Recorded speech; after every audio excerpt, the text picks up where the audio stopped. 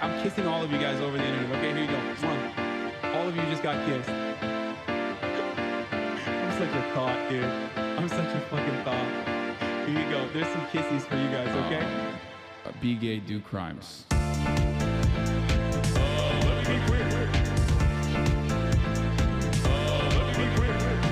now president gay. I'm now president gay. Oh fuck, I'm gay as hell. Oh fuck, I'm gay as hell. Oh fuck, I'm gay as hell. Oh fuck, I'm gay as hell. My point is everyone's gay as fuck. My point is everyone's gay as fuck. My point is everyone's gay as fuck. My point is everyone's gay as fuck.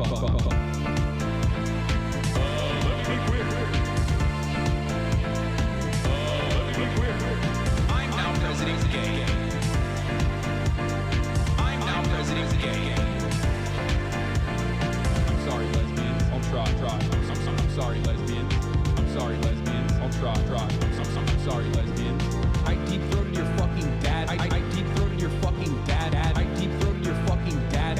Bitch. Suck my cock.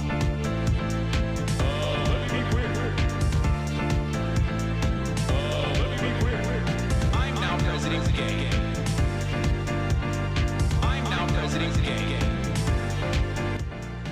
What's going on, everybody? I hope everyone's having a fantastic evening, afternoon, pre-noon, no matter where you are in the world. I'm Hasan Piker, and this is the Hasanabi broadcast coming to you live from gloomy, almost rainy, very gray, mostly cloudy California, Los Angeles, folks. We're live and alive, and I hope all the boys, girls, and MBs are having a fantastic one because today's a beautiful day. Today's a wonderful day. Today is the 3rd of June, 2025. Ladies and gentlemen, that's a banger track from Lauren the Bisexual. Clocking in at the Socialism Factory. It's Tuesday, June 3rd, Oh, we can watch this. We watch Sunday. 2025. It's News Day Tuesday. As you guys know, I have some guests here again. We got some journalists in the room. They're documenting everything that I'm doing, but they will be in the background every now and then, so don't worry about that. Having said that, folks, this is part of the broadcast where I tell you about my personal news about what's going on in the world of Hasan, Hasanabi, Piker, in between the time period where I press the stop streaming button and press the start streaming button. Drop some Instagram pics from DreamCon Unk. I didn't take any pics. I did not take any pics at all. Which news outlet? It's a European one. I'm not going to say. All right. You'll find out when it comes out. Ladies and gentlemen, boys, girls, and MBs, this is part of the broadcast where I tell you about my personal news about what's going on in the world of Hasan, Hasanabi, Piker, in between the time period where I press the stop streaming button and press the start streaming button. So help me God. That's what I'm going to do for all the parasocialists out there. I did not take any pics. I did not flick up. I didn't do any fun. I didn't do any of the influencer things that I was supposed to do in DreamCon. Don't remind me. Okay. I know. It was messed up. Anyway, personal news wise, I watched Mountainhead last night. I did it. Okay. I ended the broadcast. Gaming was back. Okay. Gaming was back in a big way. Oh my God. Wait, are these people doing, wait, someone is transvestigating me? Oh my God, this is amazing. Oh my God, they're saying I'm a biological female? Amazing. Okay, we'll cover this in a second. That's fantastic. That is fantastic. Oh, hell yeah. Okay. How does it feel to be exposed? Yeah, I'm a bio female. It's right. It's true. I'm a trans man. Trans masks rise up.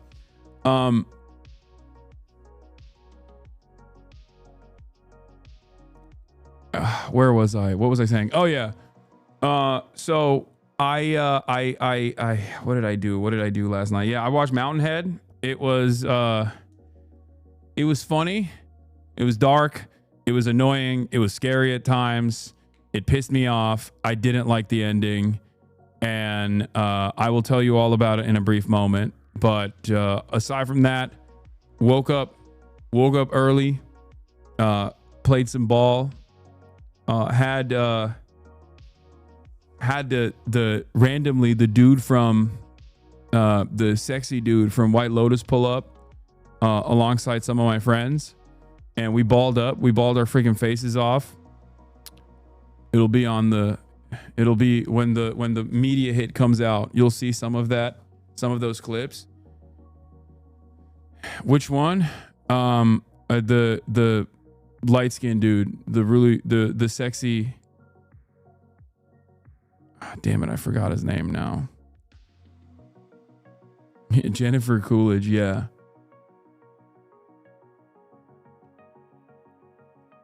Yeah, Melinda's son, yeah.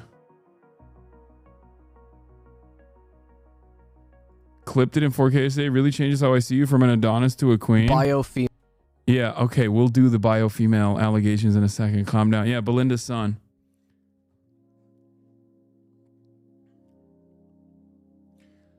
What anime am I watching? I'm not really watching any anime right now. I might start rewatching Jujutsu Kaisen. Hello? What's happened? Please. That's crazy. Get down. That's so early for her. She's been a bad girl. There's a lot of movement around here.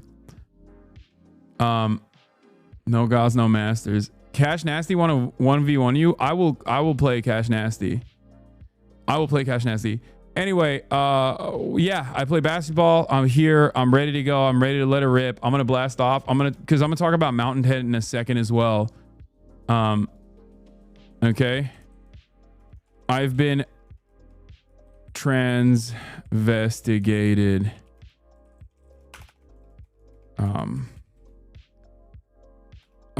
Colorado attack dominates Western headlines as Israel's starvation of Gaza continues. Your mod is fucking goated for this? What is this? Called Dream.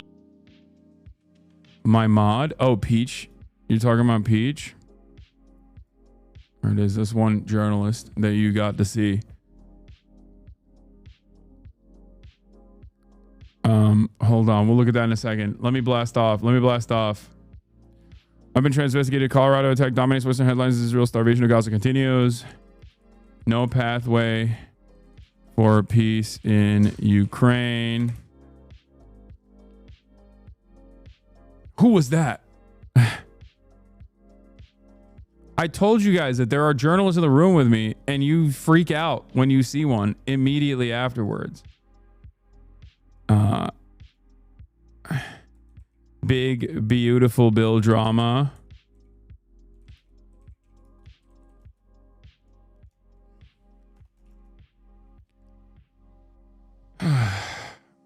Was that your HRT dealer? Yes.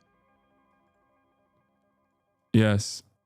He just had to give me more HRT pronto.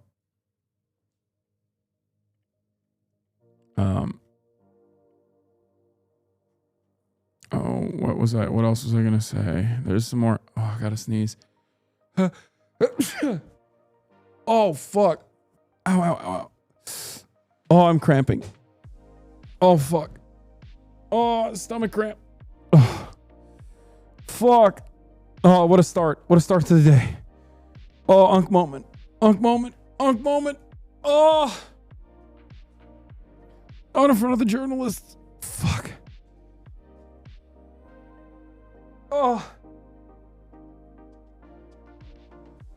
Oh my God. It's still going.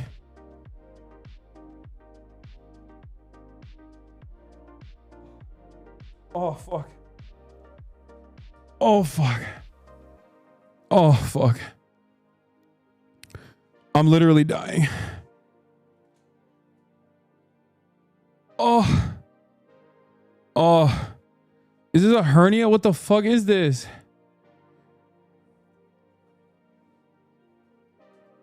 Oh. Oh.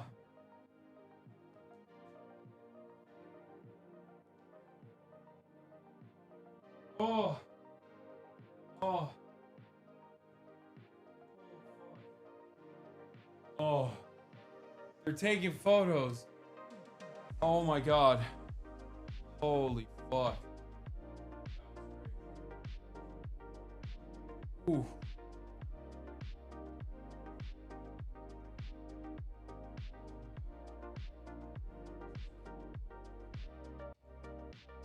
Holy fuck. I'm glistening. I'm sweating from the pain.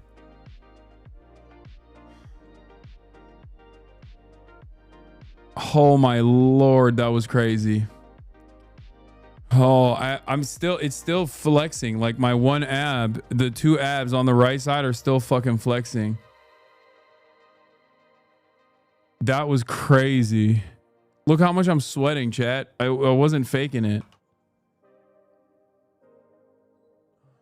I'm gonna turn on the. Oh. It's time to fucking quit. It's time to quit the stream. Wait, fuck. It's still spasming. Gaia, place.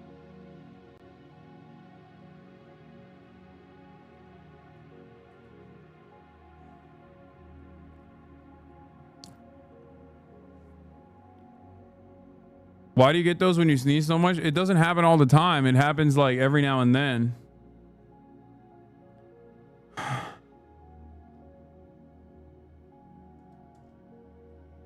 Oh, that's what girls go through weekly. Period cramps hurt so much. I know. I'm fucking bio female. It's true. I don't have any bananas.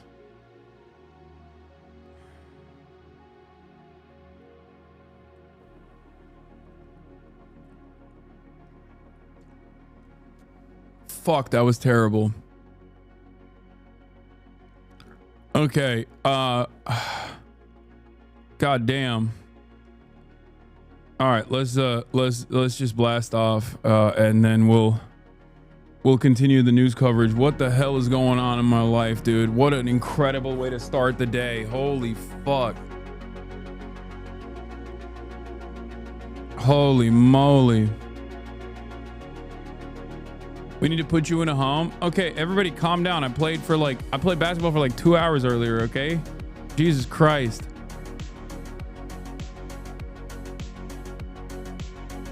You know what?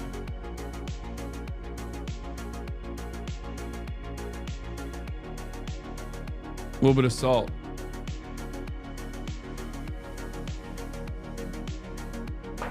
That should do it.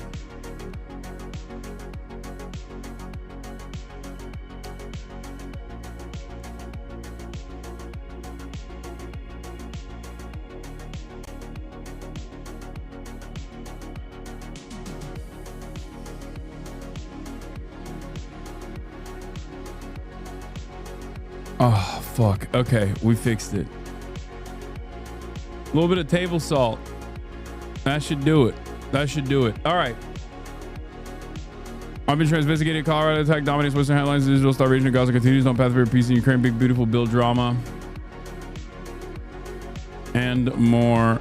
Get in now. This is God punishing me for gaming. Okay, that's what happened. God said, you are fine as long as you never game. The moment you start gaming, you're cooked. I'm gonna talk about Jonathan Joss as well. All right, here, let's blast off first. Table salt? What kind of RFK style cures are you peddling? Table salt is perfectly valid. What are you talking about? Am I wrong? Doesn't salt boost electrolytes?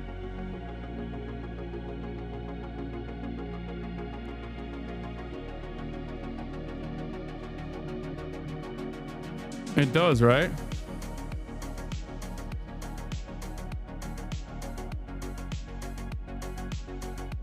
Bro science?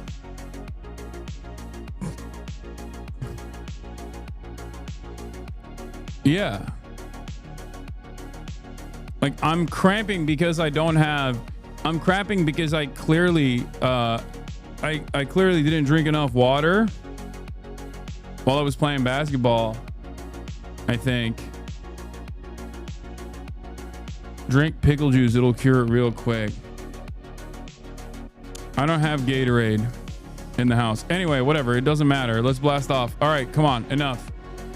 This is my least favorite thing that we do all the time, which is when chat becomes a doctor. Chat starts flexing the medical degrees that they do not have. Okay?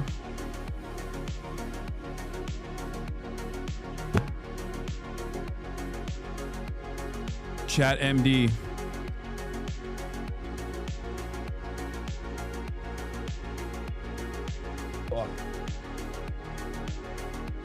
I watched Pitt. I'm an expert. Yeah, I watched it too. I wouldn't say I'm an expert. All right, let's talk about Mountainhead. Okay. For those of you who don't know, I watched Mountainhead last night. Here, we'll watch the trailer for it. Okay. And I'll go through it piece by piece. Here it is. It's a HBO original made by the creators of Succession. That was what actually pulled me in initially. Jesse Armstrong. Like I like Succession. Mountainhead was nowhere near as good, I would say, as Succession, but it's still pretty good. But it was also very frustrating to watch. There were cringe moments and there were very frustrating moments. I wouldn't put it in the same category as like Succession as far as like realistic. I think part of it is because my dude was afraid of going super hard on the billionaire mega donors. I think that's what it is. Like there were good parts to it. There were funny parts to it, but overall it's kind of mid. Okay? Overall kind of mid. Here, it's let me go through the synopsis real quick. Mountainhead is a 2025 American satirical comedy drama television film written and directed by Jesse Armstrong in his directorial debut, starring Steve Carell, Jason Schwartzman, Corey Michael Smith, and Rami Youssef. Very interesting cast. Okay, very interesting cast. I mean, pretty solid cast, as a matter of fact. You got Jesse Armstrong, you got Steve Carell, you got Jason Schwartzman. I don't really know Corey Michael Smith, but you got Rami Youssef. Great cast overall. The expectation when I dove into it was that it was going to be good, right? That it was going to be at least like, I mean, it was watchable for sure, but I thought it wasn't just going to be watchable. I thought it was going to be actually good. But there was something missing. Is it going to be funny? No, it's funny in the way that Succession is, but also not as funny in the way that Succession is funny. The plot is four wealthy friends who are, three of them are in the billionaire club. One of them is not in the billionaire club. And all four of these characters are basically like a consolidation of like real existing billionaires, for the record. Like they pick and choose from different aspects of like different billionaires. They get together. Four wealthy friends meet for a retreat amidst growing global upheaval caused by AI-generated disinformation produced and disseminated via fictional social media platform Tram. Okay. Among them are Venus Van Parish, owner of Tram, Jeff Aberdazzi, owner of Builter, a fictional company specializing in AI that creates like basically safeguards around AI. Okay. Randall Garrett, an older member and mentor of the group who has recently received an incurable cancer diagnosis, and Hugo Super Van Yalk, who, despite his $521 million net worth, is significantly less wealthy than his multi-billionaire friends. Super brings his three other billionaire friends. This is not a spoiler. Like, I'm not giving you any spoilers. This is just a synopsis. Okay? He brings them together for a weekend retreat. Now, the parts that I want to talk about are the characters and who they resemble, or what character flaws that they have that resemble the obvious character flaws that many of the billionaires that we know and love to hate have. Okay. And I will say here, I'll go off of like the actual people in the, hold on, I'll zoom into this. This guy played by Steve Carell, is basically like a Peter Thiel type, or a what's the egghead? The Mark Andreessen, Peter Thiel. It's like a combination of all of those guys. The fact that he has cancer and is like is trying to cure that cancer in the most insane ways, I think resembles Steve Jobs. That's a nod to Steve Jobs because that was what Steve Jobs did as well. For those of you who don't know, he was a bit of an RFK style. Cancer can be treated by being away from technology by the end of his life. This guy, Super, is like a shitty app developer. He's like a hanger-on, maybe like the All-In podcast style deal. His app that he has is like a meditation app that he's trying to sell as a lifestyle app. Okay. And then this is the Elon Musk archetype. He's like basically Elon Musk and Sam Altman, but like very close to Elon Musk. Okay. And this dude doesn't exist in the tech world. He is supposed to be the moral compass. He's supposed to be the everyman, but he doesn't fucking exist in the tech world. So that was something that was frustrating to me. I get that, like, in order to move the plot along, you have to make like a guy be normal and look at the insane things that are popping off. There is no guy like this that's a fucking multi-billionaire. That's not a real guy. It was so unimaginably unrealistic. It pissed me off. Yes, he is the audience surrogate. Okay? And I think he's supposed to be like a Google guy who's now... He's supposed to be 60K viewers is 75 in 1 minute. Holy botters. Am I getting botted again? Oh my God. What the fuck is happening, dude? Now it says 87K. I'm getting botted. This happened yesterday too. I don't know why. It's very annoying. I mean, I'll take it. Thanks, bots. Fucking turning into Kick over here. What the hell? I'm failing upwards. So, where was I? What was I talking about? Yeah, so the Mountainhead is in Utah. That's what he calls it, like Fountainhead.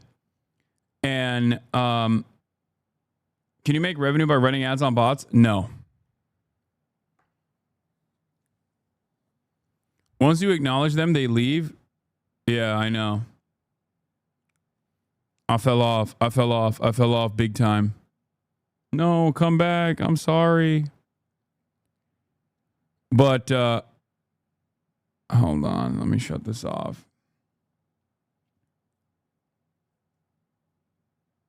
Sorry to be that guy, but is it stupid to get a bush knife with a weevil sacrifice for you? Oh, Palestine engraved on it in transliterated Arabic for whittling and similar stuff? I don't know, man. Why are you asking me this question? I don't know.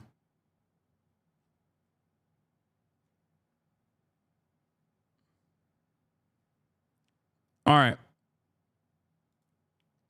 Like, what the fuck kind of stupid question is this? Very specific. Okay, so as I was saying, there is no like guy like this who is warning about the dangers of like there is no billionaire guy who is like legitimately invested in like the dangers of AI, but they try to position that by saying like his entire net worth revolves around how dangerous this guy's AI stuff is and how racist this guy's AI stuff is. And because his product is supposed to put like limiters on AI and to show people what is fake and what is real, it's not like a real person, right? But ultimately, there are a lot of parts. There are a lot of parts in the back and forth, I think, that I appreciated. For example. What did I appreciate? They constantly posture with pop philosophy and they're constantly wrong in their assessment. Like they really, like Jesse Armstrong clearly read a shit ton of books that these dipshits have written Okay? Like they utilize all of the terminology that Silicon Valley tech CEOs utilize. They're major dorks. Like especially Steve Carell's character is like very like Curtis Yarvin core for sure. Obsessed with the infinite life. Thinks that he's going to be able to upload his consciousness into this dipshit's AI. It's basically a story. Like the parts that I really liked about it, and I thought was like really realistic, was how much these billionaires believe their own bullshit. Okay, because I think that in and of itself is very real. That definitely is very real. Like these guys unironically believe their own lies. Okay, they don't think that like this is, when they say like this is changing the world and we're doing altruism, right, by eliminating any enemies that we have. All of that stuff is very much real. They also like fantasize as the world is collapsing outside of them, around them, as a direct consequence of his like AI that is so hyper realistic that people are basically using it to do sectarian violence and stuff. They're endlessly going back and forth about like which countries that they can just like overtake and things of that nature. I feel like that was a bit of an exaggeration. But ultimately, I think it's a miss. The parts that I liked were, the tech lingo and things of that nature, and the realistic aspects of that, and the fact that like these billionaires believe their dumbass products actually are changing the world, and they legitimately think that they're changing the world for the better, and how much they care about their net worth growing while people are suffering. All that stuff was great.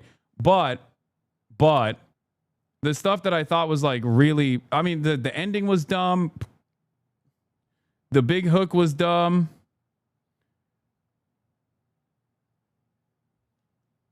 Yeah.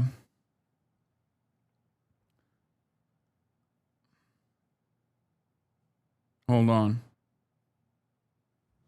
Not an exaggeration, really. They're referring to Curtis Yarvin's bullshit that Peter Thiel fully subscribed to. No, I know. But I'm saying, like, as a standalone media product, there is not a lot of... There's not like a real fucking story there, is what I mean. And my expectation from Jesse Armstrong is that this was going to be more impactful. Okay? My expectation was that it would be more impactful. There would be more of a point to all of it. When in fact, there was no point to all of it at all. Right? It's satire, but satire is supposed to have... satire is very good at making a mockery of real things that are happening.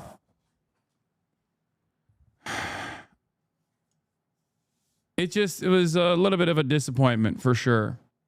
I don't know why the reviews are all giving it 1 star though, because I don't think it's a 1-star movie. It is definitely a watchable movie.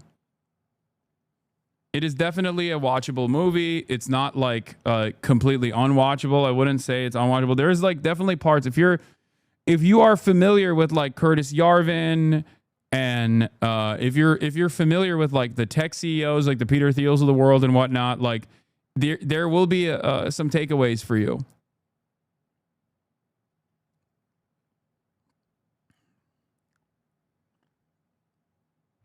That's it. The give soup some country plot thread was eye-rollingly bad. Yeah, I didn't like that at all. I did not like that at all. I hated that. Like their discussions about like overtaking Argentina and other countries, like all that stuff was so stupid. And I hated the ending. I hated the ending. It just made no sense whatsoever. Like I know that these guys are supposed to be sociopaths. Okay? And every single one of them is supposed to be like a shark, but ultimately, like they just do not They don't even behave like sociopaths in a way that is like decipherable. Folks, don't mind slumming it in the humble abode of the poorest billionaire in the gang. But this is exactly why I built Mountainhead. Look at this place, Soups. Thank you. No, I just said look at it. No compliment implied. Simply look at it. Here we go. All right. 4 presidents of tech. Get yo net worth. 59. 63 bill. Feels good. 220 bill. Guys, is this on every channel? There have been a number of occurrences since your launch. UN officials are now openly attributing the recent uptick in ethnic tension to powerful new generative AI tools unveiled last week on Tram. I just want to say this is not on you, Venice. Obviously, it's not on me. Why would you even say that? Also, this dude is too hot to be playing Elon Musk, okay? Elon Musk is a creature, okay? He is what is known as, in the old world, a grotesque, okay? So the fact that he is like actually a hot guy who's kind of shredded pissed me off. I know that he's like a Zuck and Elon Musk archetype. He looks more like the guy that owns Telegram than either of those dudes.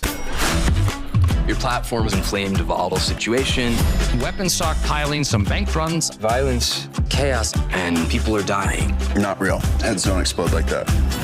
Heads don't explode like that? No. How do heads explode? We are the smartest men in America. We literally have the resources to take over the world. This ugly death trap house might have just become humanity's global HQ. Boom. The president wants to speak to us. Guys, we could actually do this. I can handle Argentina and Paraguay. We could probably buy Haiti or Belgium, those chocolatey assholes. Yeah, it's cringe. This does not look like somebody who should have the keys to America. The world wants your algorithm to stop being racist and shitty. Are you trying to hurt me? Things can't get any worse. This is a terrifying experience, and I don't know that I'll ever recover.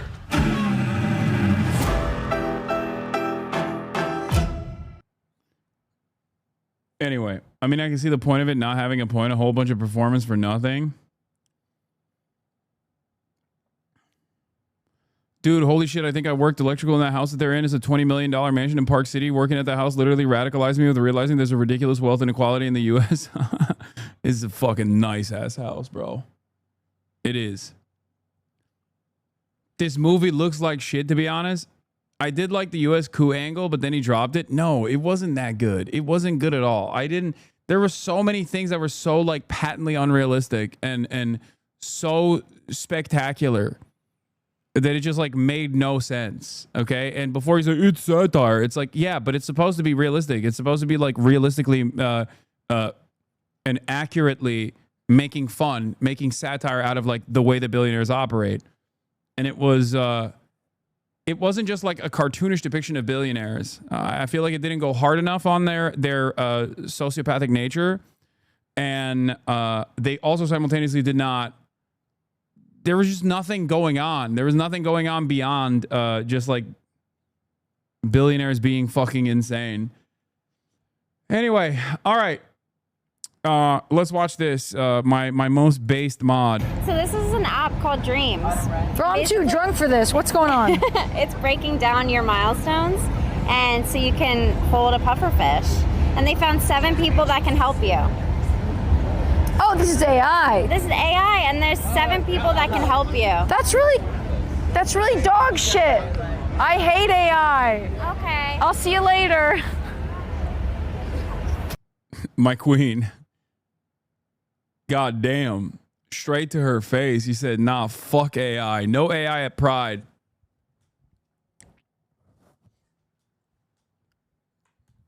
Nice.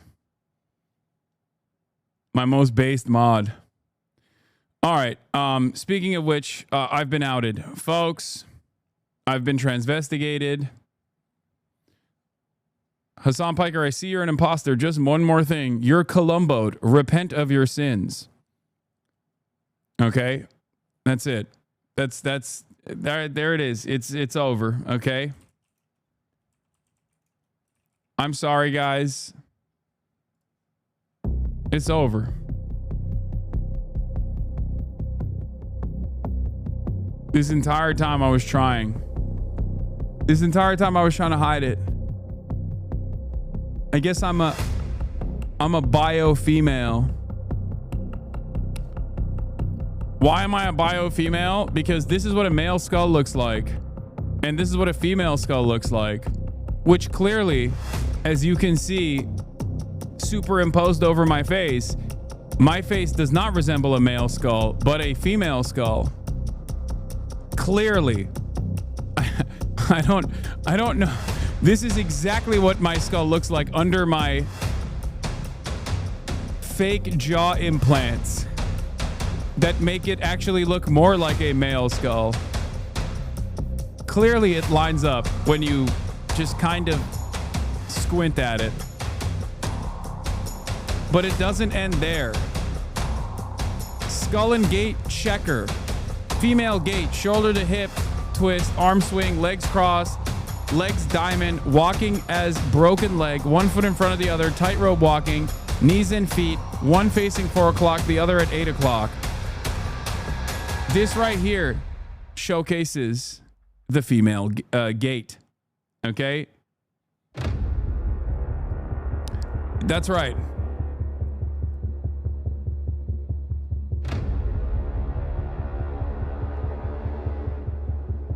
One way to prove that you're a bio male is show cock on stream. I can't, because medical tech has improved so much that if I showed you my meat, that wouldn't even prove it.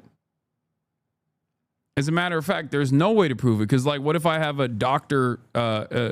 What if I have a meat that the doctor made for me? And that's why it's so nice. I always love this kind of stuff. I assume this is satire, by the way. There's no shot that this person is like unironically claiming this. I suspect that this account is satire and not like being sincere. Here is the person making the similar assessment of Khabib Nurmagomedov. Okay. Either this is the most mentally ill person on the planet, or they're just trying to be funny. But I do find it very funny when these guys will say something like, I am a biological female. May Musk, bio male. Remove this post.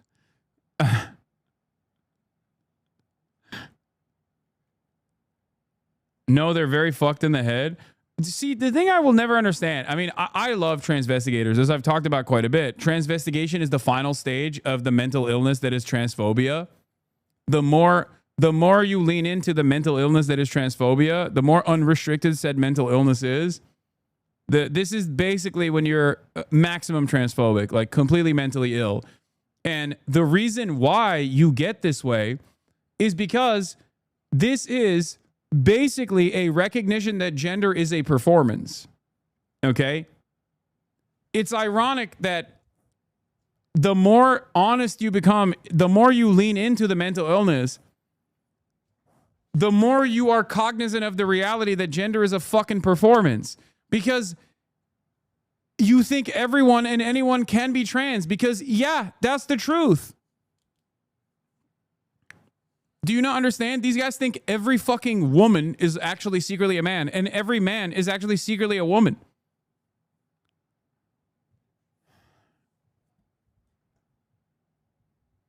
Do you not understand?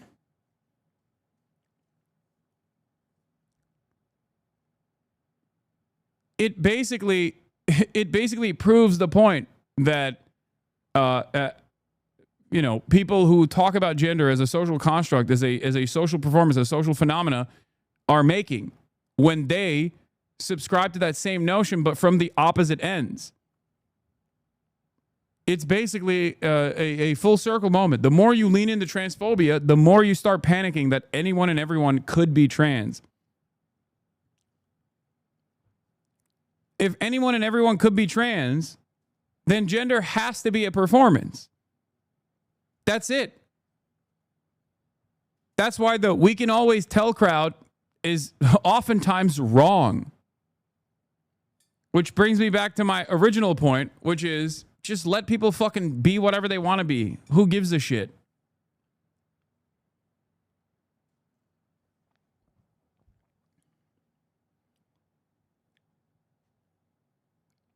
My favorite is when they reverse transvestigate people who are already very much out as trans, like Hunter Schafer or Laverne Cox are, oh yeah, that's the other thing. Yeah, that's the other part of it. Where they'll say like, Hunter Schafer is actually a biological woman who is lying about being a trans woman. Like when they're so transphobic that they're like, no, like this doesn't make any sense. Actually, she is secretly a biological woman.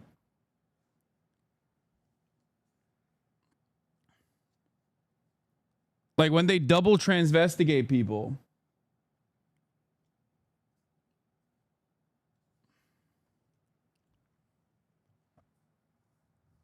If May Musk is bio male, then Elon Musk was conceived by Mpreg. Think about it.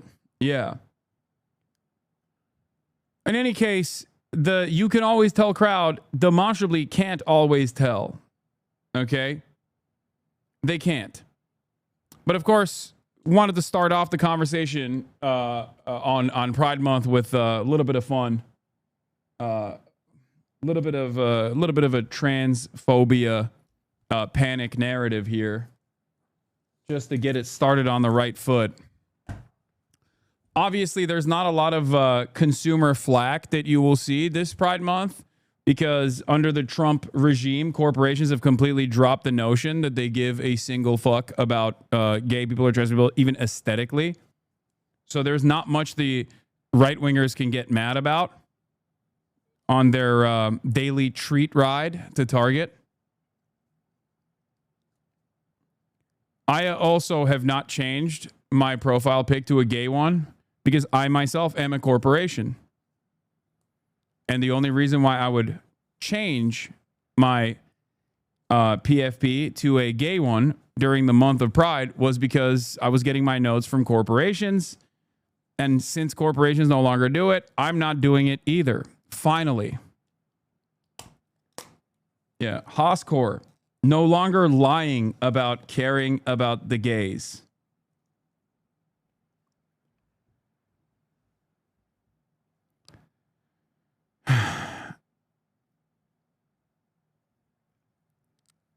That is where we're at. Finally, Hasanabi Productions ends DEI. Yeah, no more DEI. DEI or die, as I always say. This is the biggest proof you're a man because how did you make Cutie this mad? Oh, this was a fun one. I lobbed this her way on purpose to piss her off, and it worked in spectacular fashion.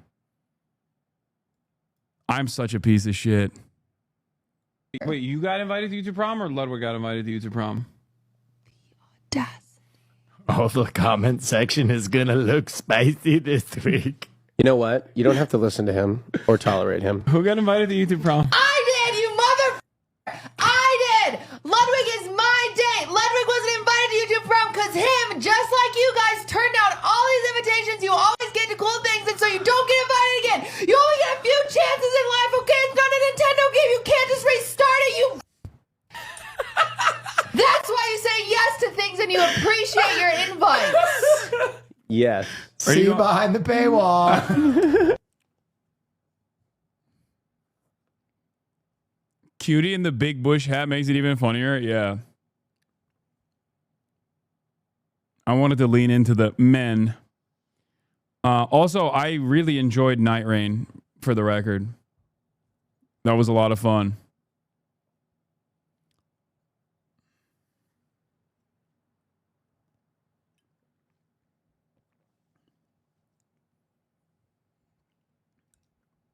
I did see the Irishman beat an IDF soldier in MMA and fucking scream "Free Palestine" in his ears. He was bludgeoning his face in. When will the anti-Semitism stop? When will the anti-Semitism stop? I mean, seriously, this is maximum anti-Semitism. Unacceptable. Pitting an Irish person against the Israeli fighter, maximum anti-Semitism. Well, it's almost the maximum anti-Semitism would be putting a Palestinian fighter against a Israeli fighter. This is like one step removed from this. You know what I mean?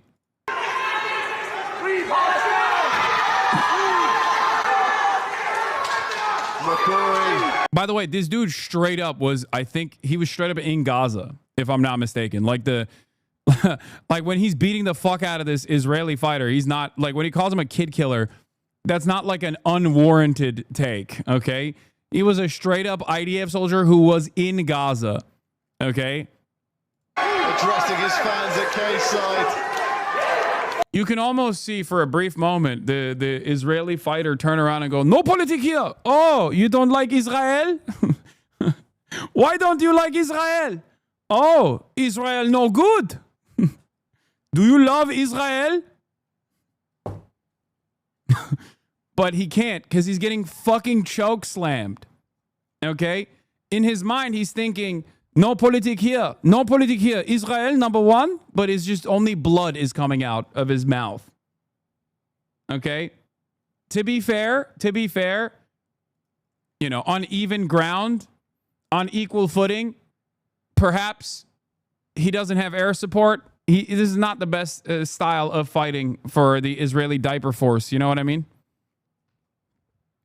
Oh, yeah, here he is, by the way. There it is. Yo, this is Mashuki Faraj, the Israeli soldier, the Irish MMA fighter Paddy McCory, humiliated last night. He's a baby killer. Don't fall for it. It's a hate crime. Is not. To celebrate my 25th birthday tomorrow in a place like this, I didn't think I'd get it. Fire. Yeah. Oh, he's not Mashuki. He's just Shuki Faraj. My bad. Yeah, no Iron Dome in the octagon. No baby. You know what I mean? When you're an Israeli fighter and you were in the IDF, you just, to be fair, trained on murdering children from a distance with air support. So very difficult for you to stand on equal footing.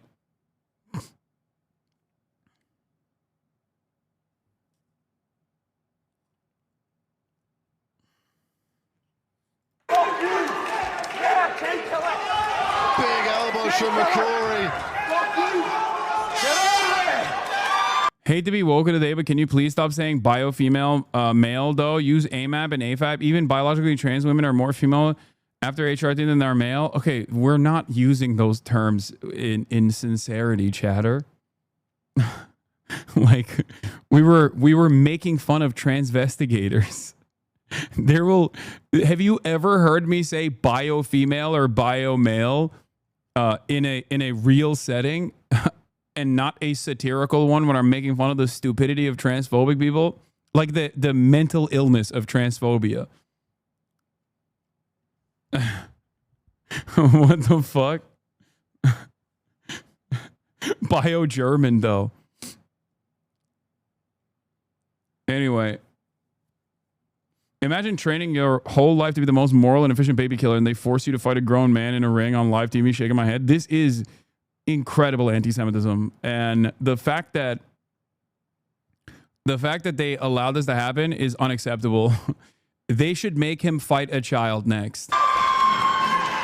Fight a child that has also already been starved for months so that it's the only conditions that resemble his training. You know what I mean? Fight a child that has been starved for months, that is basically living in a bombed out tent. Only then can he actually get a couple licks in. And it's over.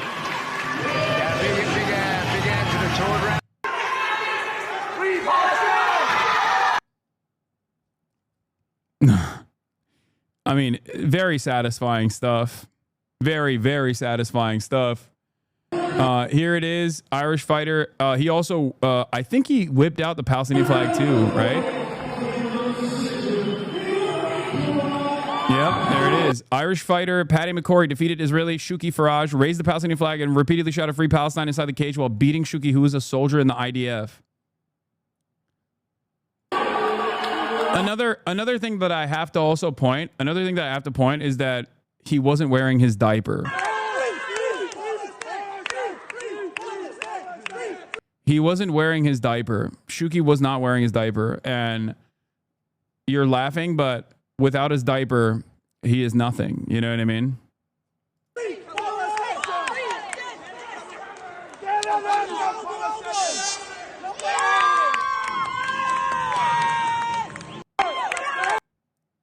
Dana White will bar him from the UFC? No. Dana White does not care. UFC is probably one of the only sports where it is maximum. Like, dude, Dana White will have a straight up neo-Nazi. Are you kidding me? Dana White does not give a fuck. Dana White literally allows straight up out and about neo-Nazis to fucking fight in the octagon. Okay? He does not care at all. And it's crazy because the UFC is literally owned partially, if I'm not mistaken, by Ari Gold. Okay? He will every now and then tell people to dial it back, but that's it. There are so many openly pro-Palestine fighters. First of all, the entire Dagestani crew is Muslim. Speaking of which, we are going to talk about Khabib refusing to shake hands with a woman. I know that was like a big deal. If anything, we would love to have people society would normally reject simply because people will pay to see them get beat up. I have a controversial opinion on this, and I think a lot of people are going to get mad at me for saying this.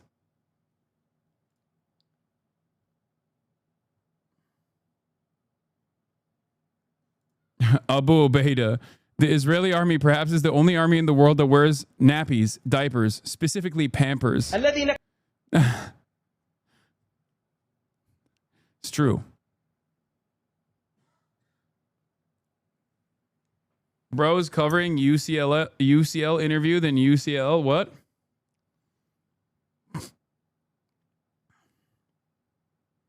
Belal Muhammad is a champion in Palestinian, openly pro-Palestine, obviously. Yeah. Dana White had a neo-Nazi on and said he was stupid. He had a Palestinian champion who always plays very Palestinian music in his walkouts. Plus, he always goes out with a Palestinian flag, and he had a Palestinian flag on the website. Yeah. Oh, I said Ari Gold. It's Ari Emanuel. God damn it. Fuck.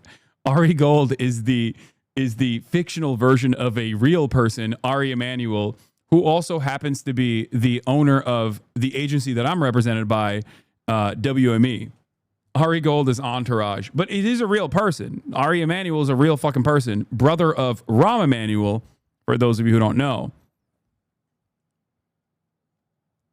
Played by Jeremy Piven in my favorite TV show, Entourage. But Ari Gold is a real person in the real world. He's just a fictional version of the real person that is Ari Emanuel.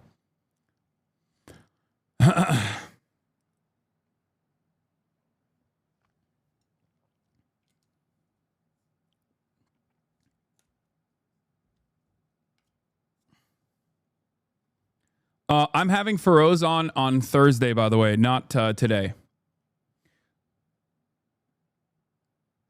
So lots of anti-Semitism happening here and all around. Really fucked up, really messed up. How did they let this happen? You know, I hate to see it. Except, just kidding. You love to see it. These are moments of these are unique moments of opportunity where you can just like look at this and be like, okay, there's a little bit of justice here. Okay, there's a little bit of justice, a little bit of street justice. You know, that's fine. This is like perhaps the most ethical version of the events that unfold usually. So, you know, great, love to see it. A little bit of catharsis for everyone to enjoy. So, speaking of Khabib Nurmagomedov, does anyone have the clip? Because I show Speed was at the game alongside Thierry Henry and Khabib Nurmagomedov, and he refused to shake hands with a female sportscaster in an awkward moment. Last night, President Trump held. And everyone is, everyone has takes on it. Okay. Here is, wait, is this the speed version? This is really funny. His reaction is so stupid. What's up, man? How you doing? We got Khabib. How are you, sir?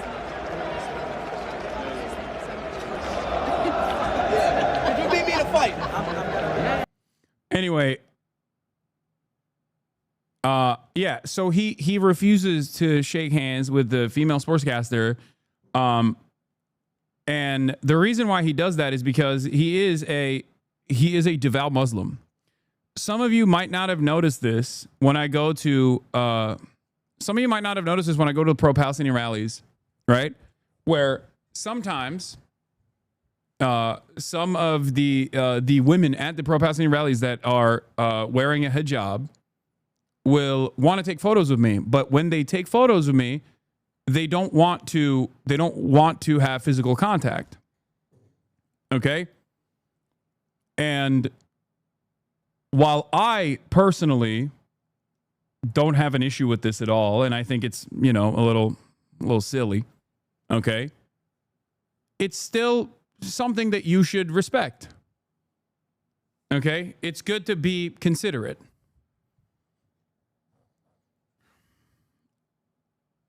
I think that's, I don't know if he's like disrespectful to her in general, but the idea that, by the way, this is like not what do you call it? This is not like across the board for all Muslims. Okay, this is not like a thing that all Muslims believe, for the record.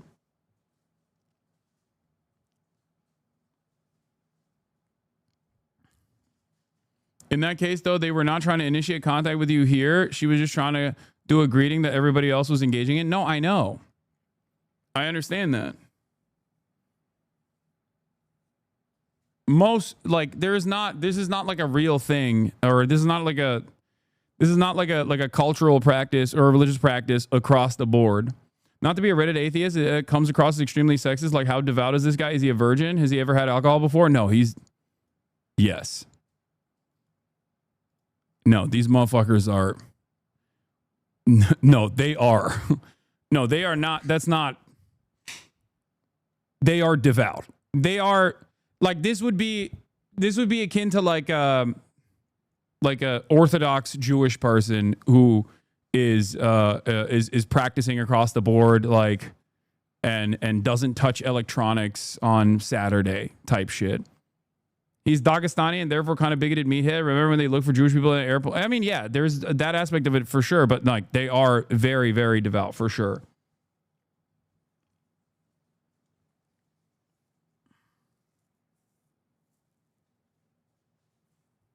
This shit dumb because Ninja refused to even play games with women and he just does that for the love of the game. Nobody cares about that. Yeah, I respect Ninja for that.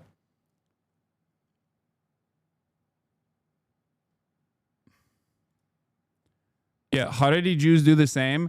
I don't fucking agree with it. I think I don't agree with the practice in and of itself, but it's not like he's saying like, why aren't you wearing a fucking hijab in my presence? He's just saying like, out of respect for my cultural and religious practice, I don't initiate physical contact with women that isn't my wife. And I feel like if he was, I don't know, I feel like if he was a different religion and following a different religious practice, people would probably be a little bit more understanding of it. And I don't even think he was like trying to be rude. Oh. How are you guys? You okay? Legends here. How you doing? We got Khabib. How are you, sir? Nice to meet you. Welcome to the show. Like he acknowledges, he says, "Oh, well, hi," like instead of. Apologize. Thank you so much. Look at Speed's face. Look at Speed's face when he doesn't fucking shake her hand. Welcome to the show. Apologize. Thank you so much. Khabib, the UFC fighter. It is a pleasure to have you We didn't know you were here. This guy, me, Yeah, I me, you. was. You're a big PSG fan. Yes. Always have been? Lifelong? Honestly, since when I was kid, I was Real Madrid fan. Okay. Wow. Yeah, it's not like he's like ignoring her. He's like talking. That specific aspect of the religious practice is silly. He was polite about it though. It's just a silly thing. Exactly. He's not like ignoring her. He's not saying like, no, I'm not going to talk to you or anything like that. He's basically saying like, oh, I don't establish physical contact with women that isn't my wife. That's it. Okay.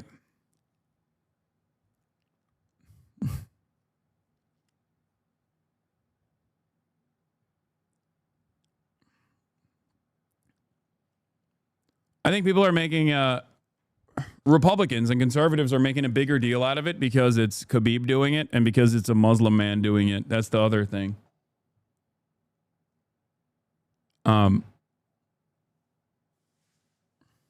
Yeah. But if you are wondering, is he a real devout guy or is he just like simply misogynistic? No, he's a real fucking devout dude. 100%. That's not like... that's not even remotely a joke. Now, having said that, it's not like this degree of enforcement. This degree of enforcement is certainly regional or certainly up to the individual. Overall, the reason why I brought this up and the reason why I'm talking about like how how bigger of a deal people are making about it is because I just don't like. It can be treated as a unique trait, a unique cultural norm, but because it's Khabib, because he's Muslim, because it's Khabib, people obviously are going to make a bigger deal out of it. And before people say, wouldn't you make fun of Mike Pence for the same things? Yes, I would. 100%. And I do. 100%. Do you want to know why?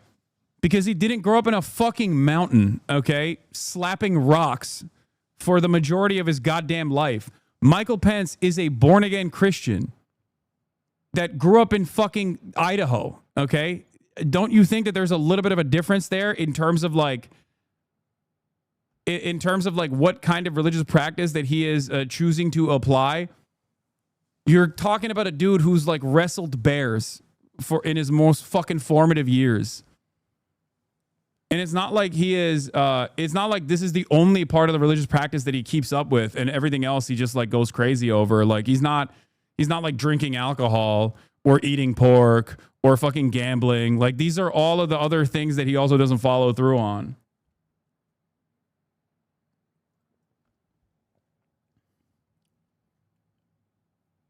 Yeah. Also, not exactly the best takes across the board for a guy who, spent most of his fucking adult life getting his head slammed. Like you're making a comparison. You're like set your expectations set your expectations and standards to whoever you are actually watching. Do you see what I mean? Like whenever people come in here and they show me like another fighter that is like super pro Trump, I'm like, yeah, dude, their fucking job is to get bludgeoned in the face. No wonder after a long career, they end up believing right-wing shit. Look at John Fetterman, okay? One stroke, and as a goddamn senator, look at where John Fetterman is. Do you understand? Like, yeah, I think I have a lot more leeway when it comes to people who are professionally getting their head brutalized. Khabib didn't get hit. He was the one dealing CTE. I mean, I'm sure throughout his training, he has had his head slammed. Like, what are you talking about? Or at least choked out in a way where it cut off air circulation.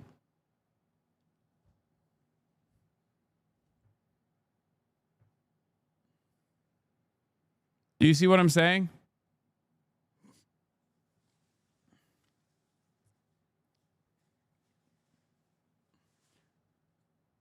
Nobirbek Yakuboev, an Uzbek grandmaster, refused to shake hands with Vaishali Ramesh Babu, an Indian grandmaster, before their game.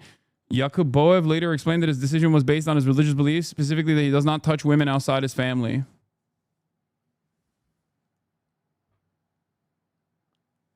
But, of course, one of my favorite things that I see quite frequently is conservatives hating the conservatism of other countries, okay? Because you got Fox News up in here.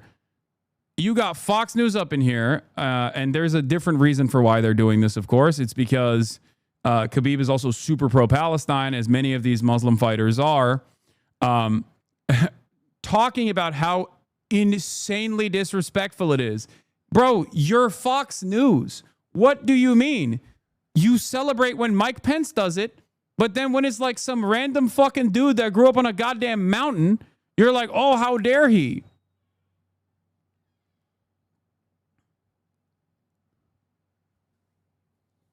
Like, what do you mean?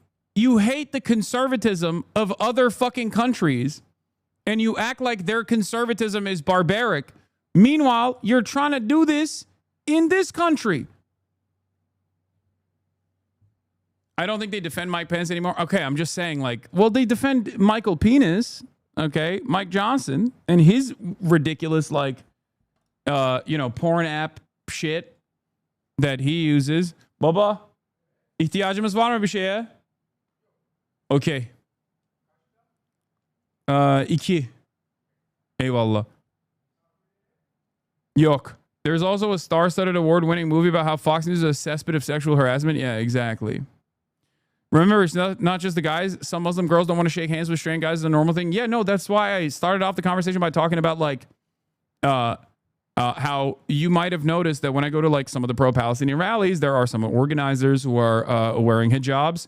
And some of the hijabi organizers don't mind taking photos and establishing physical contact with me, but others don't. And I respect that. I don't just go, oh, no, I'm going to fucking hug you now.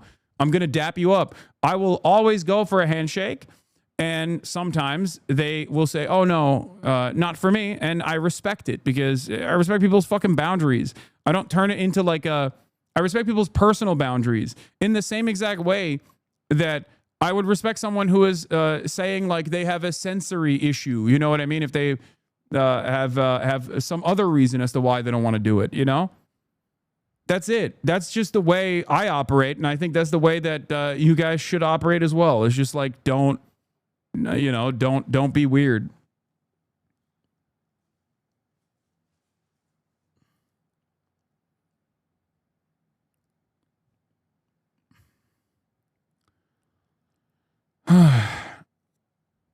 Anyway. Nah, bro, that's not right. You would like to have respect then? What? Hasan headshots?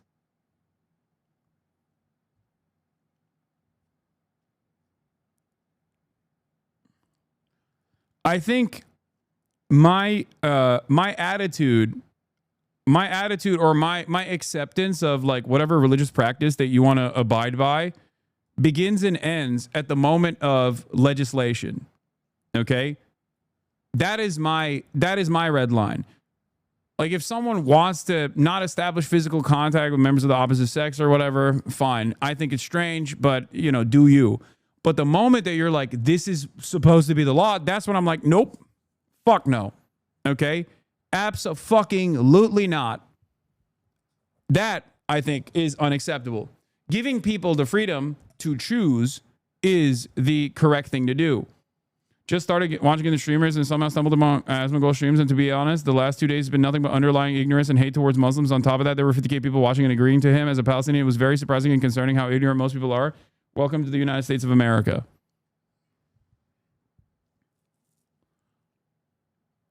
Sorry, this is how it is.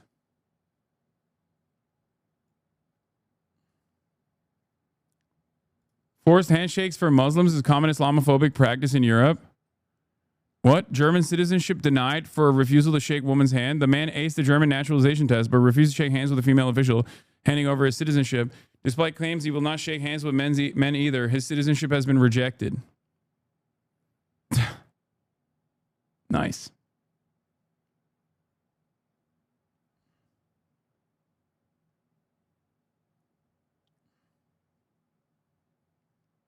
Someone is saying this is how it is in Denmark too.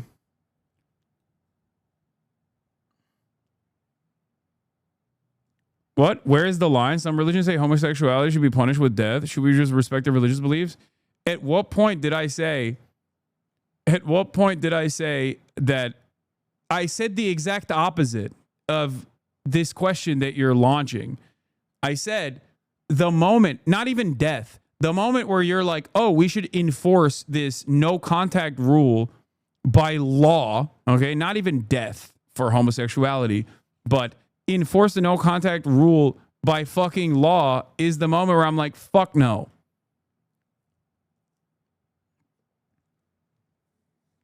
What the hell, chatter?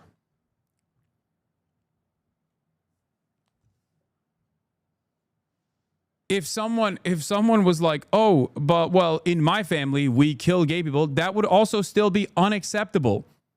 Okay? That's still a hate crime and murder. What the fuck are you talking about? By law means in government, that's a ridiculous standard that ignores all interpersonal religious harm.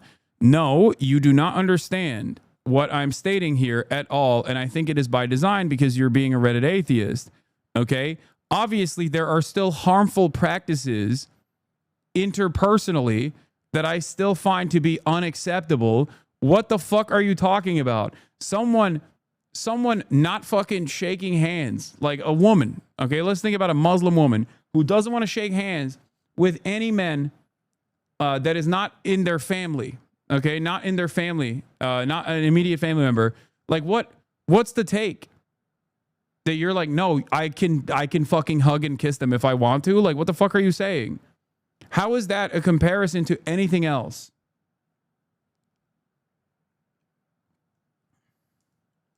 Knight Templar. As long as it doesn't, as I said, as long as it doesn't actually override other people's bodily autonomy and other people's personal boundaries, you can do whatever the fuck you want. I don't give a shit.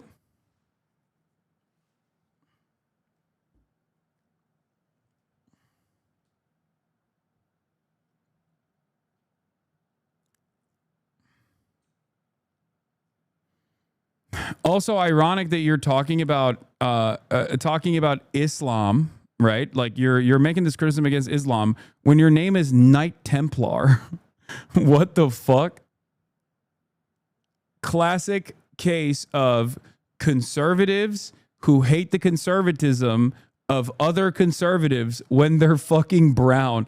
This guy's like Deus Vault memeing in the chat while also going, yeah, we want Christian Sharia. We don't want fucking that barbaric Muslim Sharia. Excuse me. Hello? It almost comes across as though they're like jealous. Like it feels like a lot of Christian right-wingers are just like jealous of the shine that Islam has. You know what I mean? Where they're like, how come they get to do it, but we can't do it because of lewokism, Islamagoshism.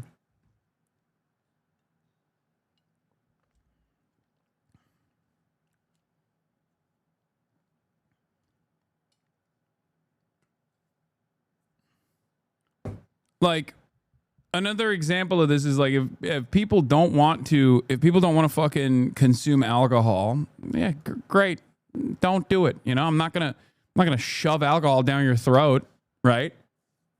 But I don't think alcohol should be illegal. You know what I mean?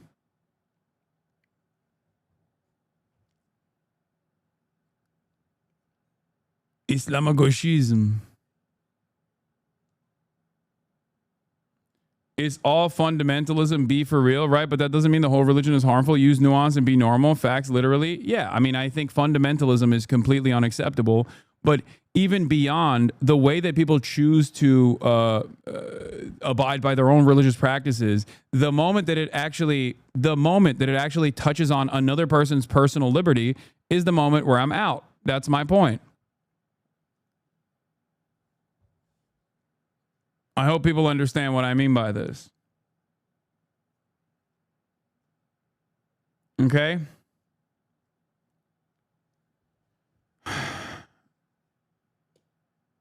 Yeah.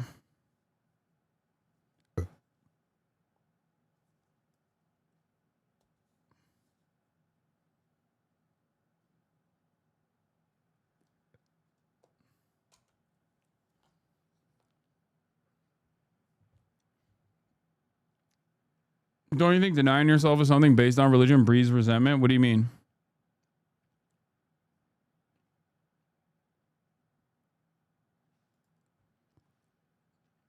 You have been exposed by Liv Agar? Oh no. It's over for me.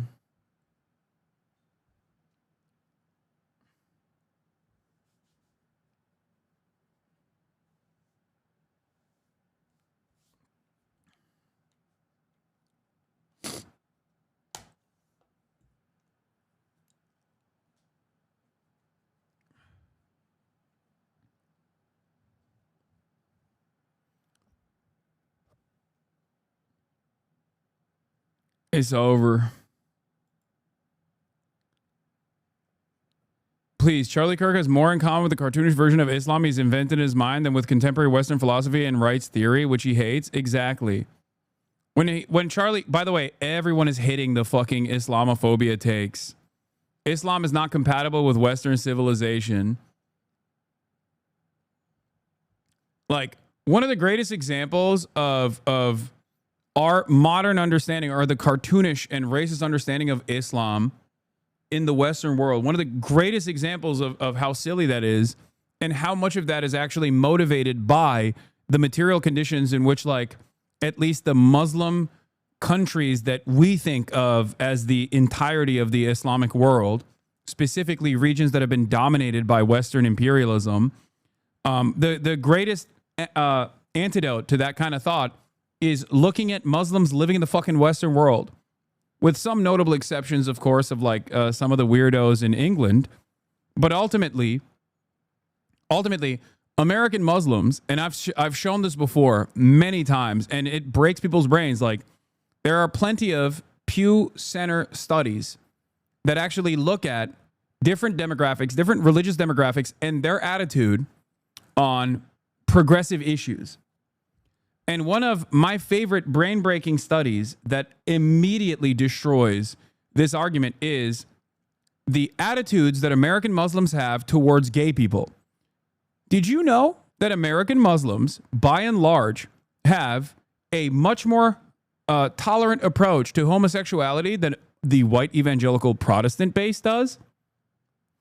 Also, on top of that, who do you think is a more domineering force in American politics? Who has more outsized influence?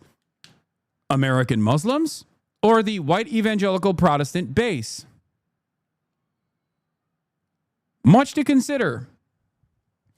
So when Charlie Kirk talks about Islam not being compatible with the West, it's quite interesting, because he derives a lot of his base of support from the white evangelical Protestants, who are more bigoted than the American Muslims are.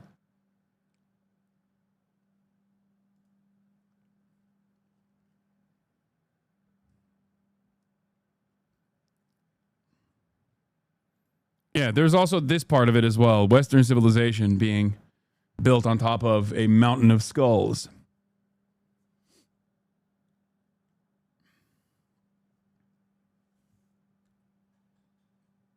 Reddit atheists love to talk about fundamentalism like it's an exclusively religious thing, and then have almost the exact same incel-like beliefs about women, but in an atheist way. Yeah.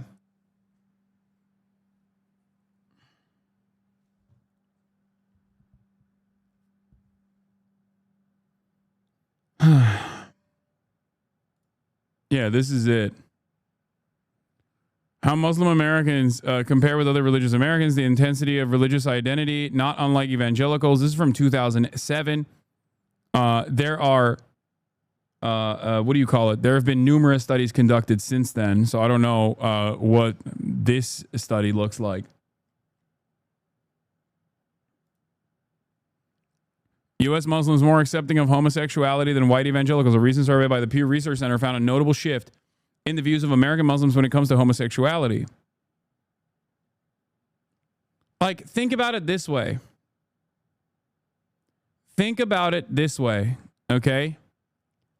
Who is one of the wokest congresspersons that you know? Ilhan Omar. Ilhan Omar is Somali ethnically. She is Muslim. She is a black woman who wears a hijab. She is also pro-trans. She's pro-gay. She's pro-trans. She is constantly yelled at for those positions. Compare the likes of Ilhan Omar, who is Muslim, to someone like fucking Ted Cruz, who is Christian. Who do you think is more progressive? You're right about America, but isn't the whole true in Europe? No. Even in Europe, there are numerous reasons for why this integration does not take place. Or rather, people find themselves resentful of... Wait, hold on. What is this? Hold on, I'm getting some reporting. Just finished watching the latest Piers Morgan episode, and I think Piers is Hamas now, lol. Yeah, I doubt it. No religion is a monolith, okay? Christians are not a monolith either, which is why I specifically singled out white evangelical Protestants, partially because they are a very important base for the Republican Party with an outsized influence, okay? And partially, even then, there's obviously disagreements there as well. But the reason why it would be similar to comparing like a Salafist sect of Islam, okay? A Salafist sect of Islam that is bred in some part of the European continent is not going to have any fucking motion within the legislative body whatsoever. I don't agree with it, and I think it's ridiculous fundamentalism. But you still have to recognize how much people like this get played in the media, and how much there's a hyper focus on people like this in the media, as opposed to just a bunch of secular people of the Muslim faith, like people who don't really care about abiding by the religious practice, or at least like trying to enforce their beliefs on others.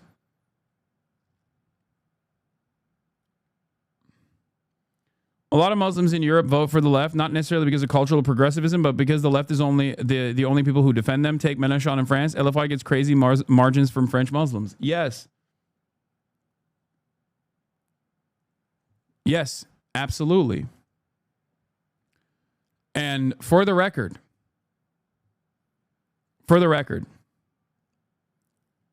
there are additional factors in terms of Islamophobia in Europe that are born out of how much Muslims are considered the ultimate enemy of Europe in the aftermath of the destabilization of the war on terror, the quote-unquote war on terror that has caused a lot of migration to take place into Europe, refugees to come into Europe, and European leaders that are right-wing using that as the reason as to why Europe is falling, rather than talking about the austerity measures that they're actually implementing that is lowering the quality of life in a lot of these European countries.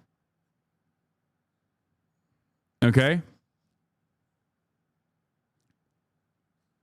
It's the same principle behind how in the United States of America we talk about undocumented migrants. That is a much larger factor in American existence as opposed to migration patterns from the Middle East.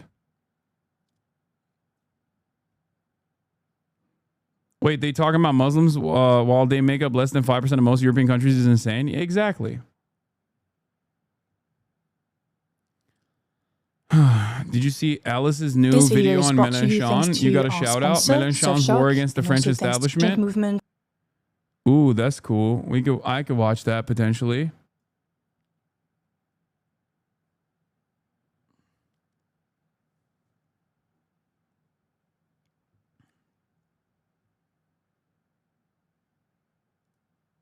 Dutch government collapses. Wilders' far-right party leaves the coalition. Speaking of Islamophobes, like, who do you think is more impactful?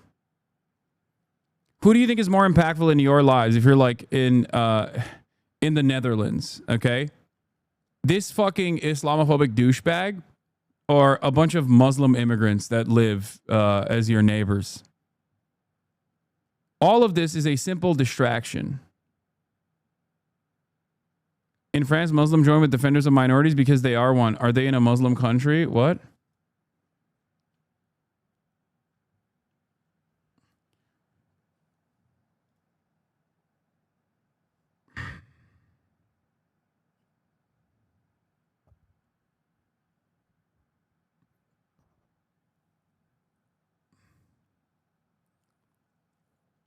Yeah.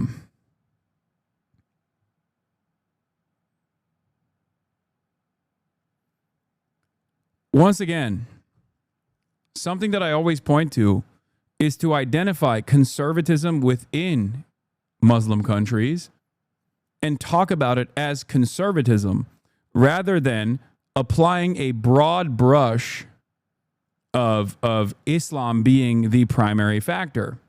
This is part of the reason why I will always repeat that I am a Muslim. I come from a Muslim family. I come from a Muslim country.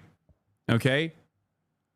Because there are, just like with Christianity in the United States of America, there are a million different ways in which people can be culturally or practicing religious Muslims. That's it. It's to show you that it goes far beyond the established Islamophobic narratives in the West.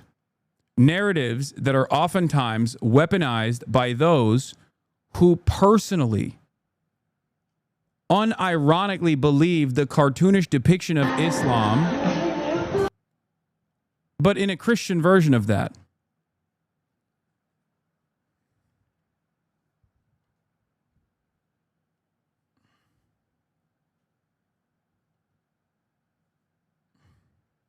Okay?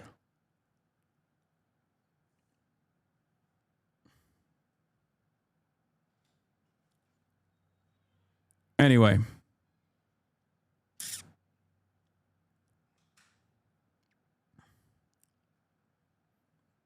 Nephew was going crazy at Head in the Clouds. Gotta be a Jason!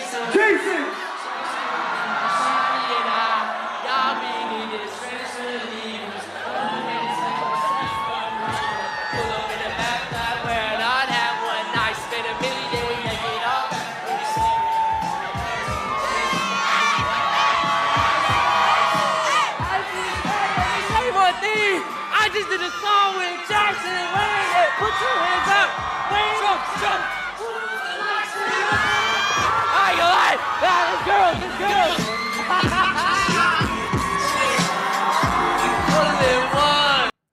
That's your nephew, Lil Pup? No, he's too big for me now, dude. It's over now. We can't link up with nephew any longer. He's 10 million. He's too famous now. He's too famous. He's too mainstream. Nephew forgot. American mainstream white culture and Christians try to put Islam, Judaism, Hinduism, etc. into Christian-shaped box of religion. It's more than that. It's the things you do. It's identity, but it's also the customs that remind you of home and family. Not everything is just belief in God. It's also ethno-religious culture. Yeah.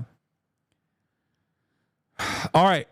Let's get to suspect in Boulder attack had no regrets, said he would do it again. Officials say. We'll talk about that, obviously, and more. They're going to definitely deport this guy. I think they're probably going to deport his family as well, it seems. Family of Colorado anti-Semitic attack suspect is taken into ICE custody. Family of the Egyptian national charged with attempted murder after an anti-Semitic Molotov cocktail attack in Boulder, Colorado has been taken into ICE custody. The suspect, this is the most Israel shit, by the way. Like going after the family members of a suspected attacker is exactly like what's next? Are they going to bulldoze the house too? Like that's what they do in the West Bank. They'll be like, oh, you're a terrorist. So now we're going to fucking detain your whole family and bulldoze your house. Another day as we breach closer to Israel-style administration.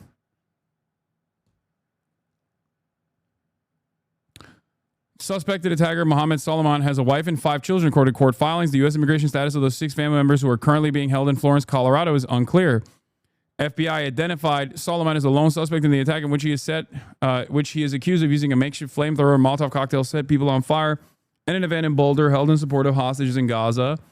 Homeland Security Secretary Kristi Noem confirmed that Tuesday that Solomon's family has been taken into ICE custody, adding that federal officials are investigating whether they knew about or provided support for the attack on Sunday. That's insane.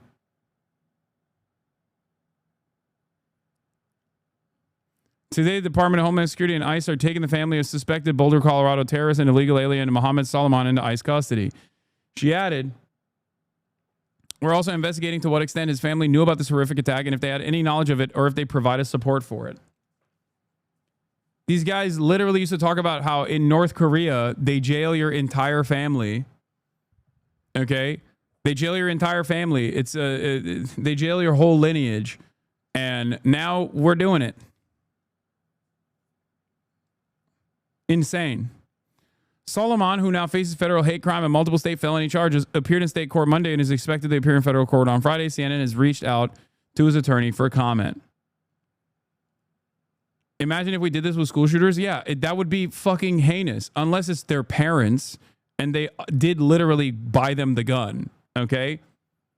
But that is within the legal confines of moral culpability for the legal guardians of a person who is a minor, okay? As opposed to an adult and blaming the children of an adult for doing a crime.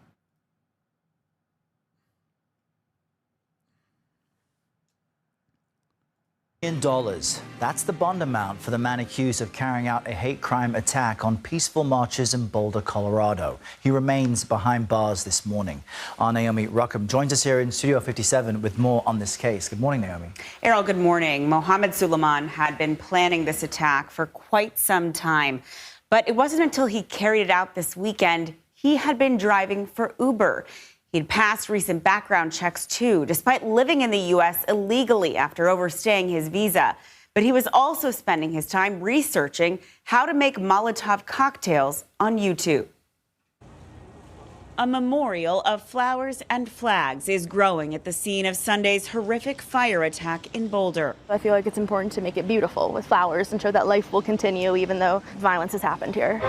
Police say at least a dozen people were injured, some with severe burns, when the suspect, identified as 45-year-old Egyptian national Mohammed Solomon, threw Molotov cocktails at demonstrators marching peacefully in support of the October 7th Israeli hostages. Witnesses say he yelled "Free Palestine" during the attack. Do you understand it? Yes. Yesterday evening, the suspect made his first appearance in court. He is facing multiple felony charges and a federal hate crimes charge. When he was interviewed about the attack, he said he wanted them all to die. He had no regrets, and he would go back and do it again. According to court documents, the suspect told investigators that he had been planning the attack for a year and that he used Molotov cocktails because he was denied the purchase of a gun because he was not a legal citizen. The Jewish community is beyond upset. Councilwoman Tara Weiner knows 4 of the victims, including an 88-year-old Holocaust refugee. I talked to some of them who could answer the phone. They'll be okay physically. As the city now works to unite after an attack that shook the Jewish community. Police say 16 unused Molotov cocktails were found near the scene after the attack. Solomon is due back in court on Thursday. He has not yet entered a plea. According to court documents, Solomon has been living in Colorado Springs with his wife and 5 children. And though he'd been planning the attack for a year, he was waiting until after his daughter graduated to carry it out. Mohammed Solomon now faces life in prison. Errol? Stunning developments there, Naomi. Thank you. CBS News Justice Department reporter Jake Rosen can explain some of the charges in this case. Good morning, Jake. So there's a lot of new information we just learned there, but the suspect's immigration status, how might that impact the charges? Well, Errol, we've seen in some of these high-profile cases that the Trump administration has decided to, instead of actually charging and going through the prosecution process for people who it alleges of dangerous criminal acts, they've attempted to deport them. Although, obviously, however, in this case, it looks like, at least in Colorado specifically, and because of that federal hate crime tacked on top of it, he'll likely still be charged and prosecuted here in the United States. Although the Trump administration... By the way, yeah, brief note, but he tried to get a gun, but he couldn't. Something to take note of, considering that if he was able to get a gun, there would have been most likely a far larger number of victims and some who actually died as well. Okay? So yet another glaringly obvious example of gun control. Oh. Gun control saving lives.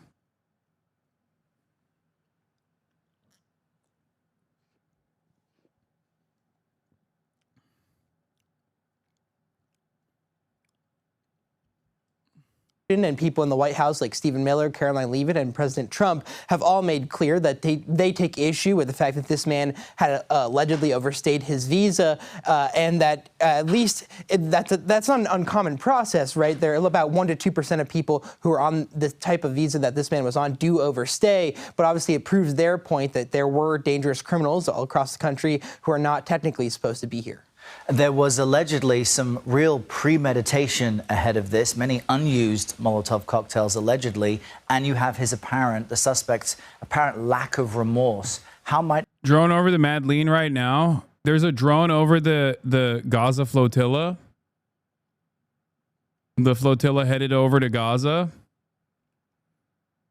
Jesus Christ. A judge interpret all that?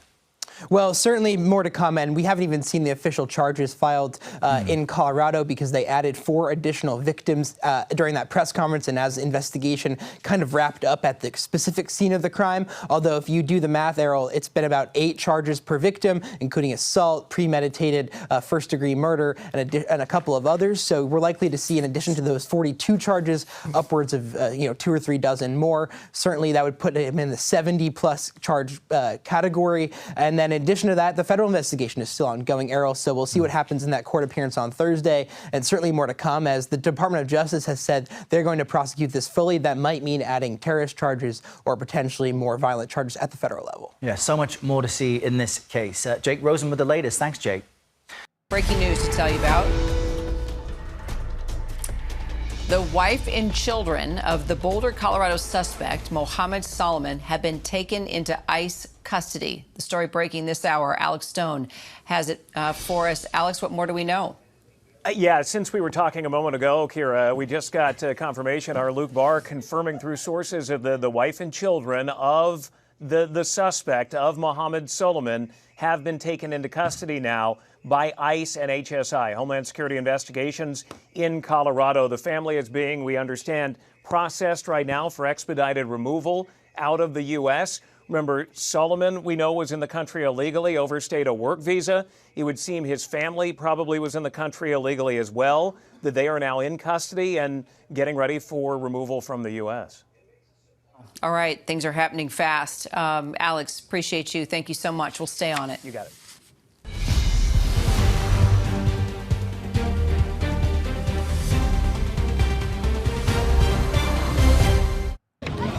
Ya Allah. Before we move on to what's going on in Israel sniper drones used in 8 attacks, Gaza witnesses claim. We are obviously going to get into that. There's been a little bit of a back and forth on this as well. I think that the way that the media is covering this story and talking about it is pretty crazy, but also expected.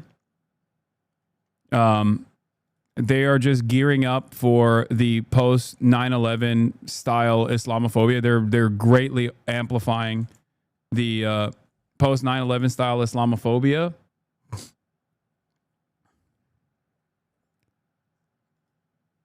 And it is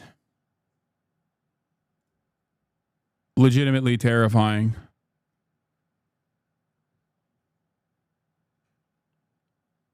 I beg you, reach the flotilla and talk to them, please. I can't. I mean, I've DM'd some people that are on the flotilla. Stop fucking saying, please talk to the flotilla. I am already working on it. Like, what are you talking about? I'm already working on it. What do you want me to do?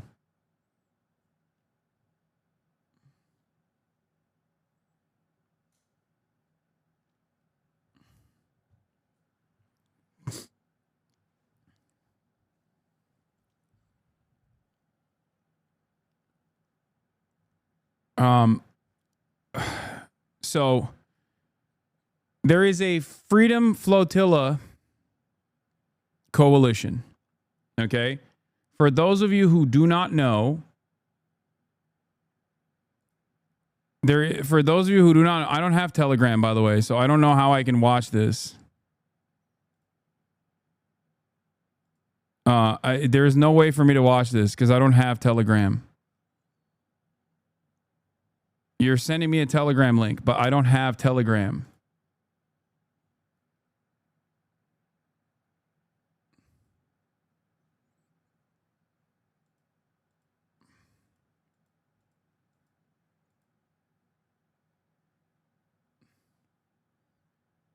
Anyway, it's on Instagram. I'm not seeing it. But yeah, one of the people on the flotilla, Thiago Avila Brazil, follows me. I'll follow him back. He's the steering committee member of the Gaza Freedom Flotilla, but I don't see him live streaming, if that's what you're saying. Thiago. It's not showing up for me. Oh, it's just a video. Okay. Here on board the Madeleine. We are on our mission to break the siege of Gaza. This is the third night and there's a drone on top of our ship. We need your support right now, right now. Please tell everyone, demand a safe passage. If this is an attack, we need your support right now. Hey everyone, this is Thiago Avila. Please explain what a flotilla is. Okay, so in the past, activists, okay, Brazil chatters, please stop. Protests erupt after Massachusetts high school student detained by ICE. I'm obviously covering something else right now, okay? I got it, okay? Stop fucking sending me other links. Listen.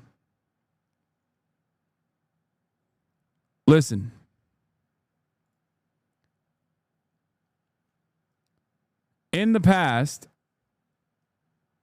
there have been numerous attempts to break through the unjustifiable Israeli blockade by sea to bring in aid directly to the Palestinians.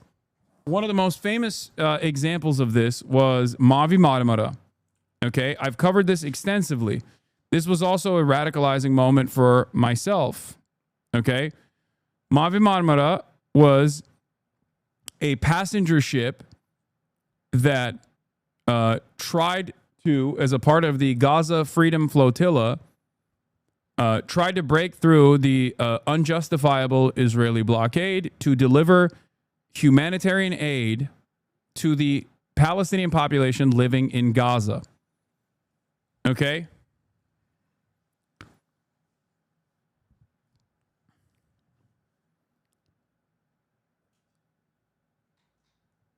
In the process of going through, Israel basically came in. There were 3 ships in the Gaza Freedom Flotilla. Israel basically dropped commandos into the humanitarian aid ship after issuing warnings that they were not allowed to go into Gaza.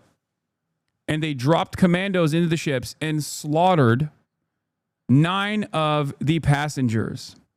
Okay? This took place This took place in 2011. Okay, it's rather difficult to fuck. Hold on.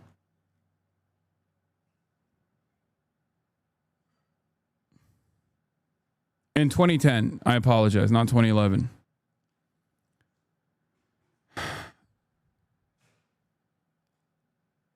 They went in and they slaughtered the people that were on the ship. And then they turned around and did the classic Israel nonsense, where they claimed that these guys were terrorists, they claimed that they had weapons, and they claimed that they deserved being slaughtered, right? They did the fake audio messages between the Israeli Navy and the Mavi Marmara. They released, fake audio messages, things like that.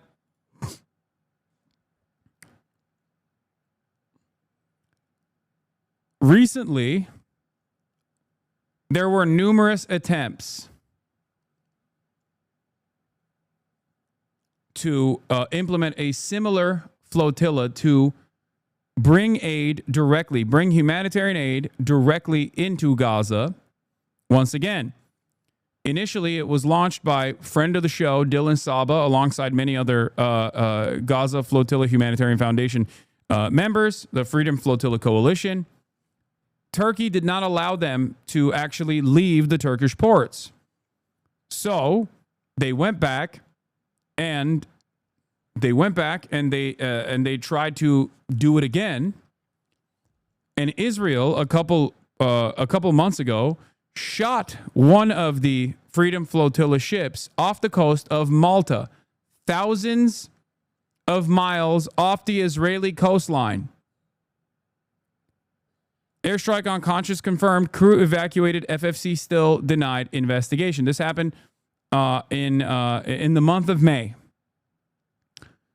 After that, the Freedom Flotilla Coalition, who you can track, and they have a Telegram channel, but I believe their live stream just ended. The Freedom Flotilla Coalition went back with another ship called Medellin that had Greta Thunberg, Rima Hassan, who is a part of France Unbowed, the party that I interviewed the head of, Mélenchon. Okay. Alongside other famous activists, and even Liam Cunningham, who was Davos Seaworth from Game of Thrones. Okay. And they are on their way. They're on their way to, I can't watch this channel, chat. I don't have Telegram. They were on their way to the Gaza Strip again. And now they are a couple miles off the coastline of Greece, as far as I saw in the latest tracker, which you can follow. Okay, but it doesn't seem like the ship is moving now on the tracker. But here is the Madeleine off of the coastline of Greece, and people that are on the ship, including Tiago, have posted about hearing drones. Rima Hassan, who is also on the ship, said 2 drones are around us. Okay. Here's a video of Tiago Villa. Here on board the Madeleine. We are on our mission to break the siege of Gaza. This is the 3rd night, and there's a drone on top of our ship. We need your support right now. Radical French Boer. I have already DM'd Rima Hassan. Please stop fucking demanding that I talk to Rima Hassan. I already DM'd her. She follows me on Twitter. She's on a fucking ship surrounded by drones. I feel like she's a little bit busy to talk to me right now. Okay?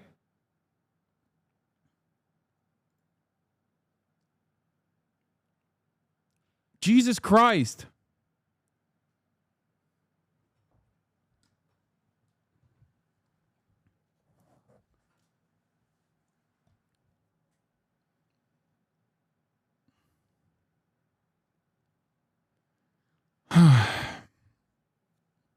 I also can't watch their live stream on Telegram because I don't have Telegram. Here are some of the other people on the ship. Baptiste Andre, Greta Thunberg, Shuaib Ordu, Mark von Rennes, Omar Fayyad, Pascal Moreras, Reva Viard, Rima Hassan, Sergio Toribio, Tiago Avila, Yanis Mamdi, Yasemin Ajar, who I think is also German of Turkish descent. These are the 12 volunteers aboard the Freedom Flotilla's Madeleine en route to Gaza. Okay? You guys act like a cult. Please do praxis and stop worshiping Hassan's farts. Worshipping my farts? I mean, you're not wrong. They should, but you're cringe for saying you should do praxis.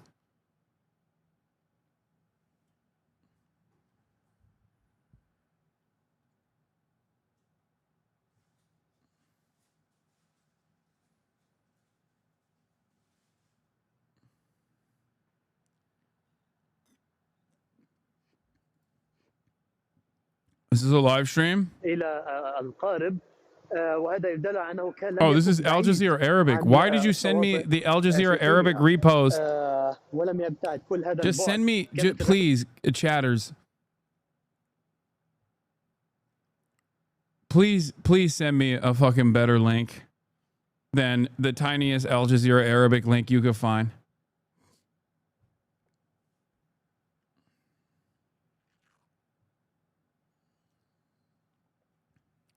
I'm also not going to sign on Telegram. I will give you further updates on what is going on as the day goes by. But it seems like Al Jazeera Arabic is one of the only broadcasters that's like live broadcasting what's going on.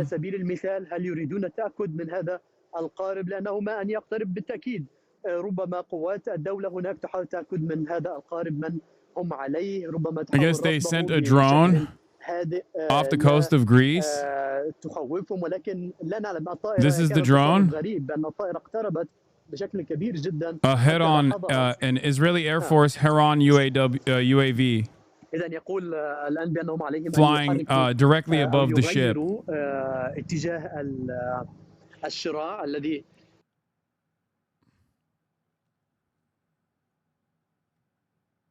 Yeah, they're off the coastline of Greece.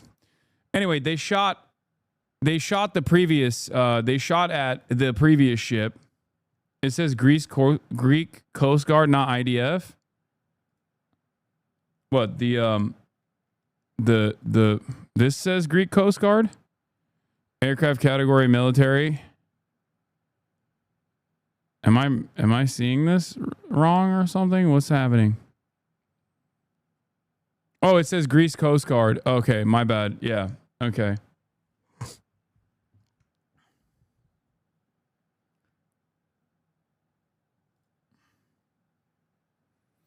As the Madeleine ship attempts to reach Gaza, expect a rise in fake photos, videos, and reports about what's happening at sea. Keep in mind, any likely confrontation with the Israeli Navy will probably take place at night.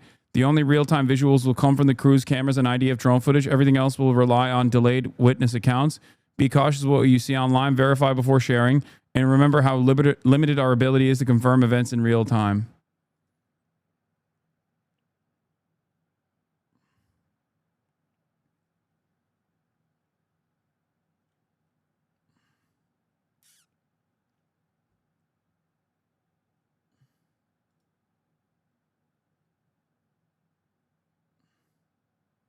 Yeah, the reason why I thought it was Israeli is because Heron is an Israeli drone, by the way. Like, it might be the Greek Coast Guard, but they're using an Israeli UAV. The IAI Heron Machatz 1 is a medium-altitude, long-endurance unmanned aerial vehicle developed by Malat, the UAV drone division of Israeli Aerospace Industries.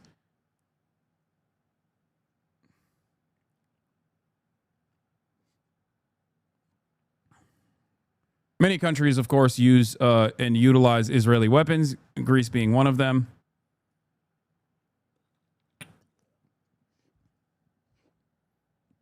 Greek Coast Guard does not have a Heron drone. I'm Greek myself. Okay, but this is identified as a Greek Coast Guard drone, so I don't know why you're saying that. It's not that crazy for it to be a what? Media viewer? What the hell is this?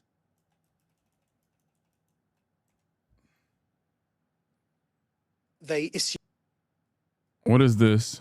the Israeli army. They issued warning shots in the air, and Oh, this is the other story that we're going to be talking about.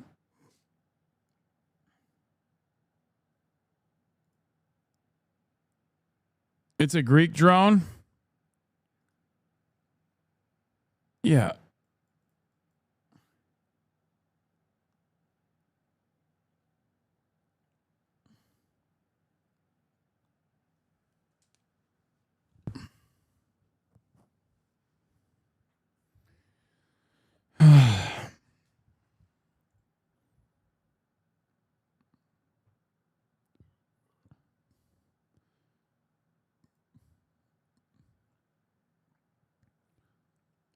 Yeah, we'll talk about the David Menser clip in a second.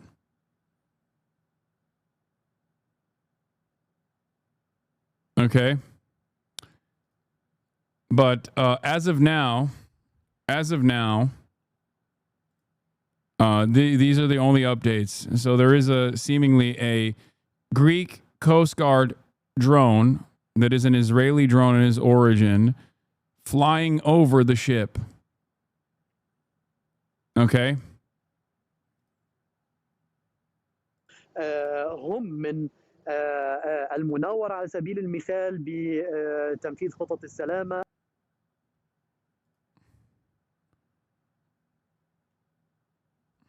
When is the flotilla supposed to arrive? In a couple days. It's right around here, and the flotilla is supposed to be here. There you go. The drone is like, I guess like the flight tracker is not real time maybe, but I believe it's supposed to arrive on the 7th. That's what they were saying. June 7th is when they were planning on arriving at the Gaza Strip.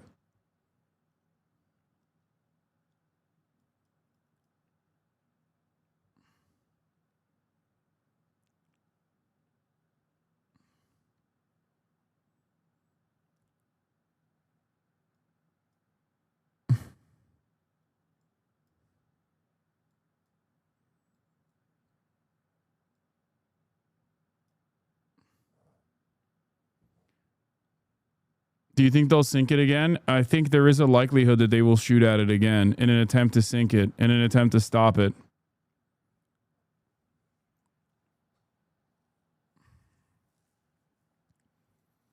Considering that the last time they did this off the coast of Malta, which was even further away from the Israeli coast, and no repercussions came for that kind of insane behavior that is a violation of the sovereignty of European nations, as well as just incredibly fucking inhumane.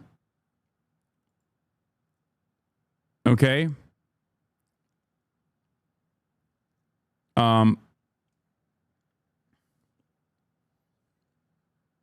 Israel might attempt to do this again.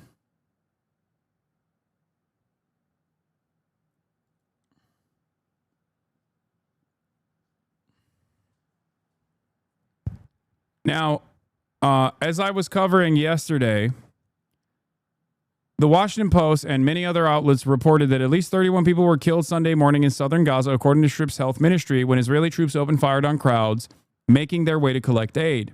Okay? The Israeli government's initial response to this was, no, that didn't happen.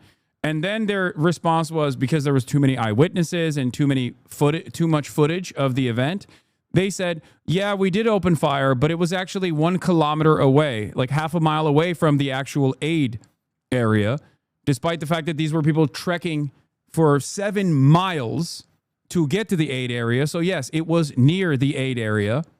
Okay.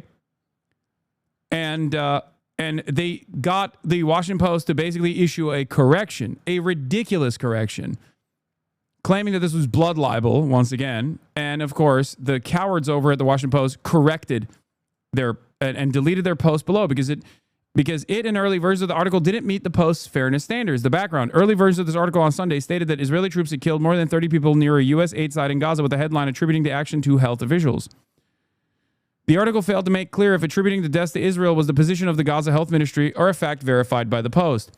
The article and headline were updated on Sunday evening, making it clear that there was no consensus about who was responsible for the shootings and that there was dispute over the question. While statements from Israel that it was unaware of injuries and that an initial injury indicated its soldiers didn't fire at civilians near the site were included in all versions, the Post didn't give proper weight to Israel's denial and give improper certitude about what was known about any Israeli role in the shootings. The early versions fell short of Post standards of fairness and should not have been published in that form. This is why they dropped passive voice for a second. They dropped passive voice for 1 second, and immediately Israel pounced on them. Okay? How insane that they would try to correct it by basically offering weight to the institution that lies about everything. The Washington Post is now reporting the story about Sunday's massacre. While 3 witnesses said the gunfire came from Israeli military positions, the Israeli Defense Force denied the allegations, and that led to the obsequious apology below. Oh, okay then. Oh, Israel said they didn't do it? All right. I guess we should offer more weight to the fucking state that has routinely lied for the past 19 months. This has conducted an ethnic cleansing campaign. Incredible. Incredible stuff.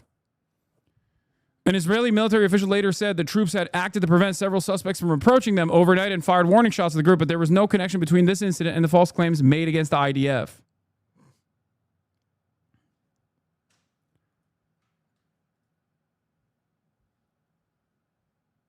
Let's watch.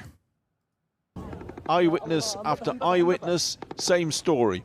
The Israelis fired on civilians near aid points, killing and injuring scores of civilians in recent days, they say.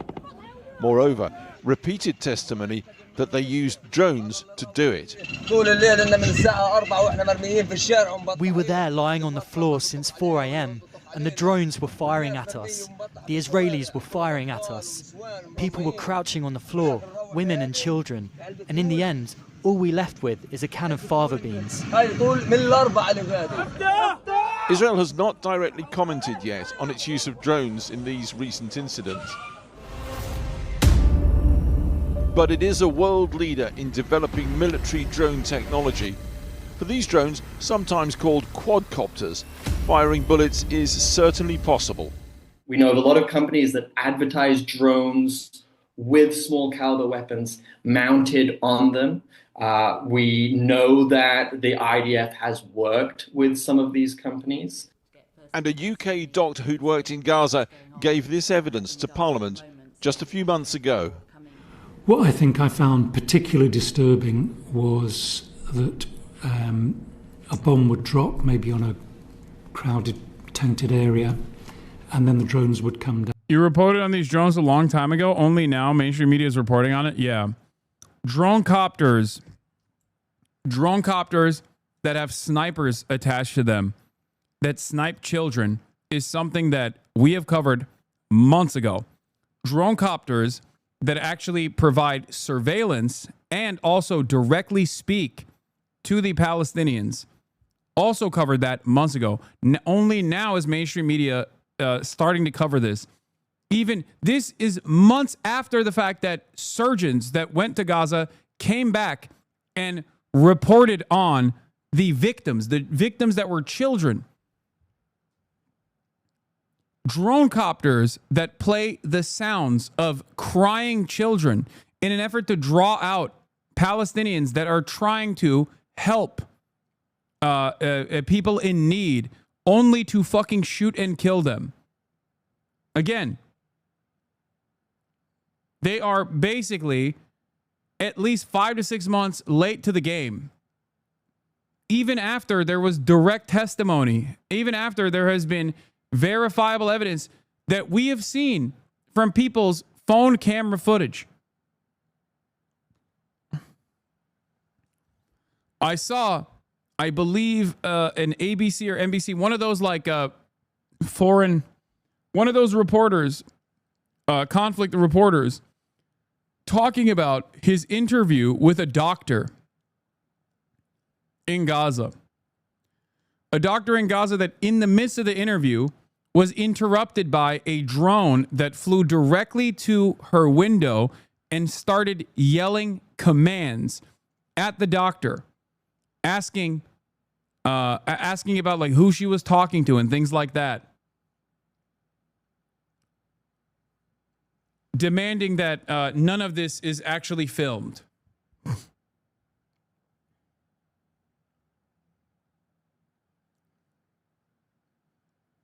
Nightmarish dystopia.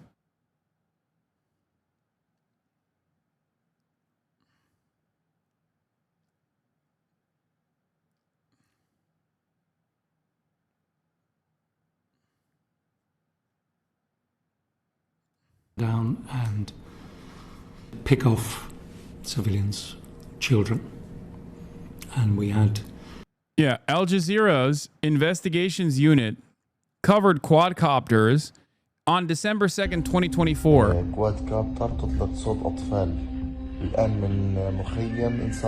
Palestinians in Gaza say Israel's been using small quadcopter drones equipped with loudspeakers to lure them out of their homes and then shoot them. In mid-April, we were informed that Israeli quadcopters were emitting bizarre sounds, including baby sounds or women screaming. I went personally to Nusayrat and I interviewed several Palestinians separately, and the testimonies were almost identical. Quadcopters were for 2 consecutive nights on the 14th and the 15th, I guess, of April. They were emitting baby sounds, playing sounds of screaming women.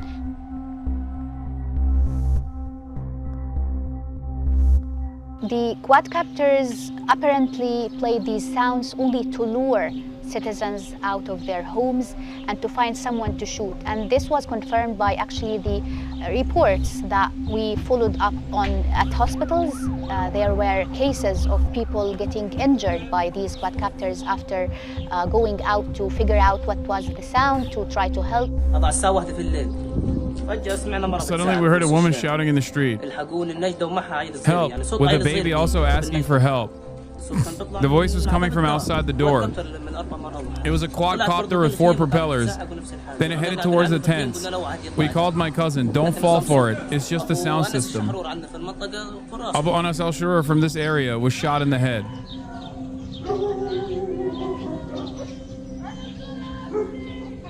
It's a baby saying, "I want my mother."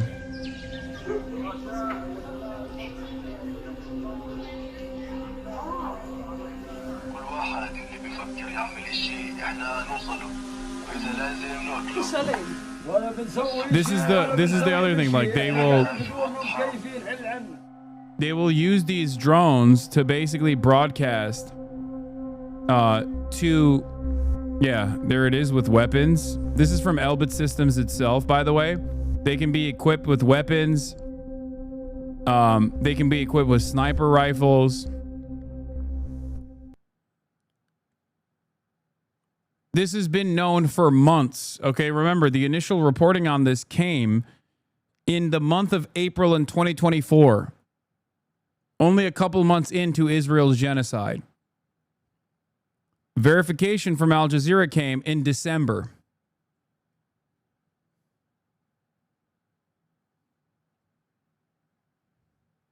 From their investigative unit. Channel 4 is covering it 1 hour ago.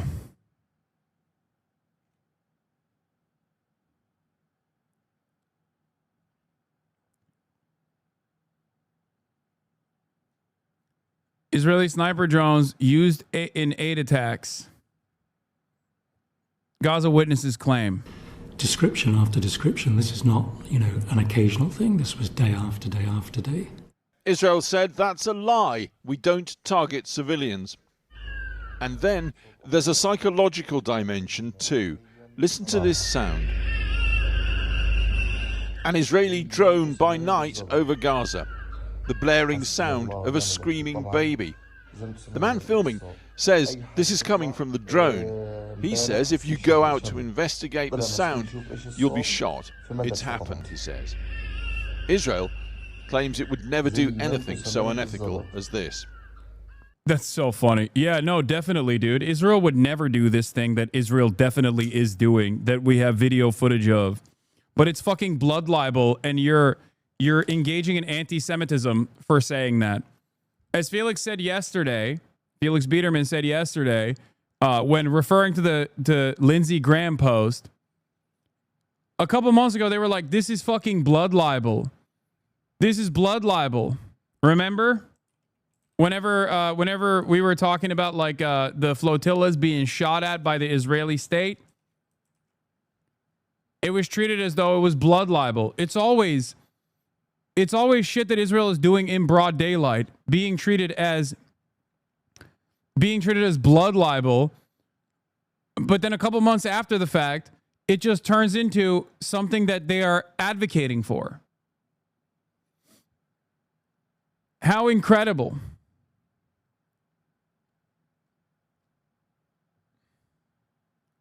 Hold on, let me find it.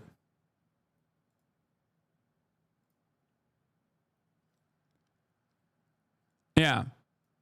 I thought it was anti-Semitic blood libel to report this. Breaking news, Israeli troops opened fire near a Gaza aid site, the military said. Gazan officials said at least 27 people were killed.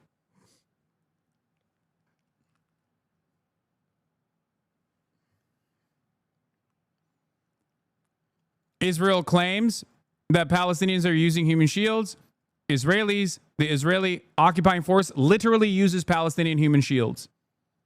There's also plenty of investigative reporting on this as well. Everything is projection. Okay? Germans all across the globe are offended by your comments about the Nazi government. Yeah, this is anti-Deutsche discrimination, I know. Just a few short months ago, it was blood libel to say Israel deliberately struck aid trucks and targeted relief workers. If they hit this flotilla like they've done before, you'll have about a day of acknowledging reality before it goes back under the blood libel tab.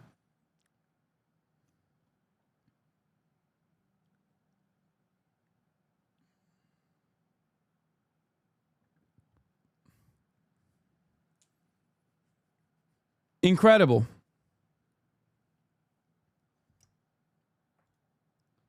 What's next on the blood libel situation? Israeli settlements in the West Bank are illegal under international law, but apparently it's blood libel. That's also blood libel. What's next, dude? Saying Sabra hummus is dog shit, also blood libel. You want all Jews to be assassinated. You must want the Holocaust to happen if you believe that Israel should follow international humanitarian laws. You are basically saying you want the Holocaust to happen every single day to all Jews around the world. Classic. Incredible. Yeah, this video of a Palestinian strapped to the hood of a car is blood libel. Look. Tying an injured Palestinian to the hood of a military vehicle and parading around the streets of Jenin, effectively using him as a human shield. Notice how they're also not letting ambulances pass through. More blood libel.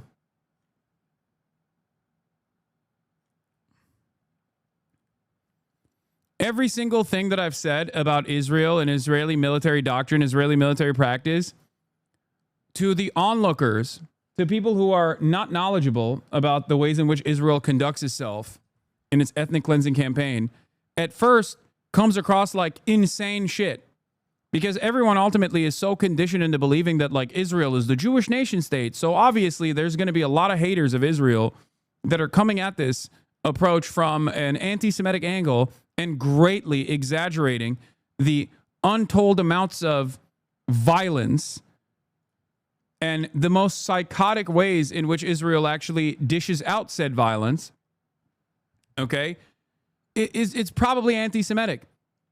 Even I myself have found at moments, even I have thought, yeah, this is probably not real. This seems like too insane to be real. Perhaps it's someone who made up like it comes across like it's something that was made up by an anti-Semitic person. That's how insane Israel's military conduct is. Because it is an exterminationist force. It is purely fascist. So, of course, as it goes, even I sometimes go, that's a bridge too far. I feel like you made that up, only to investigate and find out that, oh my God, no, this person was not making it up. It's actually very real.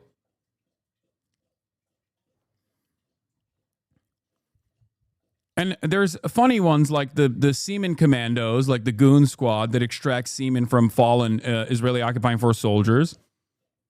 But then there's also other insane things that the Israeli government does, like the quadcopters that play the sound of crying babies to lure out Palestinians that are trying to help, only to fucking assassinate them.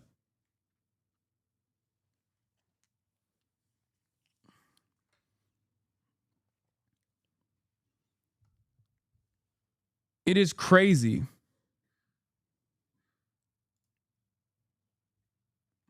It doesn't make any sense. I don't understand how a single person. I don't understand how any singular person that is a self-respecting individual in the Western media would still cover whatever the fuck Israel is saying. And take their word as worth anything.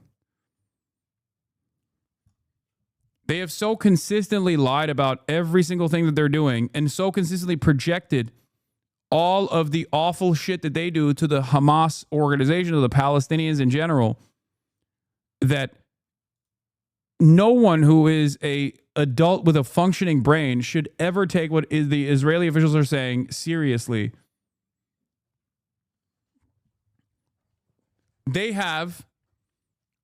They've lost that privilege. Like, all states lie, for sure. It's not unique to the Israeli state. All states lie. But what we're seeing from Israel is just like so glaringly obvious. Like, they lie in the worst ways possible, in the most like irredeemable ways possible. That you cannot treat Israeli members of the media, like Israeli officials, that Israeli spokespersons in the media, as though they're being fucking honest. Like, you can't do that. Not Israeli members of the media. There are some Israeli journalists who are very honest. But yeah, Mohammed Shahada says, what would it take for mainstream media to cover Israel's systematic use of Palestinians as human shields and baits?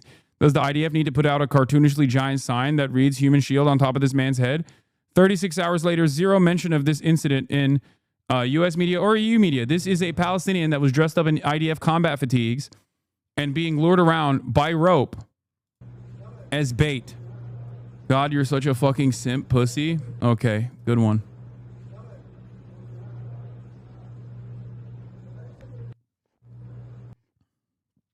This is established military practice in Israel. Israeli soldiers have come out and confirmed that this is established military practice in Israel. So whenever they say, oh, Hamas is using human shields, remember, that is not only a lie, but also projection. Israel actually uses human shields. Anyway, let's hear more about this blood libel, though, from the most moral army and the most moral envoy of the most moral army. Only last week, the Israeli government announced new settlements, 22 settlements. Well, no, can we pause? Well, hang on. Yes. On the West Bank, 22 settlements, Yes. which the international community views as illegal. They announced 22 new settlements. As a lawyer, given your adherence to the point of law, presumably you would condemn that. Well, this is exactly why we need to be clear about how international law applies and why the notion of these so-called illegal settlements is a misnomer. You don't think they are? It's not a legal term, it's a political term, and it is part and parcel of a misapplication of international law to the status of the territory. These blood libels, occupation, ethnic cleansing, Wow, so you think the settlements are not apartheid, illegal? and genocide are all part and parcel of the propaganda, which I would like to be able to come on to, because all of the evidence goes in... Point of International law is blood libel, and its application to Israel is anti-Semitic. Classic. Anyway, let's get back to the other blood libel. Israeli sniper drones being used in the aid attacks potentially, as Gaza witnesses claim. But there is something about drones in terms of their persistence, the fact that they are very advanced, they're very mysterious. If there's a drone flying above your head, you have no idea if it's watching you, if it's going to drop a bomb on you, if it's going to target you. And that sense of sort of mysterious suspense, it adds a really dark dimension to the conflicts. Load onto all of that, feeding the paranoia or feeding the database, or both. Debate about how far AI drone tech can now identify human faces on the ground for targeting or leaving alone. The face, indeed, of modern war. Well, here with me now is Palestinian lawyer Melina Ansari from the Human Rights Watch organization. How should the use of drones change warfare? I mean, you'd have thought it means that whoever's controlling them knows precisely who they're pointing at, and that would reduce. Blood libel is an accusation, a historic accusation that has caused tremendous harm to Jews all around the world in an instigation of pogroms, ethnic cleansing campaigns that Jews have faced, primarily in Europe. Okay? It is an anti-Semitic canard that dictates that that falsely accuses Jews of murdering Christians in order to use their blood in the performance of religious rituals. This is a blood libel is a real thing that took place where accusations against Jewish people in villages when there was like a drought or a famine or any sort of disease would immediately lead to a bunch of fucking dumbass villagers saying, oh, Jews poisoned the well, or Jews actually are killing our Christian children so they can drink their blood or whatever. And then it would lead to massive violence against Jews in said villages. It's like witch hunts. Okay? It is a real anti-Semitic canard. Its modern application of this sort in defense of the genocidal apartheid state is fucking insane, because Israel is doing these things right now. Israel is using drone copters. Israel is actually illegally occupying the West Bank and building new settlements. The notion that this is blood libel only dilutes the severity of the term blood libel. It makes people question the historic violence that Jews were subjected to as a direct consequence of the lies that people have told about Jews. It doesn't have the intended effect of getting people, when used by Israeli authorities and people who are propagandizing at the behest of Israel, saying Israel's the Jewish state, this is blood libel. The intended effect from the people using this in its practical application is that it causes people to stop and second guess themselves because, oh my God, am I being anti-Semitic right now? That's not what's happening though, because Israel's violence is insane and being conducted in broad daylight. Can you explain what it actually is? Are you fucking stupid? I just did. I gave you the dictionary definition. Blood libel, or ritual murder libel, is an anti-Semitic canard which falsely accuses Jews of murdering Christians in order to use their blood in the performance of religious rituals. Oh my God. Especially in the preparation of Passover bread that was perpetrated throughout the Middle Ages and sporadically until the early 20th century. This kind of lie would cause mass lynchings and mass executions and pogroms where villagers would say, oh, it's the Jews again. They're killing our Christian babies to drink their blood. And then they would fucking kill a bunch of Jewish people and ethnically cleanse their villages of Jews. Okay? How many more times can I fucking describe the same thing? What the fuck?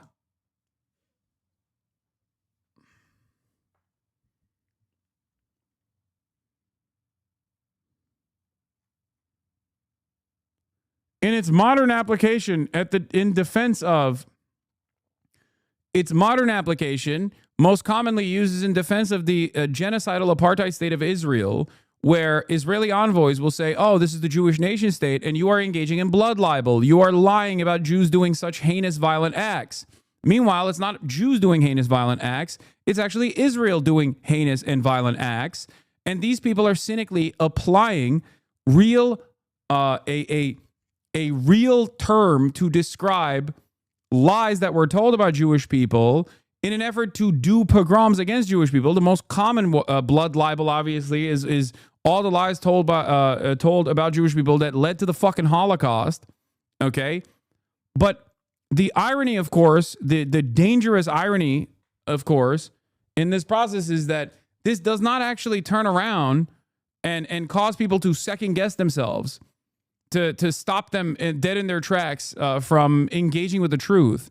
It actually just dilutes the term blood libel, and it makes people think, well, obviously what these guys who are saying they're Jews, these Jewish guys are saying like Israel's a Jewish state and it's blood libel, but I saw it with my own two eyes that they're fucking murdering children. So maybe they were lying about blood libel in the past as well. That's what happens. It is an incredibly dangerous. It is an incredibly fucking dangerous way to try and it's an incredibly dangerous way to try and fucking defend Israel, when in fact, instead of defending Israel, all you're fucking doing in this process is make the term blood libel come across like it's not actually valid at all.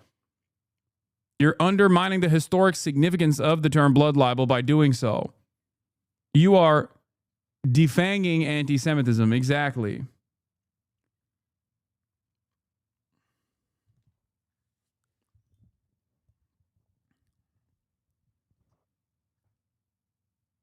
Underscoring the dangerous dilution of changing the definition to suit Israel's goals.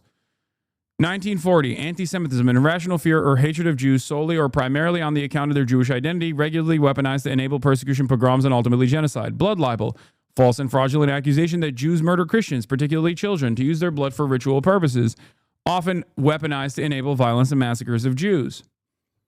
Anti-Semitism in 2025, condemnation of Israeli genocide or apartheid and or any attempt to apply international law to Israeli conduct and or any criticism of Israel or any of its policies, particularly by individuals, politicians, and organizations that subscribe to universal values.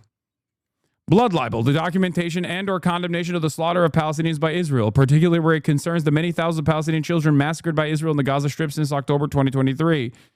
Also, any criticism of Israel or any of its policies, particularly by individuals, politicians, and organizations that subscribe to universal values. I know drones are hovering over the Freedom Flotilla. Please, guys, I know. It reminds me of the story of the boy who cried wolf. The utilization of blood libel in an effort to defend Israel's insane conduct in its ethnic cleansing campaign of the Palestinians is not actually defending Israel at all. It's not stopping people from recognizing the truth about Israel's behavior.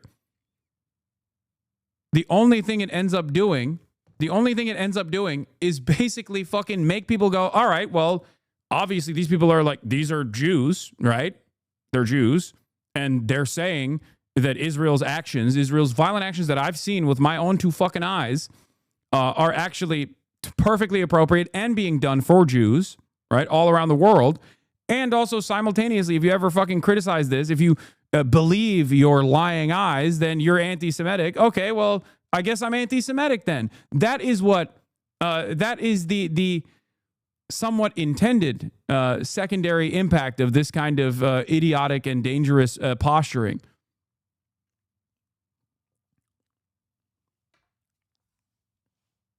And it is happening. It's happening every fucking day, and it's incredibly short-sighted. If Israel thinks that this will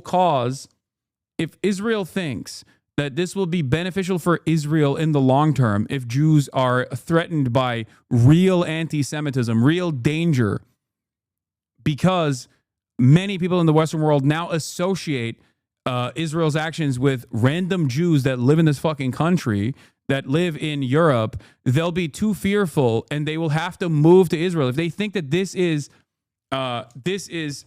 good for Israel in the fucking long term, they are delusional. Okay?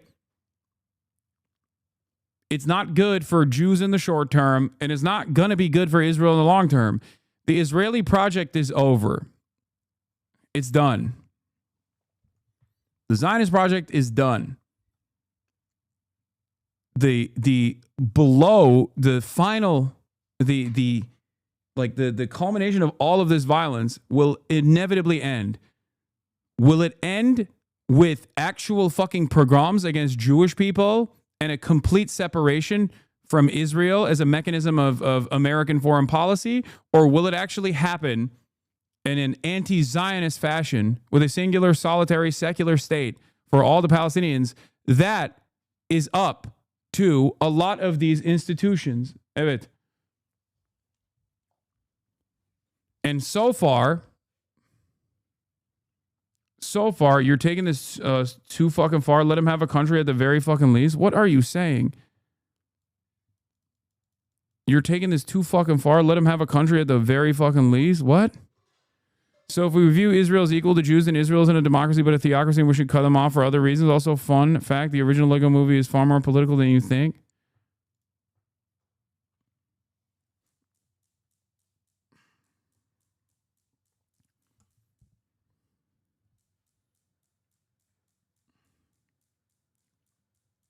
Civilian casualties. Yeah, well, it's a problem nowadays with the use of, modern technology in warfare, specifically drones. And we have seen cases such as the use of quadcopters and drones in Russia and Ukraine. And these are basically robots in control of firing weapon, even if there's a person behind the screen pushing a button. And Human Rights Watch did document several other modern technologies that are being used in Gaza by Israeli forces, like investigating and looking into the... Like, yeah, I mean, look, I jokingly say, if you think you hate Israel, you don't hate Israel enough, but like, holy fuck. Israel's net favorability in various European countries per YouGov: UK, minus 46, France, minus 48, Germany, minus 44, Denmark, minus 54, Spain, minus 55, Italy, minus 54.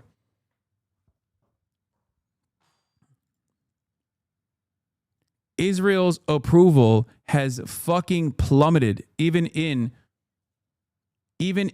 Europe, okay? Even in Germany. Because after the United States of America, Germany is the greatest ally to the state of Israel, okay? The fact that the German population also has a net negative approval rating of Israel is crazy.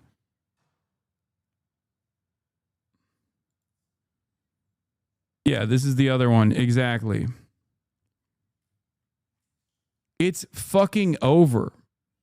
It's over. You can game it as much as you want to. You can game it as much as you want to. You can try and fucking say like, oh, well, we won Eurovision. We almost won Eurovision by fucking gaming the voting process.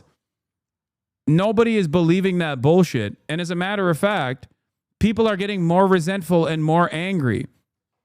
That resentment and anger towards Israel is valid, okay? That is a valid resentment and anger towards Israel. Make no mistake. The problem is all of the pro-Israeli advocacy groups that masquerade as Jewish advocacy groups are universalizing that anger and resentment towards Israel as anger towards the Jewish state and only fucking leaning into anti-Semitism.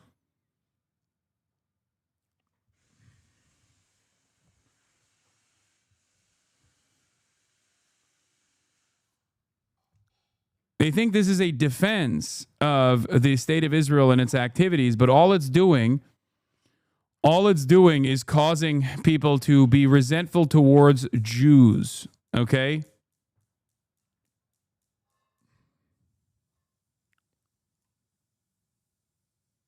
That is where we're at right now. the artificial intelligence, Where's Daddy, or Lavender, or the Gospel that Israel uses to specify military targets in the Gaza Strip.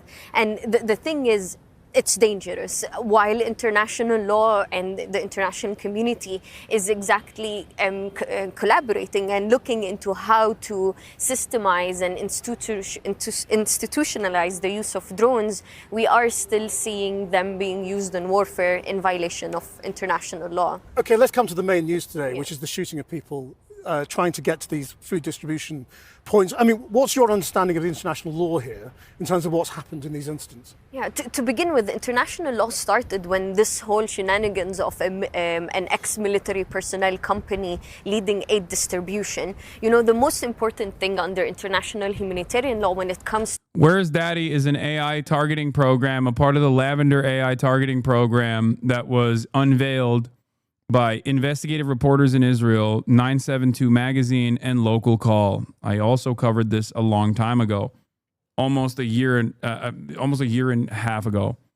Okay, Lavender is a target populating AI program that dictates that if you're a Palestinian, then you are very likely Hamas. Okay, it obviously is bullshit, and it almost works as a way to take away the moral culpability of killing random Palestinians from the hands of direct war criminals, but instead simply just an AI that is broken and busted.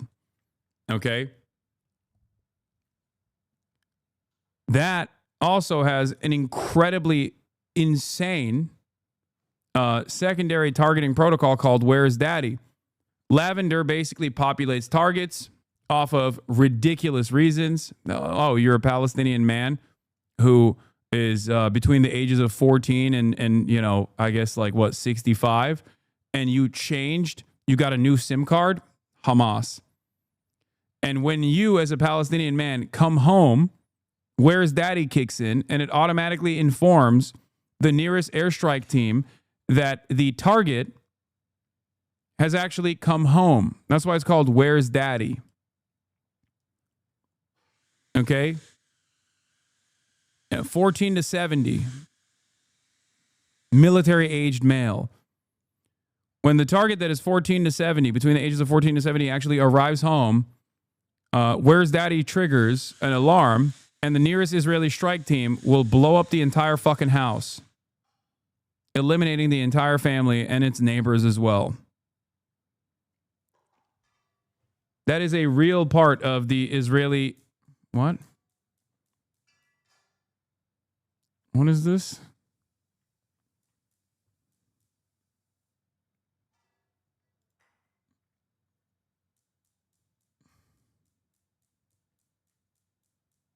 The AI shit is so gross for many reasons, but I fear it's a matter of weeks until Israel tries to fall back on, oh, turns out our AI was bugged. Yeah, I mean, it's a way to create plausible deniability. To distributing aid is that it's widespread, it's humanitarian, and it bears in mind the dignity of the people in need of this humanitarian aid, and it's accessible for everyone that's in need. The militarized, you know, the Gaza Humanitarian Foundation is basically a militarized private contractors who are distributing aid, and we have seen notorious records of militarized aid distribution. And I suppose Israel would say that's what was happening before with Hamas's involvement in stealing aid. Yeah, these are Israeli allegations that we constantly hear about but never see evidence of. And really important you've never seen evidence of Hamas taking aid? I mean, surely. So it's not really, we don't know if it's Hamas, if it's Palestinian armed groups, if it's Palestinian gangs in Gaza, because according to UN reports, and this is what we follow in monitoring, the United Nations has clearly said there are Palestinian gang groups who are being armed so far, and they say it's not by Palestinian armed groups or Hamas, who are being armed and looting some humanitarian aids in areas under full control of Israeli forces. Yeah, it's actually not Hamas that is looting aid. It's actually Israeli-backed Palestinian militants, criminal elements in the Strip that work in cooperation with the Israeli Air Force, with the Israeli occupying force that is doing the looting. They're also ISIS affiliates as well. What the UN is saying, there's no way these armed gangs could do what they do without the okay or permission of Israeli forces on the ground there. You know, while we see Israeli forces use quadcopters and shooting people, why aren't they, for example, dealing with the looting? We haven't seen how Israeli forces are dealing with what this. is the solution? Yeah, the quadcopters actually offer protection to the Israeli-backed ISIS affiliate gangs in the region, and they end up killing Hamas militants that actually are trying to execute the criminal elements that are stealing and looting the humanitarian aid, by the way. Hamas has tried to enforce a curfew to the best of their ability under complete blockade and complete surveillance in an effort to reduce the looting. And yet these guys operate off of red zones inside of Israeli command centers that are created in red zones, like kill zones, where any Palestinian, armed or not, instantly gets assassinated by the Israeli state. They get to fucking operate in these areas all day, every day. Yeah, this is the guy. Yasser Abu Shabab. He's running a checkpoint in Rafah under Israeli protection. And in that checkpoint, humanitarian aid trucks, people who are delivering humanitarian aid trucks have reported that they are actually demanding money from them as well. They're extorting the people that are delivering the humanitarian aid while simultaneously looting the fucking humanitarian aid as well. Now, you might say, well, this is depraved. Like, why are they doing this? And the reason for why they're doing this is, one, because they are depraved. And two, the reason why they're doing this is because they want to destabilize, to the best of their ability, a region that they have completely fucking bombed into oblivion. They want the civilian population of Gaza, the Palestinians there, to no longer be able to live or die through famine that they've created. I'm here in the city of Rafah. Right behind me, you can see one of the distribution centers we opened in the last few days. Yeah, he is basically saying we opened this distribution center as an Israeli military official, even though it's supposed to be not an Israeli, it's supposed to not be linked back to Israel. It's supposed to be Gaza Humanitarian Foundation. So far, we opened 4 distribution centers, and we are intending to open more of them. We already launched or distributed more than 16,000 packages of food to the people, in addition to more than 1,000 trucks already entered Gaza, loaded with humanitarian. The reason why they're fucking saying this, by the way, is because you can try to claim that it's collateral damage, that for one, calculated precise strike, you ended up killing 25 children, right? Even though that's inhumane and gross, you can at least try to massage the narrative within the confines of war, okay? War, like, oh, this is accidental. All of these deaths are accidental. Now, obviously, when it reaches tens of thousands of children, obviously it's no longer accidental and no one fucking believes it. But you can still functionally claim that this is a part of war. It's an unfortunate consequence of a war, right? But you cannot deny and claim it's also a part of war when you are directly creating a famine. Okay? You can't do that. That is part of the reason why so many humanitarian aid organizations that initially didn't want to say that Israel was doing a genocide very quickly were like, nope, Israel's doing a genocide. It's done. Okay?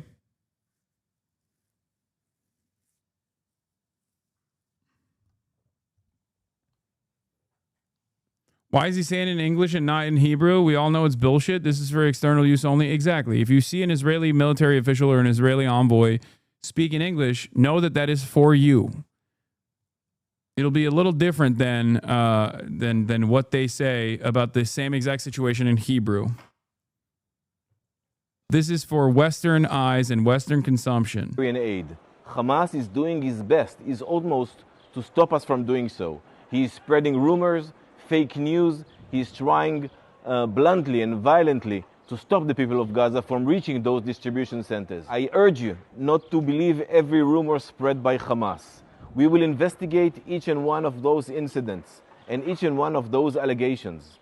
We are professional military, and we will do our best in order to dismantle Hamas, to release our hostages, and to spread the population of Gaza from Hamas and from Hamas leadership. I'm here in... This is Hamas. It is very clear. This is Hamas. And there are people who are lying at the behest of Hamas. Many people.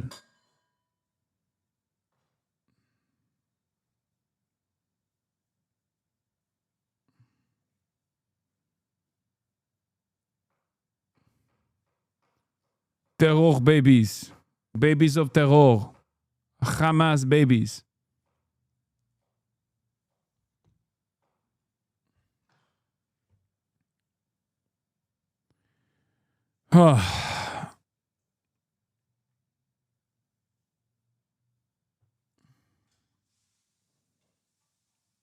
Anyway, let's get back when to Israel doesn't accept the UN as an honest broker, it regards it as partisan and on the other side. Yeah, well, the thing is, it's not on Israel to decide whether they want to work with the United Nations or not.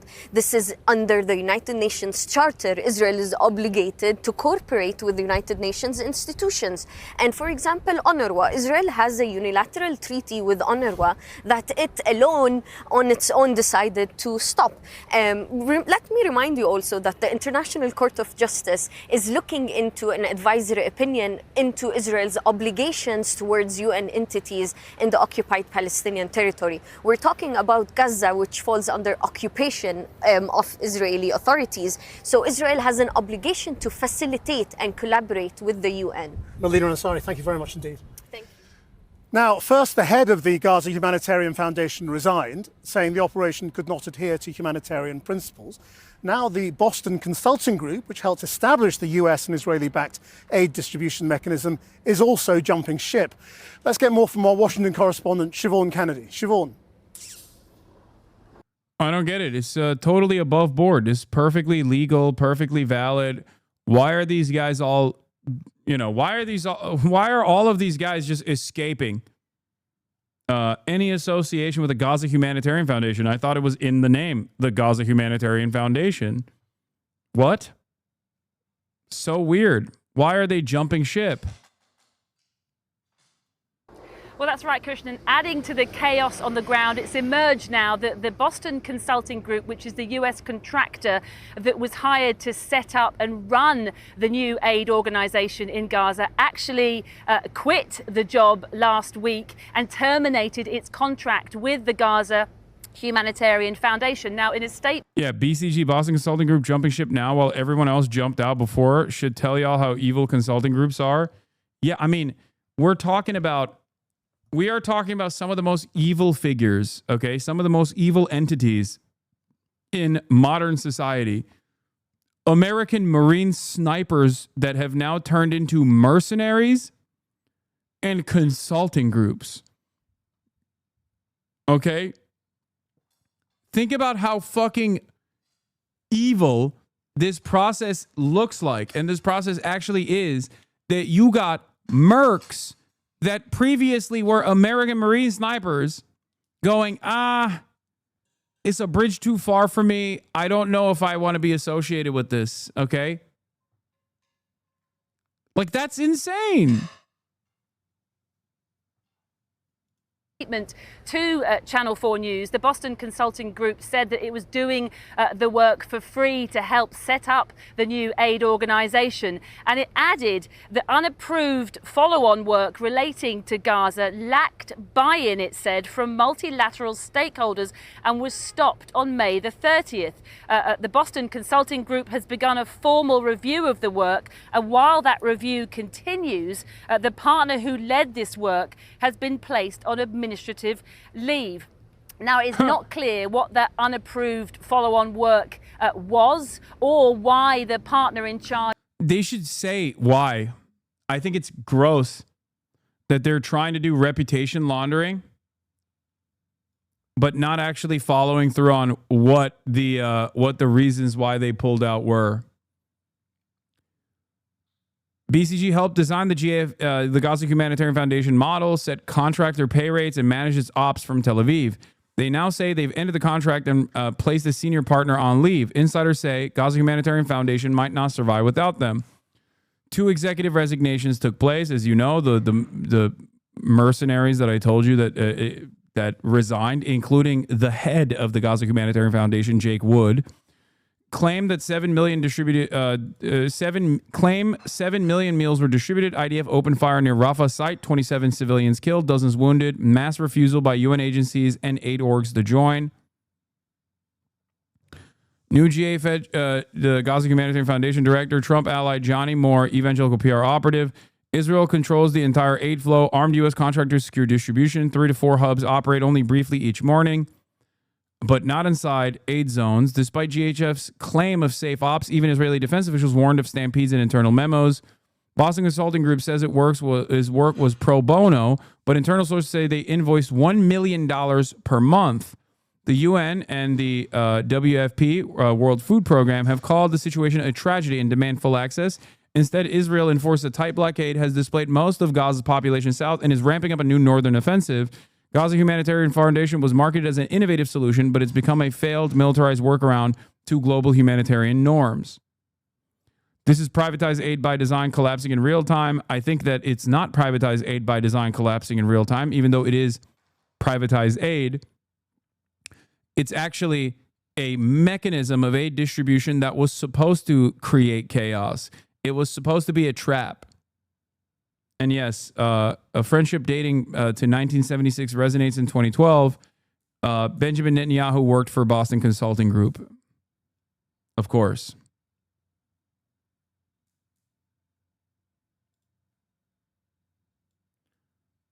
BCG is the Boston Consulting Group that was... Oh, I'm so tired. I just told you what their goals were with the Gaza Humanitarian Foundation. I just explained to you that they were doing payroll, okay? That they were working with the Gaza Humanitarian Foundation, which is not a real humanitarian foundation at all. It's directly funded and facilitated by Israel and the United States of America, the 2 parties most responsible for the genocide of the Palestinians.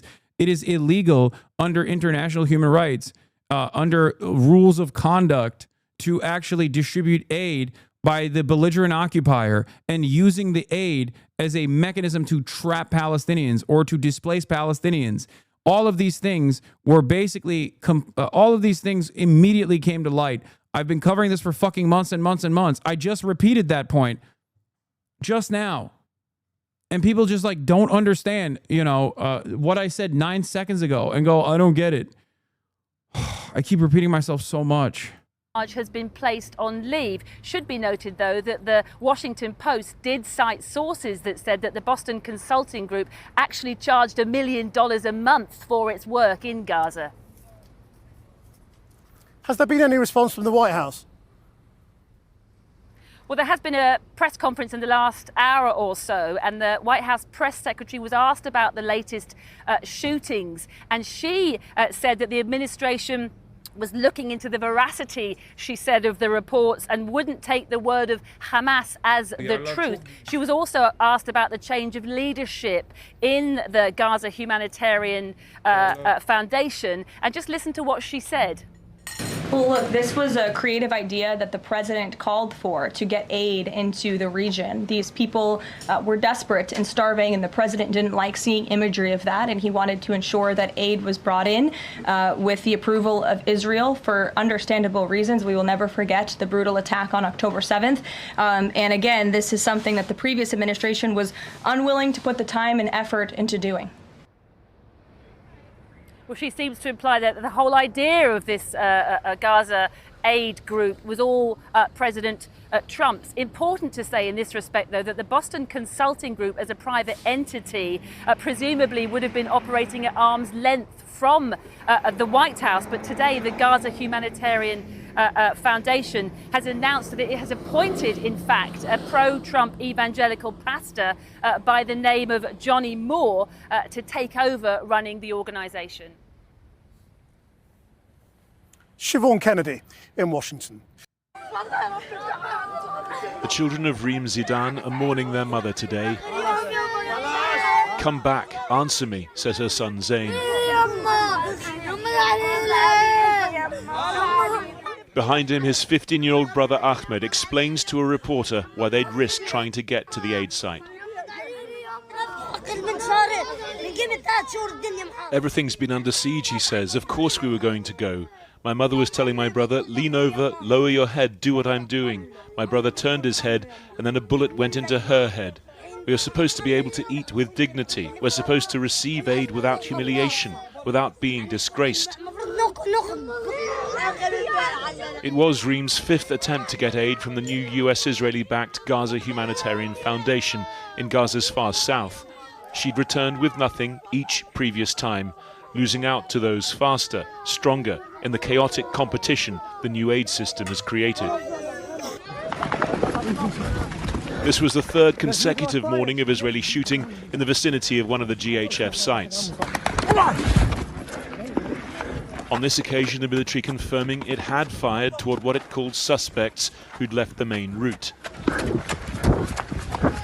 Gaza's health ministry reported 27 people killed, nearly 200 injured. I was in the way at 3:30 in the morning. There was shooting and I lay down. I don't know how the bullet hit my head. If it seems extraordinary that again so many stayed on through the shooting to try for the aid, these are the stakes in Gaza right now. This is a bloodbath with bits of food soaked in it. We go there to die. They fire bullets and shells at us and quadcopters fire at us. All of this is death. We see people killed in front of us and end up leaving empty-handed. We're tired of this. Maybe people will be able to get aid if their IDs were checked. That was GHF's original plan. Nominated representatives, irises scanned, taking days' worth of food back to their families. It has not run as advertised. Since Sunday's shooting, GHF and the Israeli military have been closely aligned, both condemning media lies, both denying incidents at or near the aid site, Israel's army admitting only to firing warning shots further away. Today, a change in approach. Israel admitting that this morning warning shots were followed by the real thing. And as some of the suspects continued, despite these warning shots, advancing towards the troops in a threatening manner, further fire was directed near these specific individuals.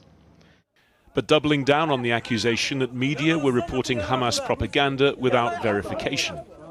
June 1st, Hamas claimed Israel had killed 31 people at an aid site in Rafah. The New York Times and others ran with it. Then we've released an Israeli drone footage showing that Hamas gunmen opened fire on the crowd. Now, did the media lead with that correction? No. For good reason, as it turns out. The footage, used in a separate government briefing today, is from a different location and time. Our colleagues in Gaza say the gunmen belong not to Hamas, but an armed gang that was selling stolen aid.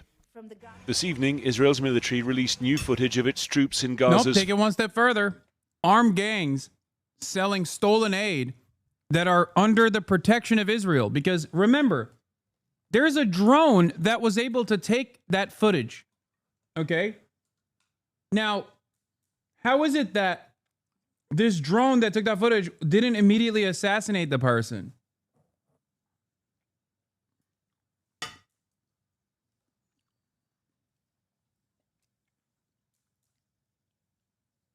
It is quite literally what we've been reporting on for months at this point, that Israel is utilizing armed gangs in the region and protecting them to basically get footage like this so they can claim Hamas is doing it.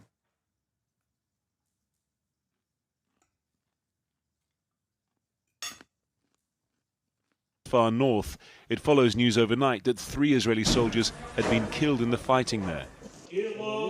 Israel's Prime Minister calling their deaths a heavy price, promising to achieve all the goals of the war.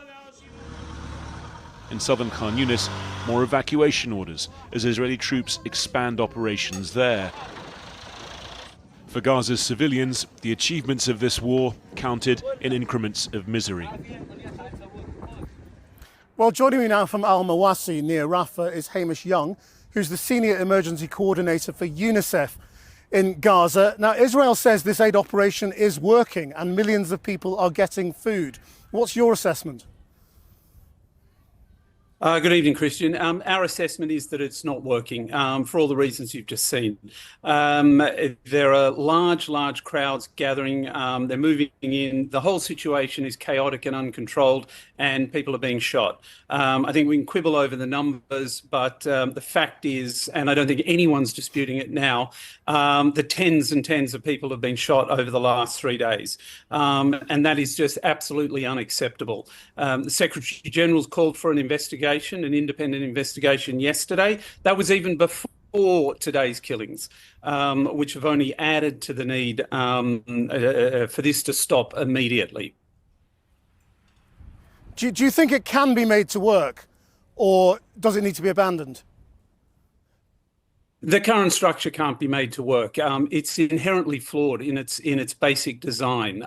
It does not adhere to accepted international humanitarian principles and humanitarian practice, the sort of thing that the UN agencies and a lot of very large international NGOs have been following for many, many years. What we have done, what we've demonstrated works very clearly, is not something that we've just come up with in the last few months for this war. It's honed from years and years of practice of doing this stuff, lessons learned, reviews, evaluations over and over again to get this right. We demonstrated during the ceasefire that when we've got access and we've got enough supplies, we can deliver. But Israel claims that it was Hamas that was giving out the aid, not the UN. What's the truth? That's simply not true. The UN was giving out all the supplies. I certainly put my hand on my heart and... Yeah, well, Israel also claims UN is Hamas, so what are you going to do, you know?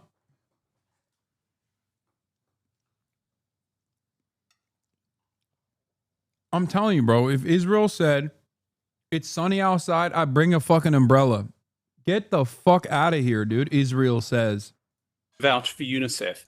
We were giving out the supplies. The UN was giving out the supplies, and the internationally recognized NGOs were giving out the supplies.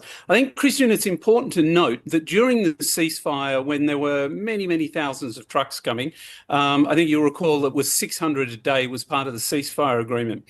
The United Nations and the internationally recognized NGOs were accountable for only about 35% of that. There was another 65% that were brought in by bilaterals and other organizations. So I think if you want to look for any problems, you need to look into that 65%. The aid brought by the United Nations and the NGOs is distributed in an extremely rigorous way. We have monitoring, we have post-distribution checking, we have audits, we have independent third-party verifications. We have all sorts of mechanisms, like I say, that have been honed over many, many years of practice to ensure that the aid gets to the right people. And if I can just add on that, I mean, speaking from UNICEF, we're bringing baby food, we're bringing nutritional supplies for malnourished children. Do you really think anyone wants to divert that? We're bringing vaccines for babies. Well, what is the current state of hunger Israel does in Gaza at the moment? I think exactly what you saw on the videos just now and what you've heard on the reports. If people are desperate enough to go back day after day and risk getting shot, when everybody knows, every single person in Gaza knows what's happening there, yet they're still prepared to take the risk to go and try and collect just a modicum of food, whatever they can. That speaks volumes for how desperately hungry people are here. Hamish Young, thank you very much indeed. Well, a short while ago, I spoke to the Israeli government spokesman, David Mencer. David Mencer, the IDF has admitted shots were fired this morning. Why is Israel firing at people who you have told it is safe to go and collect aid when they are desperate for food? I'm issuing a unique trigger warning. that I normally would not issue under any other circumstance, but he is just a straight up fucking neo-Nazi, David Mercer or Menser. Why do they keep interviewing them? Well, nowadays when they interview these fucking animals, the interviews don't go down the way that Israel would expect it to be. I mean, he's gonna rip him to shreds. First things first, Krishnan, we're trying to divorce Hamas from the aid distribution system because Hamas were taking the aid, profiting the aid. You know, they were charging poor, hungry Gazans to get... Brother, what would they be able to do? Like, let's say that's the case, okay? Let's walk through this. First of all, there's no evidence for it, okay? And it's fucking bullshit. But, like, what are they going to do with the money? Is there a fucking merchant in the tunnels that you can go to? And you just go, here is the money I got that I stole from the fucking Palestinian civilian population. Give me rocket launchers now? Like, where do they go? An NPC vendor? Do they have a fucking Walmart? Like, where? What are they doing with the money? It doesn't make any fucking sense. Like, there is literally no economy remaining in Gaza. What is Hamas supposed to be doing with the fucking money?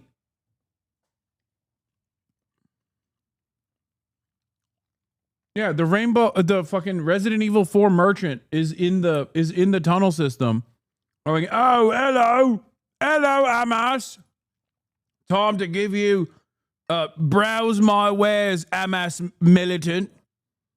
Browse my fucking wares. I've got all these rocket launchers. All you need to do is steal money from a Palestinian child, and I'll give you all of the fucking rockets.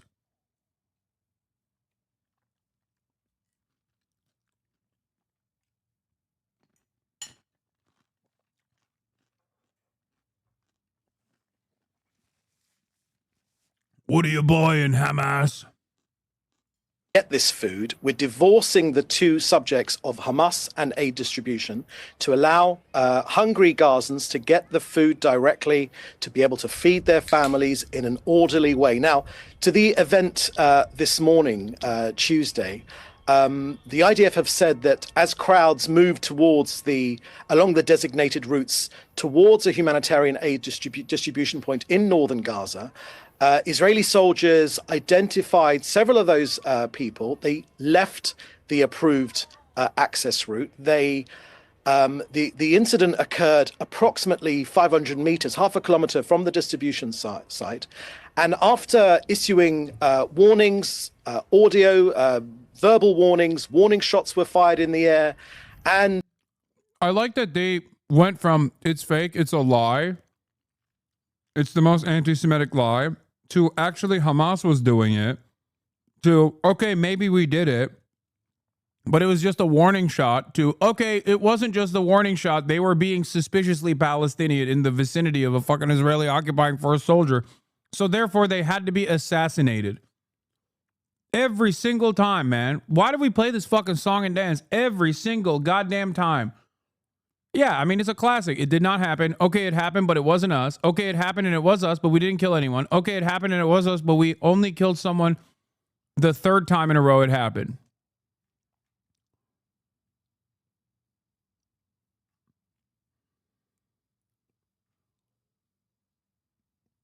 It's just, it's so fucking spectacularly ridiculous. And unfortunately, some of these suspects continued advancing towards our troops in a threatening manner, and so further fire was directed where there are people desperate for food, we want them to get the food. That's the whole point. That's the whole point. We're trying to get the food to the individuals. Hamas, were they armed? The IDF will be able to answer that question directly, but let me tell you, our intention is to get as much food to ordinary Gazans. In the video of the incident on Sunday, the IDF have already released that video, and it showed as clear as daylight. That's a totally separate incident, David. Right, but this is very, very important to put this into context. That's a totally separate incident. in a different place. No, it's not. And there's no separate. evidence that was even Hamas. 2 days before. It's 2 days before, and these are Hamas gunmen. They're not. They were your gunmen. They were gunmen, as I've detailed, that are working directly with the Israeli occupying force that are ISIS affiliate militants and criminal elements in the region that get to operate within the fucking Israel, Israeli created red zones, suspiciously without ever getting shot by any of these fucking quadcopters, including in the goddamn drone footage that they're posting. The entire reason why they do this is so they can literally post that drone footage to be like, well, see, Hamas was doing it. Firing on their own people, Christian. You don't know that. Why they're There's doing no that? evidence for that. And it's in a totally Well, we've shown separate you the incident. video. Let's keep We've it to what released happened the this video. morning. Let's keep it to what happened this morning. Was anybody armed? You can't Did anybody separate the fire two. at the IDF? We can't separate the two. We can't separate the two. Now, the IDF said they were advancing in a threatening manner, and obviously they felt their lives were What does that mean? under threat. The IDF operates under international law, not Channel 4 law, international law. And that's why it's very important. The details of this case are very important. Now, the IDF is aware of these reports and also of casualties, and they are reviewing the incident. But look, a couple of things are clear. We are not preventing the arrival of Gazans. The opposite. We want more humanitarian aid sites, and we want more Gazans to collect that food. We're encouraging it. Now, these warning shots were fired David, away from the aid distribution twice point. now, desperate people who have been starved for weeks have been shot at while trying to collect aid. You are Starved for weeks by who?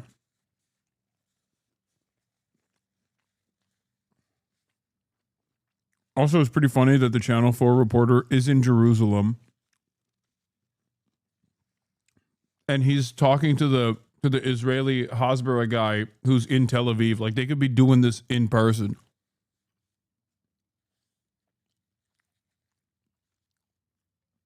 I didn't even realize until this moment, like, what the fuck?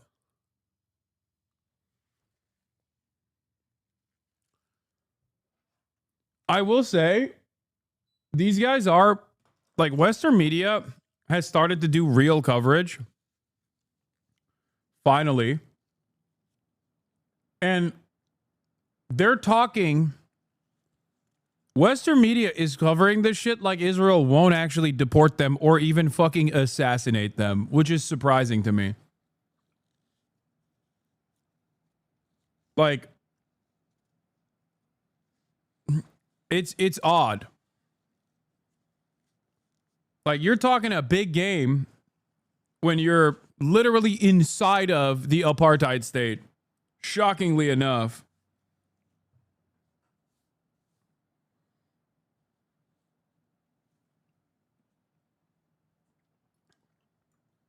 But once again, this is a marked tonal shift.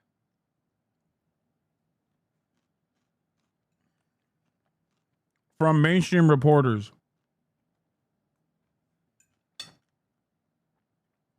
are terrifying the population of Gaza even more. They're too scared now to go to collection points because they know they could be shot at by the IDF. So that is precisely the Hamas rhetoric that they want you to publish. It's the And let's fact be of clear, what's happened. Israel More than is 50 people are No, dead. that's not the facts, Krishnan. You have got the facts wrong because we've already shown you video. This is also why we're trying to explain to people, like, this kind of stuff. You know how I said, like, constantly associating Israel with Judaism and then claiming that anytime you say something that, like, literally happened, someone goes, oh, that's blood libel, is basically having the unintentional opposite effect of people not going, oh my God, I should stop saying the truth now. But instead, it makes people go, okay, well, I guess fucking I'm doing blood libel and maybe you were lying about blood libel, right? Creating anti-Semitic opinions. The other impact of this is that when you constantly associate the entire planet with Hamas and you do it over and over again, as you are so openly the far greater evil in this process, doing a fucking genocide, right? Eventually, you're pushing people to negatively polarize against Israel so hard that they start backing Hamas. Okay? Like, the very fact that any number of polls conducted in the United States of America have anything beyond like 9% support for an internationally recognized terror group that is comprised of Muslims in a nation state like the United States of America, where like we basically breed Islamophobia. Okay? Anything beyond like maximum 9% is insane to me. And now we're talking about like 25%. Now we're talking about even higher percentages of people saying openly in fucking under the Trump administration, where you could possibly even go to jail for saying you support Hamas. Motherfuckers are actively telling people in polls that they support Hamas against Israel. What do you think was going to happen? There was that one Harvard Harris poll that was conducted that had 43% support for Hamas. 43% support amongst young Americans.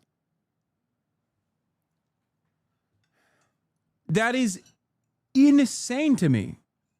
That is actually insane. Like, the fact that people are that fucking tuned in to Israel's violence here is crazy.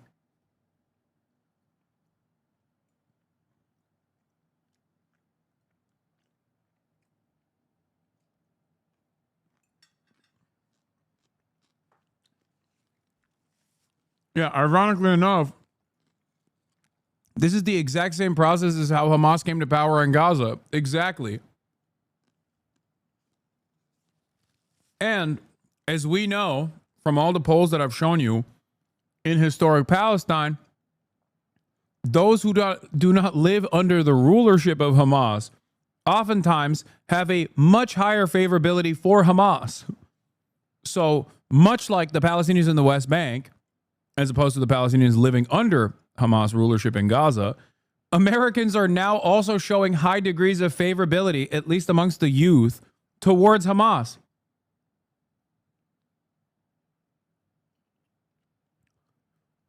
Once again, just like with the blood libel shit, just like with the consistent, you're being anti-Semitic if you say Israel's killing children when it very clearly is killing children. You have negatively polarized people against your position, and now you have negatively polarized people against militant resistance against the apartheid state conducting a genocide, when Americans historically have insane levels of unfavorability towards even Americans that also disrupt the pre-existing social pecking order in the United States of America, like Martin Luther King, a figure that was whitewashed in perpetuity. At the time of his assassination, had a 67% disapproval rating, okay, by Americans. Americans don't like anybody that rocks the fucking boat. But Israel has rocked the boat so spectacularly in broad daylight due to all of the tremendous amount of positive media coverage that it has enjoyed over the course of the past 77 years of apartheid, that they've basically washed aside the incredibly sophisticated propaganda machine. They've destroyed it. Billions of dollars spent to make people think that Israel's the most moral nation on the fucking planet, the most only democracy in the Middle East, all this fucking ridiculous nonsense. All of that is gone.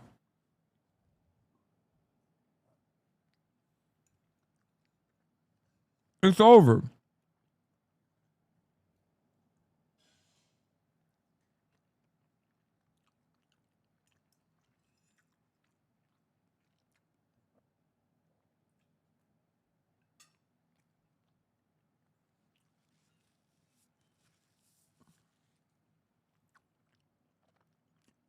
And it's almost funny to see, like, the ADO try to actively come after someone like myself, who actively separates Israel from Judaism, Zionism from Judaism, and talks about this from the framework of anti-Zionism alone. And because of that, I'm the number one marker of the Israeli government. The number one target of the fucking Israeli government is insane. Dude, worry about the actual existing and rapidly growing anti-Semitism in the West, big dog. You live in America. You don't live in Israel, you know? That's what I will never understand. It's like, do you have no self-interest? Like, there's a clear reason why you don't live in Tel Aviv, right? Because you prefer living in Sherman Oaks or Brooklyn or fucking Boca Raton, right? You clearly have every opportunity to go and fucking live in Tel Aviv. You don't want to do that. You don't want to live there. You think it sucks. So why the fuck are you ruining your life here by actively associating yourself with Israel's war crimes? You're an American. You're not Israeli. You're a fucking American. It makes me so mad when I hear dudes who do not fucking live in Israel, that could very easily live in Israel, ruining their own fucking future and the future of their children on this nation state, on U.S. soil, by consistently tying Judaism back to the heinous actions of Israel. It's so fucking stupid.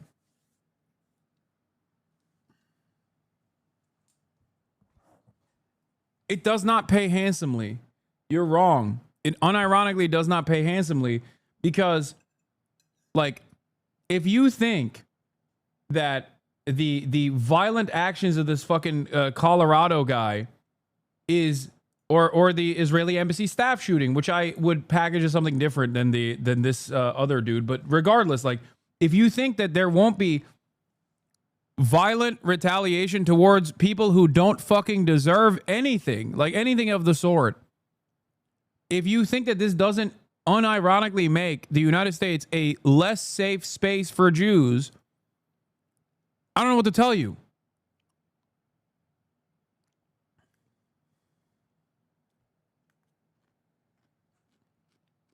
There has never been a moment where Israel was safer for Jews than the United States of America. Never.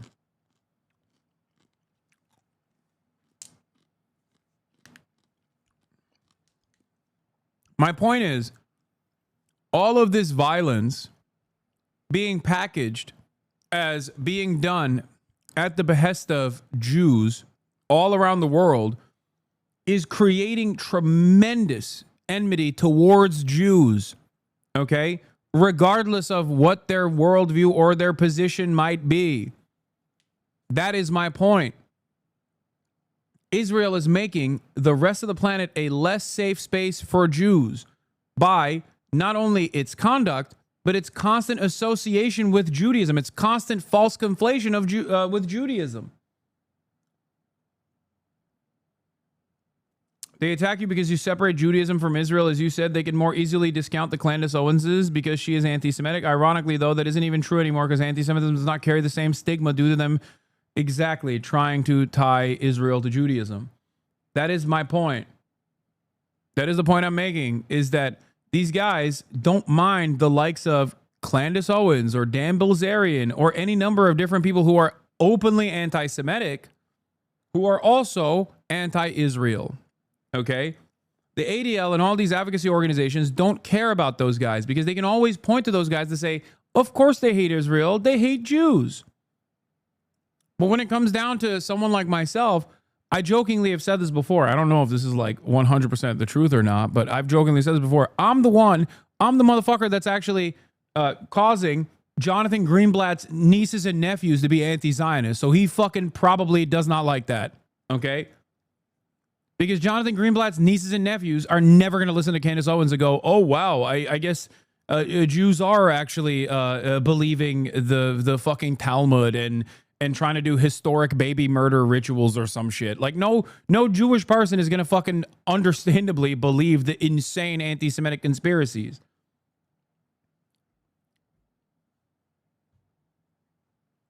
But that's the problem. And by the way, when I say I'm converting Jonathan Greenblatt's nieces and nephews, I'm not talking about literally his nieces and nephews. I'm simply stating that, there are plenty of young Jews in this community. An entire generation of potential Hasbara agents have now been, have now unironically become way more radicalized against the state of Israel for understandable reasons. You got people that would be funding Jewish advocacy organizations that would actually work as a, Israeli defense organization.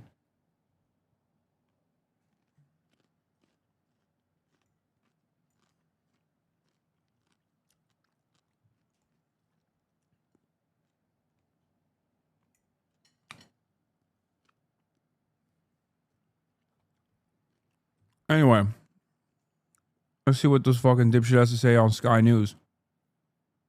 In the air, and still some of these suspects continued to advance towards the troops in a threatening manner.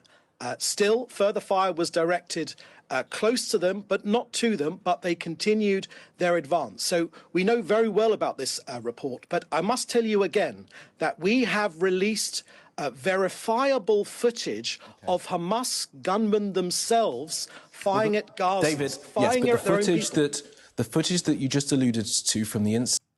I never in my life would have thought Sky fucking News would be doing real-time pushback. Chat, is this real? It's so fucking crazy, dude.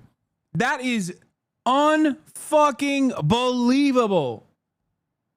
For months on end, when an Israeli official went on Western media, whatever they said, it was whatever I say goes. All of a sudden, almost overnight, well, not overnight, but in the past couple of weeks,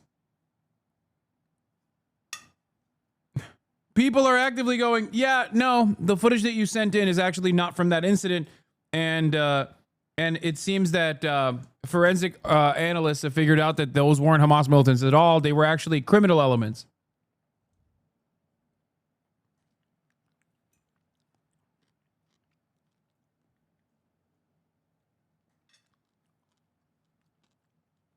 Incident on Sunday is disputed. It was not of the I don't think it's Gaza disputed at Foundation, all. Humanitarian I don't think Foundation it's side. No, I don't agree with you. I don't think it's disputed at all.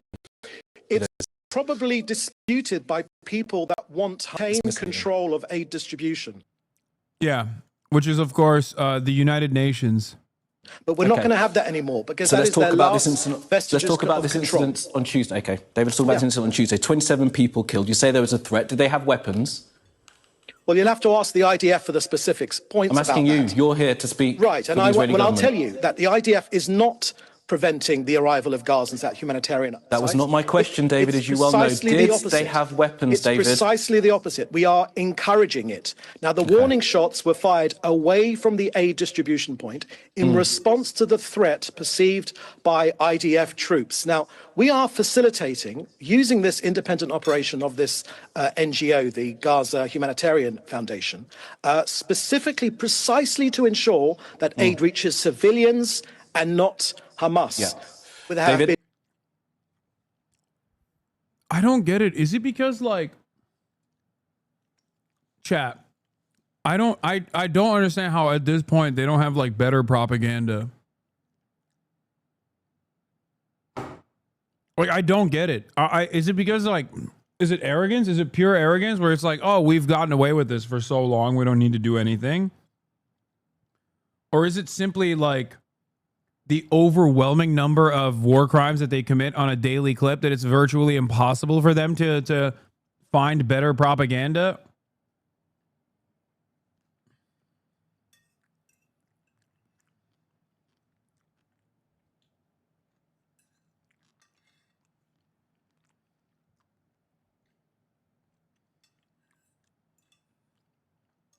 Like,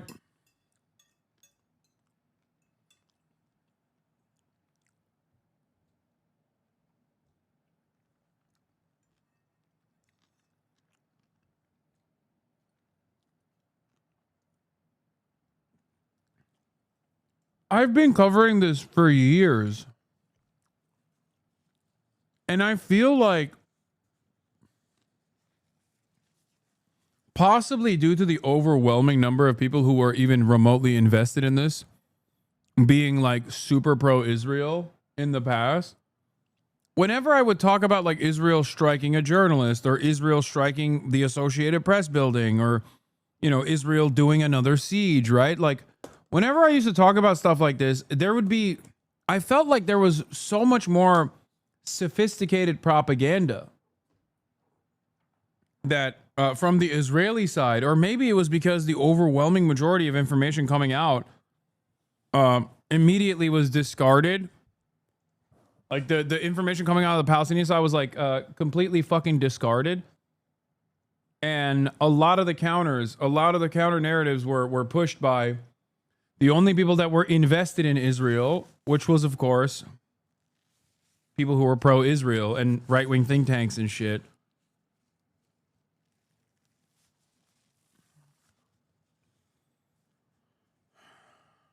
I don't know. It is truly shocking. I'm serious. As someone who's been covering this for fucking a decade at this point, it is shocking how bad the propaganda is.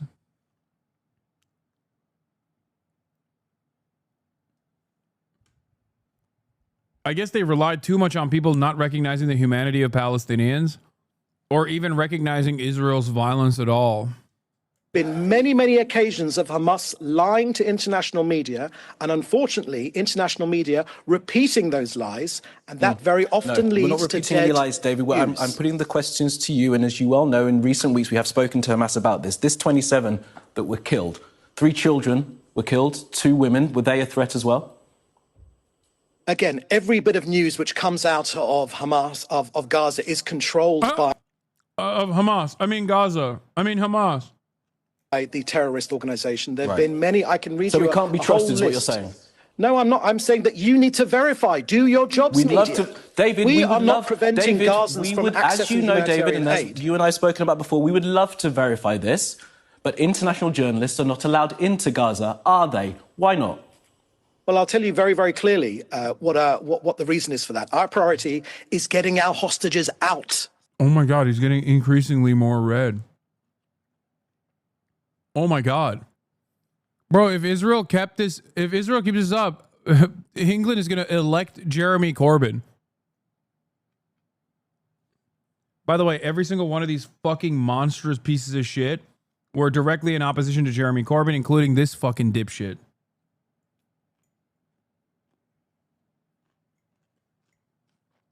One of the more sophisticated Israeli operations.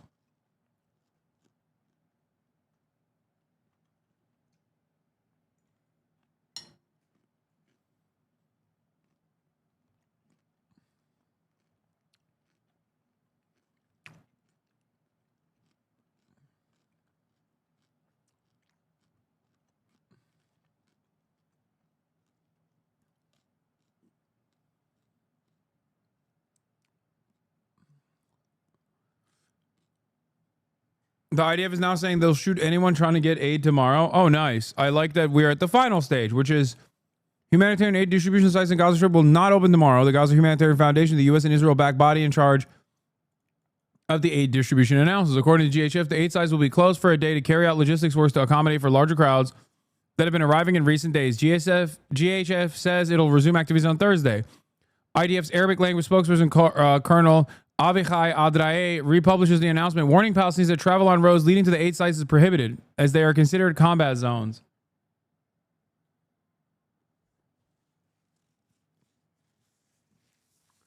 There is something to be said about like dual loyalty narratives being an anti-Semitic trope in a time of like unprecedentedly open fucking loyalty demonstrated to Israel by people who are British or by Americans in general.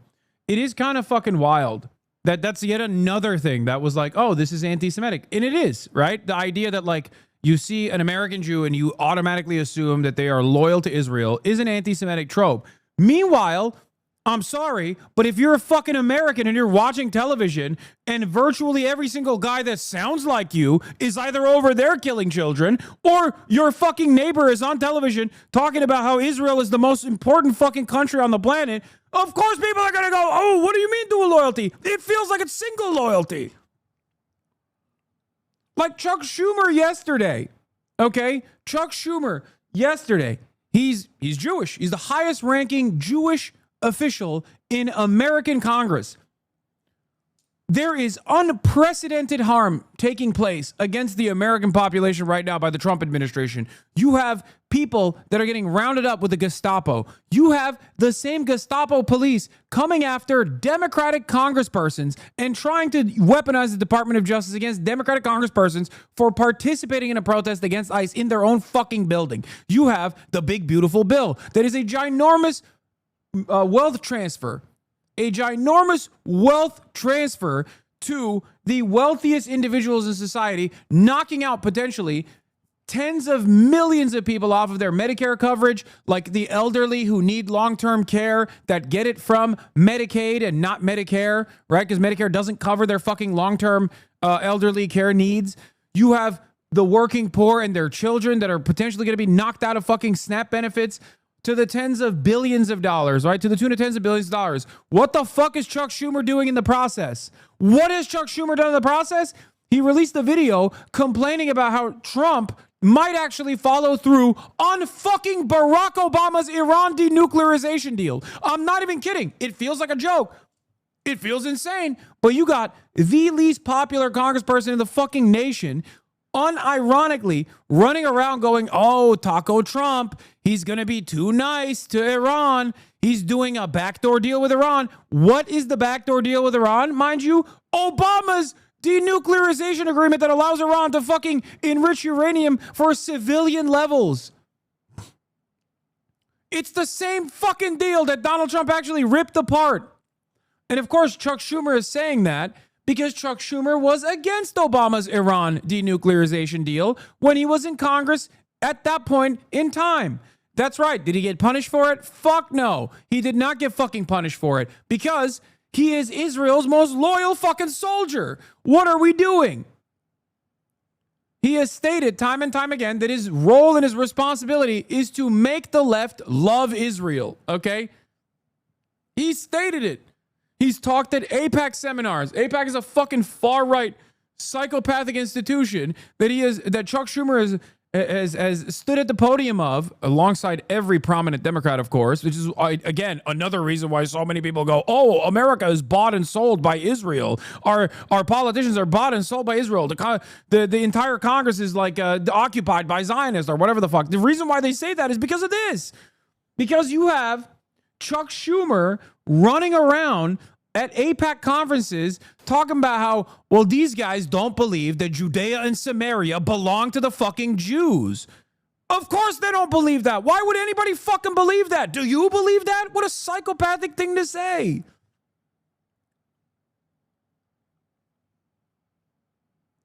One of the most psychotic things, dude. Yeah. Chuck Schumer to Brett Stevens in New York Times, March 18th, 2025. My job, he told me, is to keep the left pro-Israel. Yeah.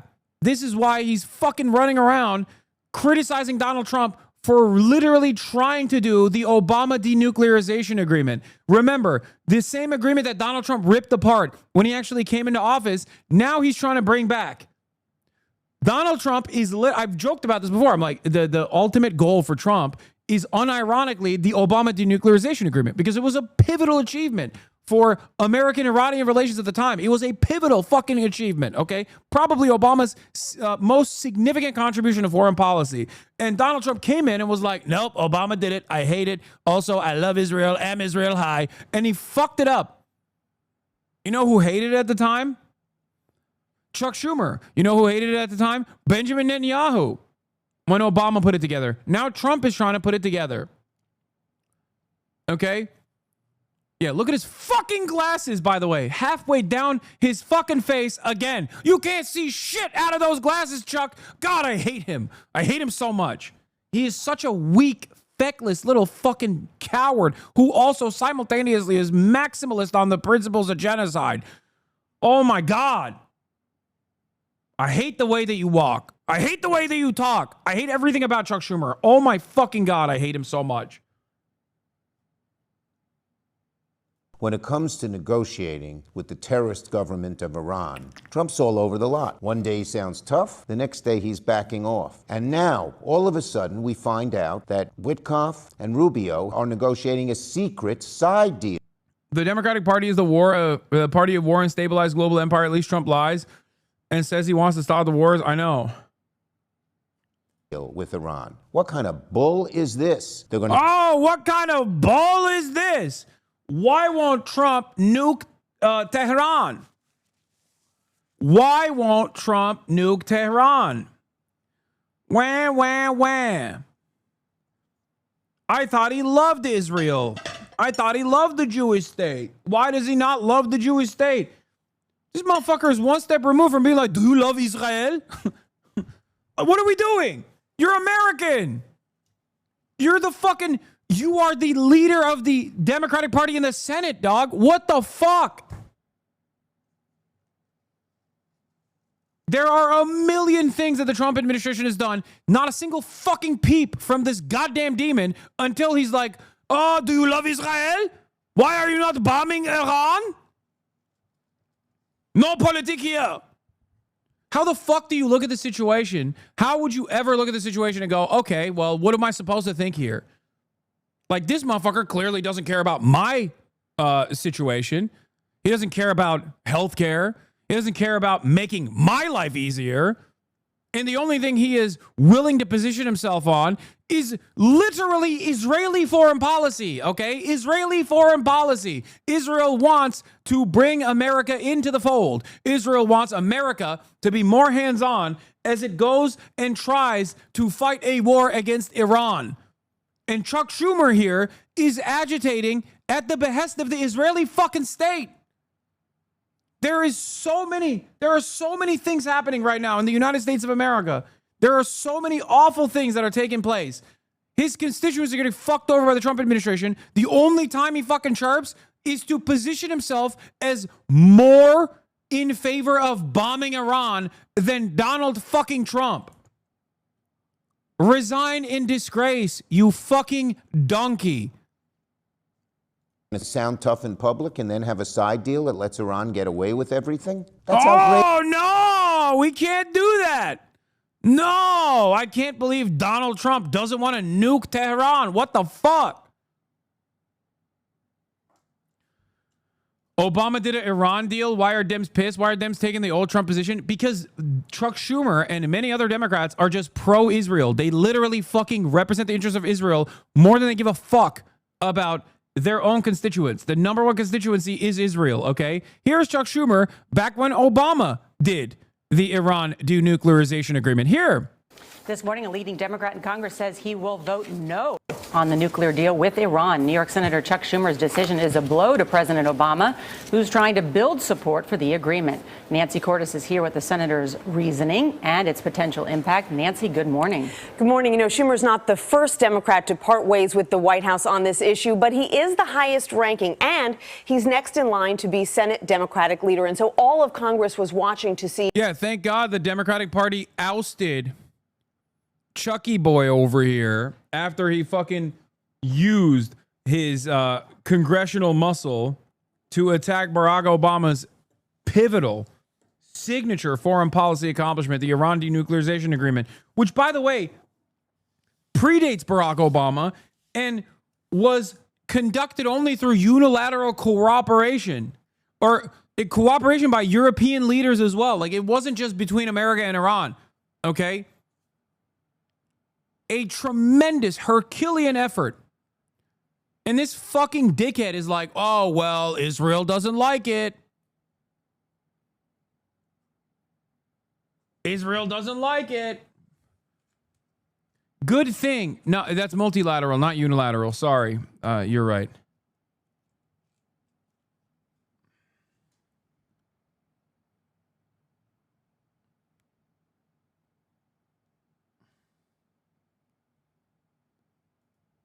how he would come down. In a detailed 5-page statement, Schumer said, quote, there are serious weaknesses in the agreement. It would allow Iran, after 10 to 15 years, to be a nuclear threshold state with the blessing of the world community. A short time later, Eliot Engel, another Jewish Democrat who is ranking member of the House Foreign Affairs Committee, also announced his opposition to the deal. And their announcements could give cover, Charlie, to other Democrats who are thinking of coming out against this deal. Nancy, thank you so much. Yeah, would you look at that? What is this? Exclusive. Alex Jones responds to Palantir hysteria and lays out what is really happening. Don't want to come across as me ever having liked Alex Jones, but man, what a downfall. We're literally in a supposed period he always prophesied of unchecked government power and openly evil corporate overloads. And now he's just like, it's all just fear mongering. Once again, I have to repeat my position, okay? Alex Jones has always been a fucking psyop. Alex Jones's primary position is to either, one, make everything look like all conspiracies, some of which are valid and real, look silly by definition because of the association with Alex Jones, who makes a bunch of fucking insane shit up in the process of saying one truthful thing or two truthful things. Okay? That's it. And now that we live in the post-Alex Jones world where, even the conspiracy theories have become democratized because all information dissemination is democratized. Now he has to fucking turn around and be like, don't believe the lies. Palantir is actually perfectly fine.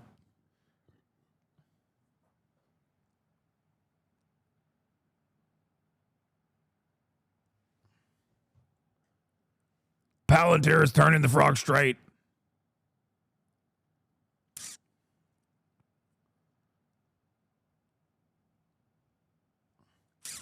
Sam Cedar once said if Jones is not a CIA asset, they would create one just like him. Yeah. Northern Lion in 10 years. Palantir. And when you look at it and you understand it.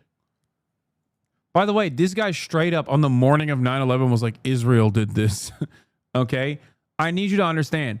On the morning of 9/11, this motherfucker went on public broadcast and was like, Israel is responsible for this. Israel did this. Mossad did this. Straight up. Okay? So understand that he went from saying Israel did it and the European Union did it to fucking Palantir is actually good. How the fuck?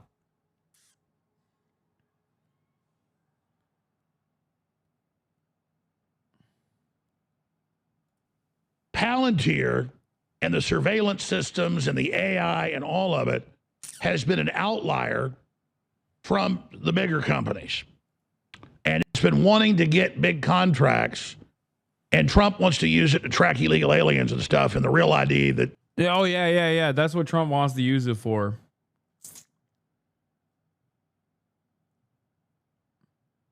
Yeah, Palantir is fine. It's not...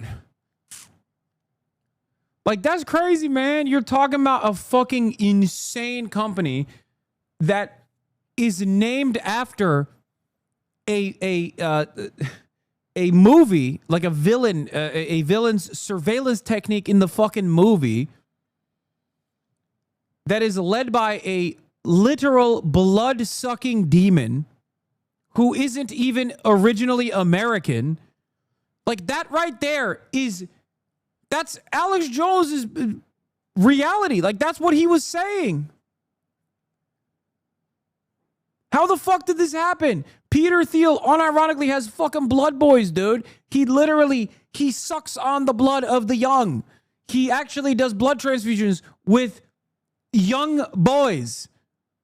He has many Hillary Clinton style, maybe assassinations. Who knows? Okay. He's also gay. That's the other thing. Like, you don't like gay people, he's gay. There's so many different avenues of attack for someone like Alex Jones here. Okay. Some valid, some invalid, but it doesn't matter. He's like, nah, Palantir is a big company and Trump is using it to fucking find undocumented migrants, undocumented immigrants. They're trying to bring in that's terrible. that never got implemented because it's unconstitutional. So I've been critical of all of that. And I obviously don't trust Palantir and the rest of the stuff it's doing. But it is small compared to all the other big AI and the Pentagon Sentinel and all the rest of it. The reason you're seeing the attacks on it everywhere is because it's trying to get contracts that other big tech companies already have, and because Palantir has been supportive of Trump. And so, yeah, Trump is going to them because they've been supporters. But all this hype about Palantir, all of these systems can be used for control. All these systems are out of control. All the AIs are woke. So Palantir is being used to... Dude. I mean, it's been said before. I've also said this as well. But like, if Jeffrey Epstein wasn't assassinated and he was able to go on podcasts and talk about how much he hates woke, Alex Jones would hail him as a hero, a champion. Okay?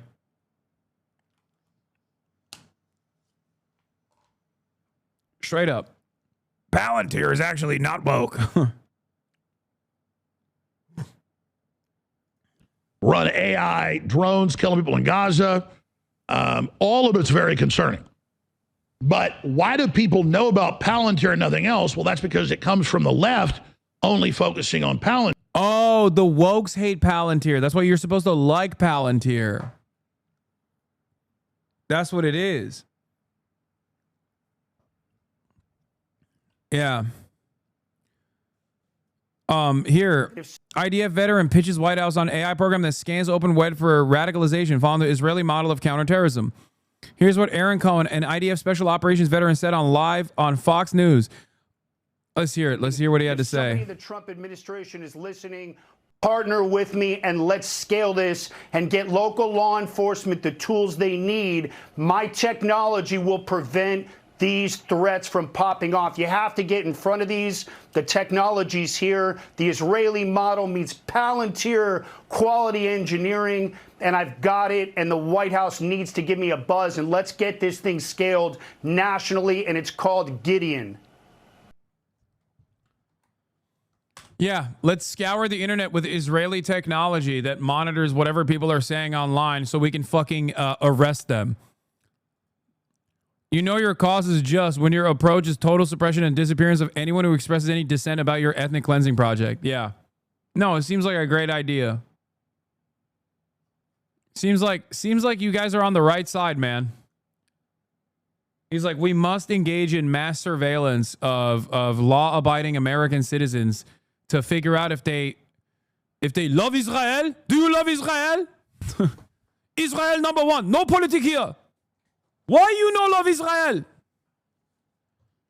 That's sick. Good stuff, man. That certainly is going to change the fucking tide, okay? Yeah. Do you love Israel? Why you no love Israel? Oh, you hate Israel.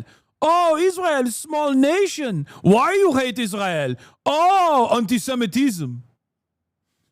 Anti-Semitism. Oh, do you go to Colombia anti-Semite? Like I saw in my favorite Israel TV show. Colombia anti-Semite. You love Hamas? You are Hamas? That's what the Palantir fucking surveillance state is going to be doing to me on a daily basis. You have said I'm Israel high? You have said I'm Israel high? You have forgotten. You have forgotten to say I'm Israel high? Do you love Israel?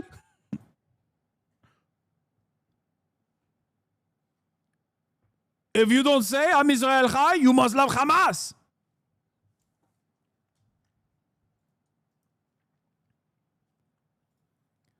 Gideon scans incoming signals across open web, Reddit, the cards, public forums, blog posts, conspiracy board. Wait, what the fuck? What is this? Who wrote this? Did an AI write this? Look at the fucking typos.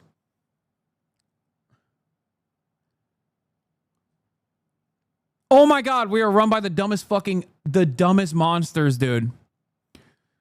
Indicator patterns, grievance buildup, martyrdom language, hate speech and ideology, tactical prep, target references, final pots, final post behaviors. Gaming and alt spaces, in-game chat logs, clan servers, TikTok comments, Discord servers, Telegram channels. Oh my God, thank God. It's not on. Twitch is not here. I'm not American. Could you please tell me how hogs are just watching this shit and not reacting like separate countries saying what you do on Fox News? Because American conservatives are fucking servile dogs. Do you understand? There is nothing more peasant-brained than the American Hitlerite small business owner that lives in a fucking suburb, okay? I cannot think of a more servile, self-debasing individual than an American suburb Hitlerite, okay? The most disgusting, the most obedient of dogs is the American that has an arsenal of weapons that says, oh, I need to have this for tyranny. I'm fighting against tyranny. Nothing more servile than a dog like that. American conservatives are so fucking malleable. They are almost entirely propping up the cuckold pornography industry with their behavior on a regular fucking basis. They are complacent. They are dogs. They literally sit around and go, please, sir, can I have some more? More boot, please. I will suck on it.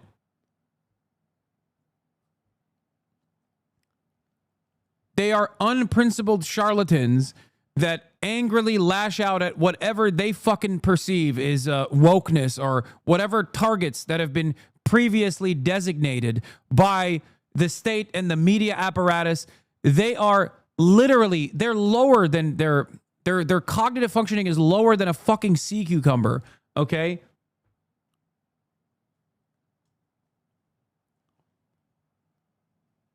It is ridiculous. Here, I'll give you an additional statement on this. Here's the top Republican senator on Trump's cuts to Medicaid. The best health care is a job. That's what this fucking animal said. That's a rising tide lifts all the boats. And, the best...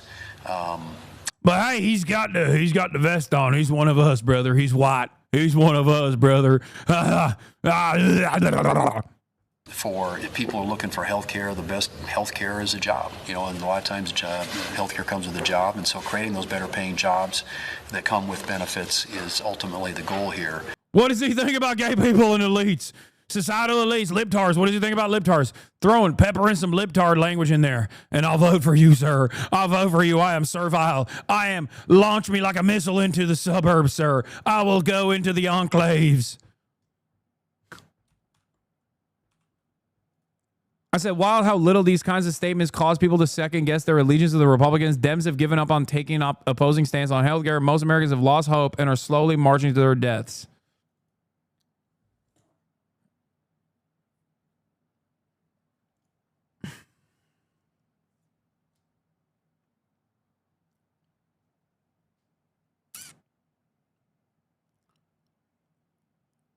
Republicans will fucking kill their immediate families to be a servile, obedient dog to fucking monstrous, super wealthy animals like this, okay? They do not think. They do not have enough brain processing capacity to think, to make reasonable decisions. They're too busy sucking Elon Musk and Trump's penises, okay?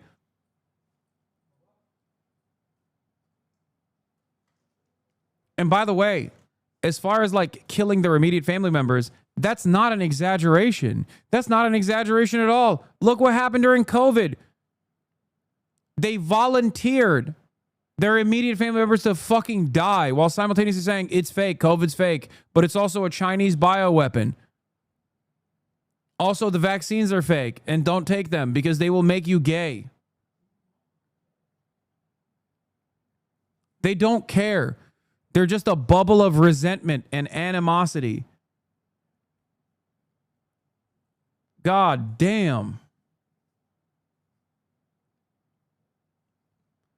Yeah, I'm reminded of fucking Joni Ernst mocking people scared to lose healthcare while filming in a fucking cemetery. No, that's actually a perfect representation of like what kind of insane messaging Republicans can get away with. Does anyone have that video? We have to watch that right now. It's gonna make me so angry. I'm gonna have an aneurysm.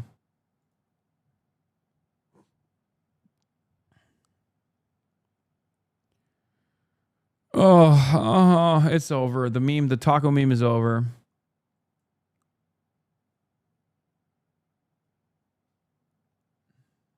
Does anyone have the Joni Ernst video?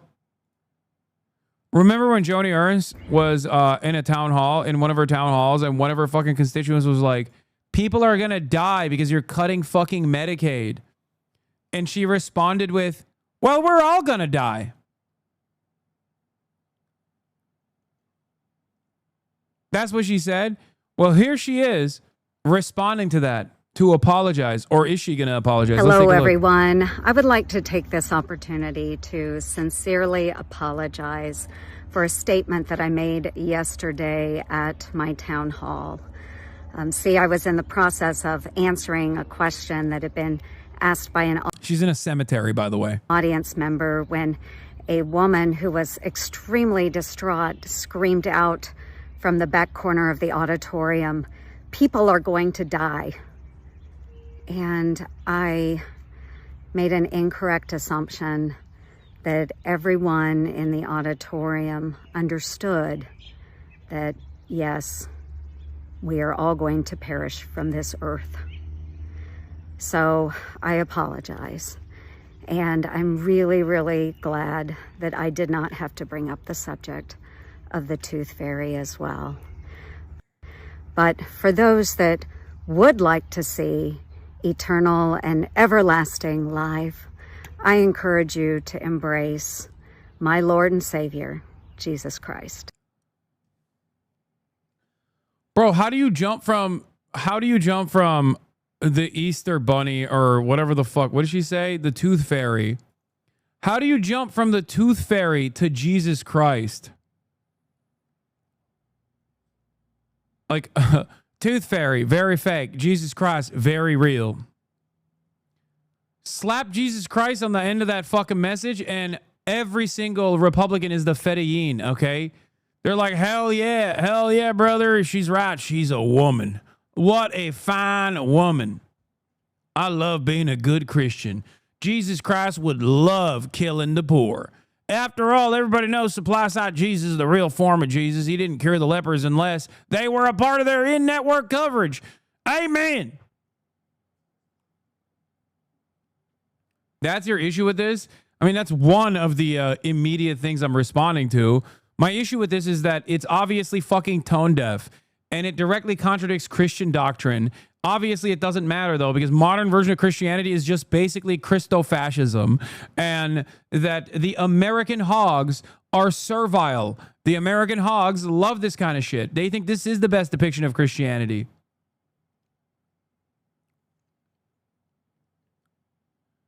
I hate it. It's a fucking death cult. And the very fact that more people do not feel the way that we do in this community when you hear something like this, when you have this fucking demon, openly posture like this is like, well, some of y'all are gonna die if there's no Medicaid, but it don't matter because we're all gonna die. That's right. Who cares? Love, all glory to Jesus, please. Like when you say that, like under normal circumstances, if we were French, okay, yuck. But if we were French, think about the possibilities. How many cars would be on fire? How many fucking cars would be on fire if a French politician came out and was like, oui, sorry, you are not getting health care. We are all going to die at some point. Every car would be on fire. They would shut it down. Americans, as opposed to the French, have endless tolerance for being absolutely destroyed every single day. As long as you can just slap on a couple Hail Marys and Jesus Christ is our Lord and Savior to the package, while simultaneously saying you're actually, attacking the fucking woke. Okay? That's right. We are fighting Islamagoshism. We are fighting Lavokism. That's right. We are fighting Islamagoshism by making sure that none of y'all's have health care. Me, I have the platinum health care given to me by the French, by Le French Parlement. You, on the other hand, can eat shit and die. Guess what? Because you clearly did not pray for Jesus' salvation hard enough. You deserve it.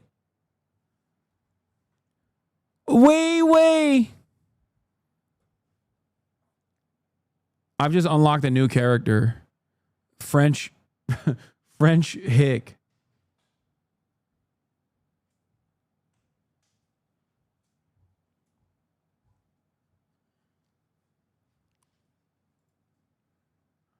Parlez-vous français, please?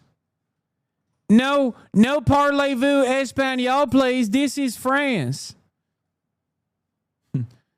Excuse-moi.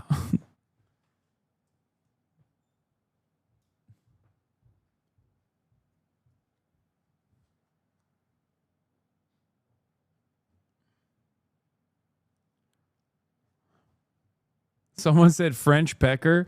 Yeah.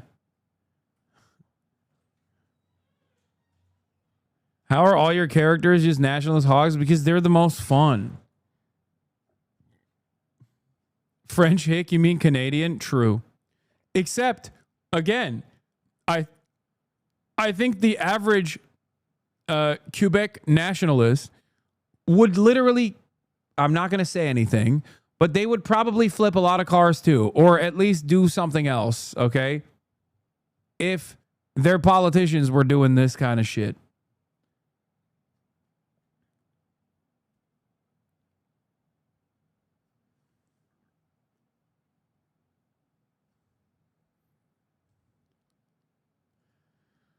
Oh. Anyway, here, let's watch some more hateful statements coming from Israeli media, which, by the way, remember, when people see this stuff, you're not supposed to see this. This is not for American eyes. You're not supposed to ever translate from Hebrew, okay? So what I'm doing is the most anti-Semitic thing. According to Jonathan Greenblatt of the ADL, I am doing, once again, exterminationist rhetoric about all Jews by, what? Oh, that's right. Showing a video that runs on Channel 14 that is normally supposed to be in Hebrew for the Israeli audience consumption, but instead I'm showing you what the Israeli audience is getting in terms of propaganda. Let's take a look. מה אני אעשה? עוד בתים, עוד מגדלים, שלא יהיה להם לאן לחזור. אז אנחנו צריכים שיקרה האסון הזה כדי להבין שהפלסטינים זאת קבוצה מיותרת, כדי להבין שיכול להיות שמה שהם צריכים זה נכבה 2. אתה רואה אזרחים לפתוח באש, בוודאי, הם לא אזרחים. אני חושב שבפעם הראשונה כשאנחנו רואים את התמונות של ההפצצות, של הבניינים ושל הגופות מעזה, בפעם הראשונה אני לפחות אומר, who cares, זה לא מספיק, זה לא מעניין, זה צריך להיות הרבה יותר חזק. שבעזרת השם עזה תהיה הריביירה של המזרח התיכון. כתבה בעיתון הארץ שאנחנו מציתים בתים בעזה. כן. זה נכון אגב, נהדר, מצוין. הוא אמר את זה כאילו זה משהו רע. זה מאוד פשוט, לקחת מטוסי ריסוס, למלא אותם בדלק, לרסס מעל כל עזה, ולהגיד להם, אם אתם תוך שעה לא מוציאים את החטופים, כל עזה עולה בלהבות. אני לא מרחם על העזתים האלה. אני לא חושב שיש מישהו במדינת ישראל, בארץ ישראל, שצריך לרחם על העזתים האלה. לא על מבוגרים, לא על קשישים, לא על צעירים ולא על ילדים. מבחינתי שירעבו למוות, מה אכפת לי מהם? למה צריכים שיהיה לנו אכפת? יודעים שיש הליך משפטי שמתנהל בהאג, ושירים של חיילים שישרף לכם הכפר, זה לא בדיוק עוזר לנו במאמץ הבינלאומי. השאלה היא... זה שאנחנו יהודים לא עוזר לנו במאמץ הבינלאומי. עוקב אחרי החדשות, אנחנו שורפים להם את הכפר. זה טוב שאנחנו שורפים להם את הכפר. ואני אגיד את זה בכל מקום. לא רק אני אומר את זה, דרך אגב, גם כל החיילים חושבים כמוני, כמו שאמר ידידי יקר, אנחנו לא שורפים את הכפר, אנחנו מוחקים להם את הכפר וצריכים לשרוף להם את הכפר. יש שם לא רק לוחמים, יש שם עיתונאים עם מצלמות שמכוונות לצד שלנו, בעיניי אגב הם מטרה לגיטימית וצריך להוריד אותם. אף אחד לא מתקרב עם מצלמה לגבול שלנו. זה היה צריך להיות החוק, זה אזור מלחמה, אתה בוחר להיכנס לשם, דמך בראשך. צריך לדכא. Okay, it's not my fault that the volume goes up and down a lot. לדכא את הרצונות האלה של הפלסטינים. We need to suppress the desires of the Palestinians. Yes, to suppress their desire for a state. את הרצון שלהם למדינה, לדכא את הרצון שלהם ללאומיות, לדכא את הרצון שלהם לשחרור. To suppress their desire for liberation. To suppress it.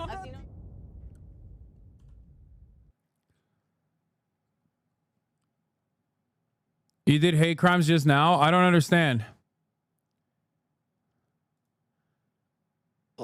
Because we believe in I forgot to finish this interview. You're right. Fuck. Hold on. I need to finish this interview. I need to finish not this interview. Where is it? Oh, here. Not Sky's journalists in. That's our priority. That's what we care about. Now, real journalists enter Gaza with the IDF.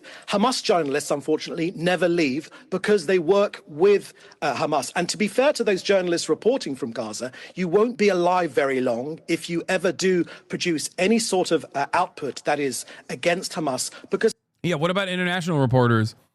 They won't be alive very long either because Israel will fucking assassinate them like they've done to all of the journalists in Gaza. Hamas will kill you. So many so-called journalists in Gaza, and of course we regret any journalists which have been killed, real journalists, but, Hamas operatives. You're distinguishing between real journalists and fake journalists. Oof, mommy, I lost a lot of close friends because I choose to watch your political commentary. It saddens me, but I thought I had to tell someone. For what reason? Are they fucking Holocaust enjoyers? Is that what's going on? Because it could be Holocaust 1 or Holocaust 2. Because currently Holocaust 2 is being conducted in front of our eyes. Or it could be Holocaust 1. It could be Nazis or neo-Nazis. Considering that I am an anti-fascist. Oh, because they're pro-Israel. Okay, so Holocaust 2. Okay. The point is, David, journalists aren't allowed, from international organizations, are not allowed into Gaza either. And I'm asking you again, why you don't allow that? Why don't the Israeli government allow journalists in? You'll know the charge that's put to the Israeli government is that they don't want the world to see what's really happening. Again, so there's no shortage of output from Gaza. It's been on front of our screens for 20 months now. But our priority is getting our hostages out. You're not letting... We want to get our live hostages out, not sending your journalists in. I will remind you that Hamas arrested a BBC journalist about 10 years ago, and they held him. And he was only released when there was an international outcry. And finally, Hamas released him. Now, that same outcry has not happened... They're protecting the journalists by not letting them. They're protecting their journalists by not letting them into the Gaza Strip because otherwise Hamas would kidnap them. It's so funny. Am I listening to fucking Ethan Klein or National Public Diplomacy Director at Prime Minister's Office's very own former Labor Friends of Israel leader, David Mercer? Wow. Well, don't worry. If these fucking journalists are crazy enough to become Hamas hostages, let them become Hamas-stages, For our Israeli people being held hostage for more than 600 days now. Our priority is getting our hostages out, not sending your journalists in. David, that's entirely misleading. You know that there has been international condemnation of the hostages that are still being held. It is untrue for you to make that charge. Right? I'm not talking about condemnation in words. I'm talking about real action. What do you want? What do you want people to do? Fucking bomb Gaza further? Like what? I want more than words. I want you to strap yourself to a GB-39 rocket and launch yourself at a Palestinian mosque. If you're a real one, you would kill yourself for Israel. Why have you not said, "Am Israel high," throughout this entire interview? Why are you not nuking Gaza? We have nuked it, but you should nuke it as well. He wants the entire Western population to volunteer for the IDF. The fact that they haven't means they're all anti-Semitic. Yeah. What are you doing? Why have you not volunteered to fight alongside the brave soldiers of the Israeli Defense Force?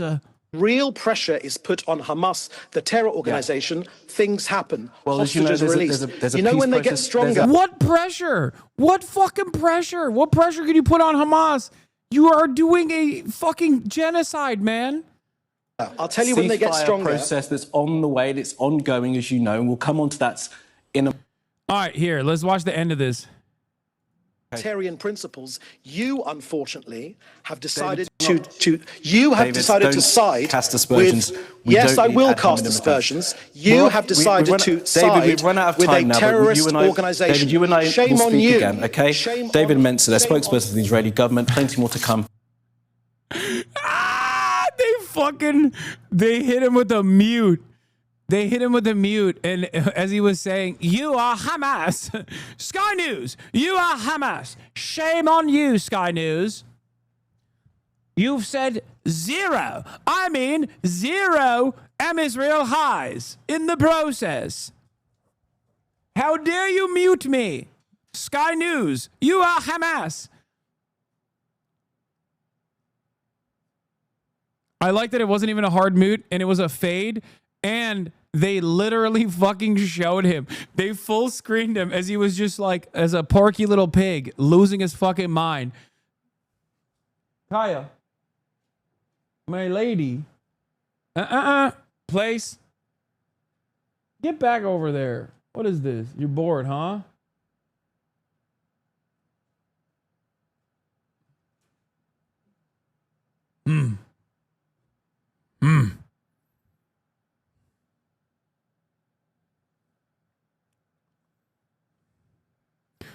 Former National Security Advisor Jake Sullivan praised Trump for his strategy of engagement with Iran and predicted he would reach a deal that is going to look and feel pretty similar to the 2015 nuclear deal reached by Obama. Oh no, someone alert Chuck Schumer.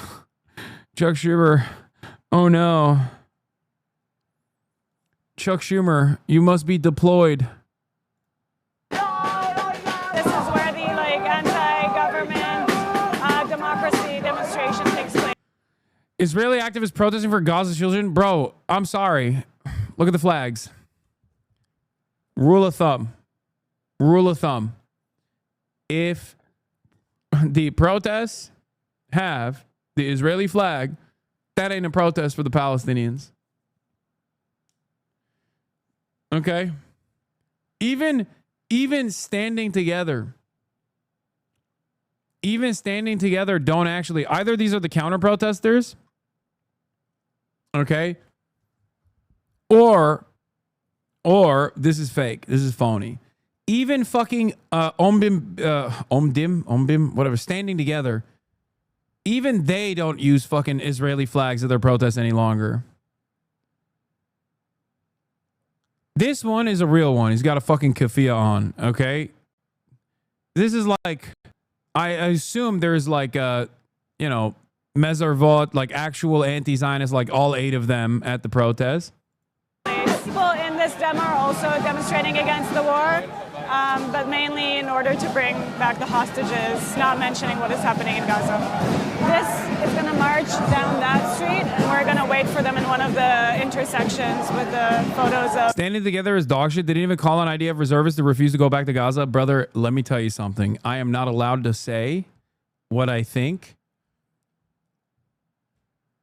I am not going to say it, but look, a lot of Israeli society is trained, okay? They have all drafted at some point and served in the Israeli occupying force. They know how to use weapons, okay?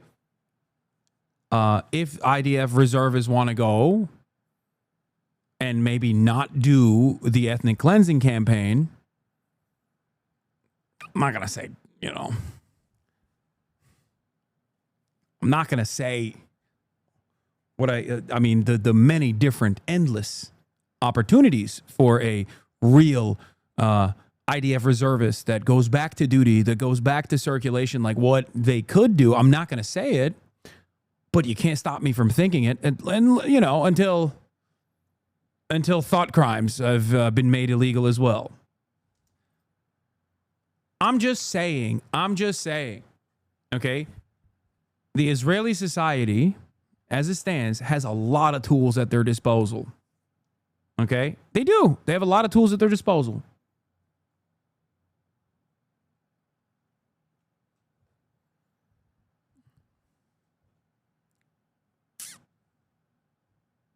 I fucking love thinking, bro. Now, of course, there's been plenty of mutinies throughout history. There's been plenty of instances where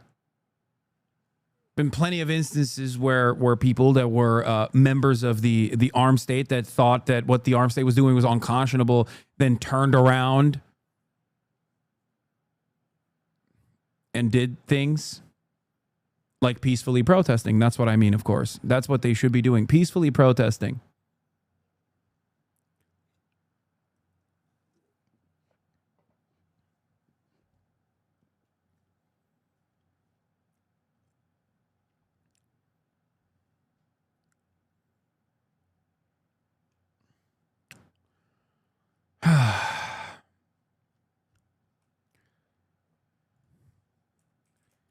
What is this terminology?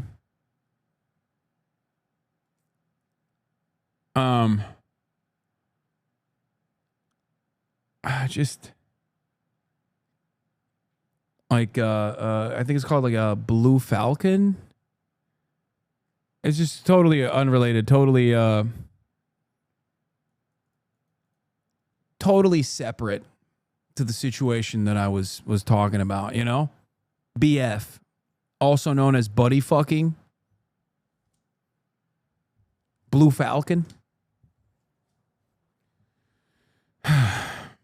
Who knows? Of the children who were massacred in Gaza.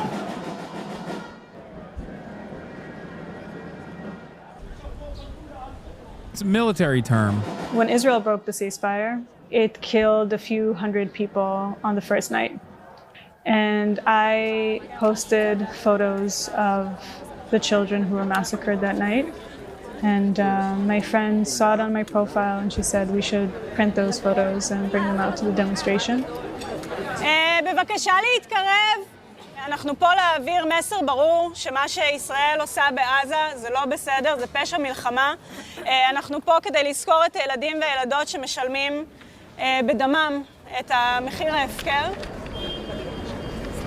We went out, I think, a group of 20 women with these photos, and were very surprised when people were coming up to us and asking us. This is why you should not let women learn how to read. Questions. They were asking, who are these kids? What happened to them? And people were genuinely shocked by it, upset by it.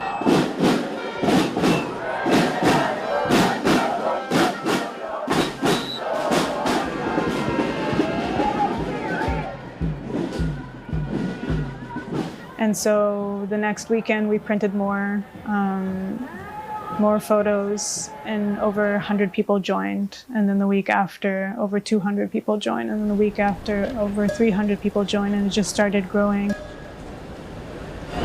Only children haven't done nothing. These are women of terror. These are Hamas. These are women are Hamas. Israeli incel. Israeli incel, new character unlocked.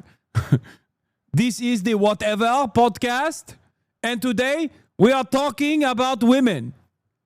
The final stage of Hamas. These are women of terror.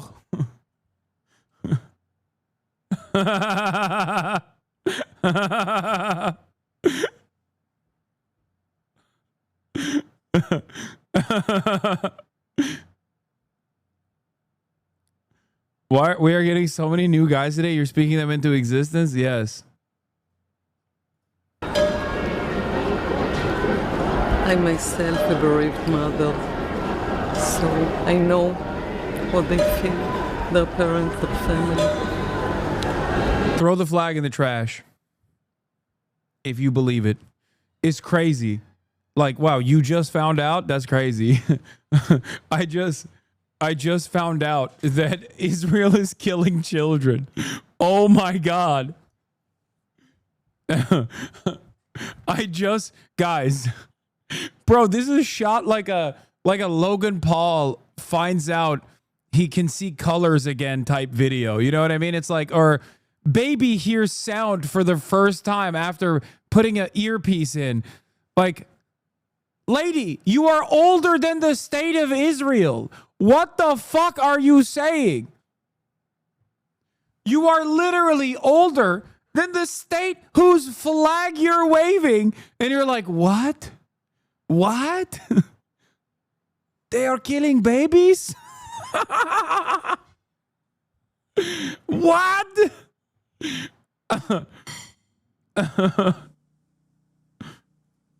Pain is pain all over the world.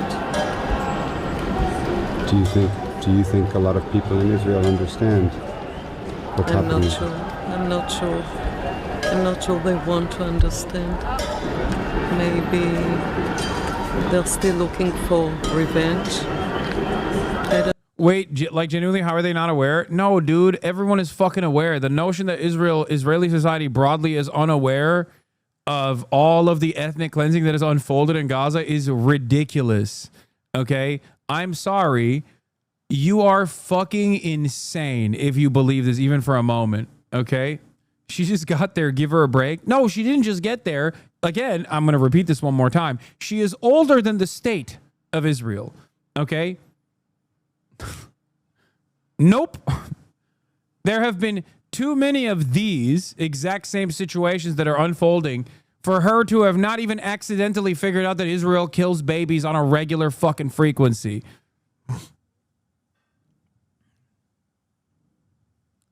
Yeah, they don't got internet. It doesn't work here, okay?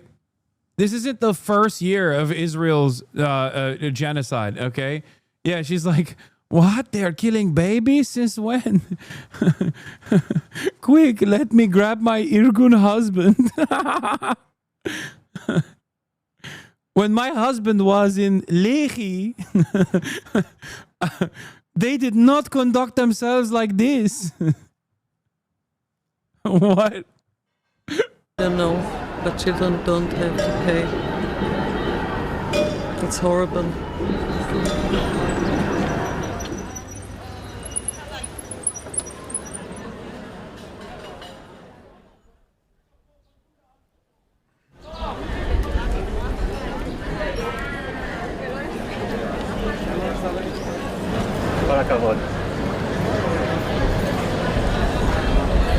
Wait, what?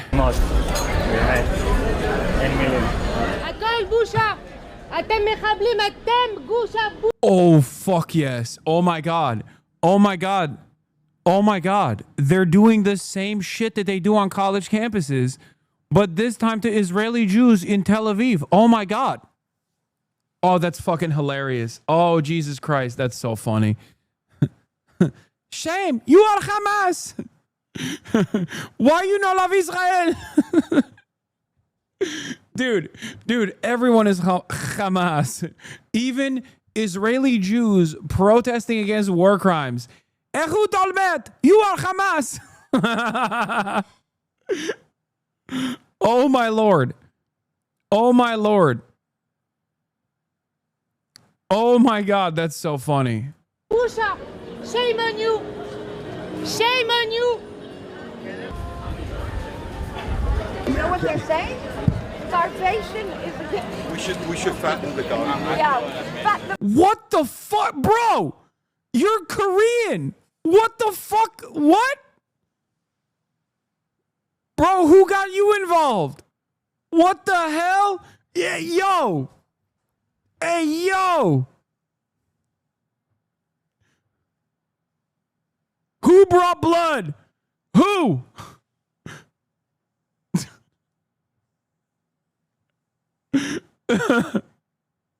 What the fuck? What is happening, dude? We should fatten the garden. Yeah. He's like a British Korean dude. What the? Oops.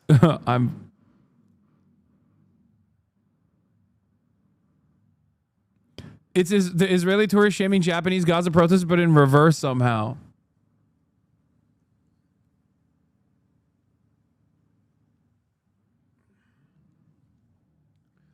Damn, bro. Damn. Turns out everyone was right. Israel is an incredibly diverse nation. Fascists from all around the world can come and enjoy the ethnic cleansing campaign and the apartheid state. It seems it's time for me to say, my bad. The diversity is amazing. This is a new type of guy that I did not think existed. Okay? Fat them up like pigs and slaughter them. Wait, what? She wants to eat them? She says, yes. We should fatten them up like pigs and then slaughter them. Lady, your fucking child is in front of you next to your British Korean husband. What is going on here? It's like Holocaust Disney? Yeah, literally.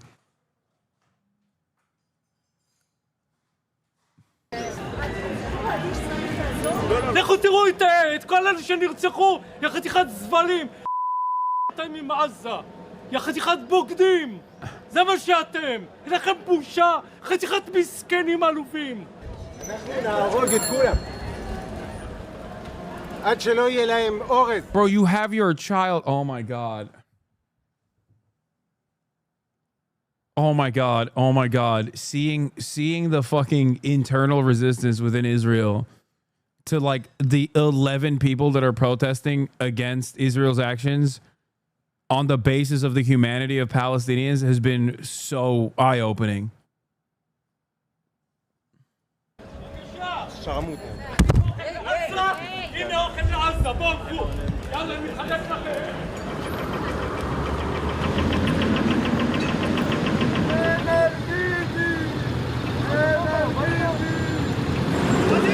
I understand the psychology of what is going on. I understand that people are mainly exposed to stories of Jewish grief, of Jewish loss since October 7, and that's all around us. If you walk down the street, there are photos of hostages everywhere. And if you open the television, you know, there are stories coming out from October 7. And the government manipulates that in order to push its own agendas and continue the war. Alma Muhammad, which means her father's name was Muhammad Abu Tayer. She was here and not anymore. And she was killed in Hassan al-Bire in May 7, 2025. And then they take the picture from here to the protest. So every day I have to collect the data from resources that I trust and write it down, organize it, and then upload it on our website. So it's a lot of work. There's a lot of dance around denial. And people try to shut the cracks that are already happening in the wall of denial. What does it mean for you to print these images out and hold them in the streets of Tel Aviv? Honoring their existence. I feel that taking responsibility in our deeds is the first step towards change. I do feel that there is a change. Perhaps people are starting to... I'm not gonna lie, this is new. This is new shit. Okay? Straight up. Like, Israelis protesting simply on the grounds that like Palestinian children are being slaughtered is still incredibly limited within Israeli society, but it is new and it's good. There needs to be way more numbers of people like this. To look beyond their own grief and realizing the Not all magnitude of what incels we've hate done in women. Gaza. Also, you said the J word many times. What's the J word? Not all incels hate women. What? What the hell is going on, bro?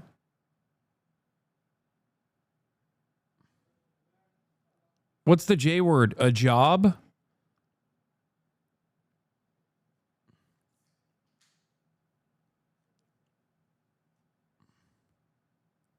I don't don't get why people would voluntarily say that they're incel. I will never understand that. That's a new kind of insanity for me.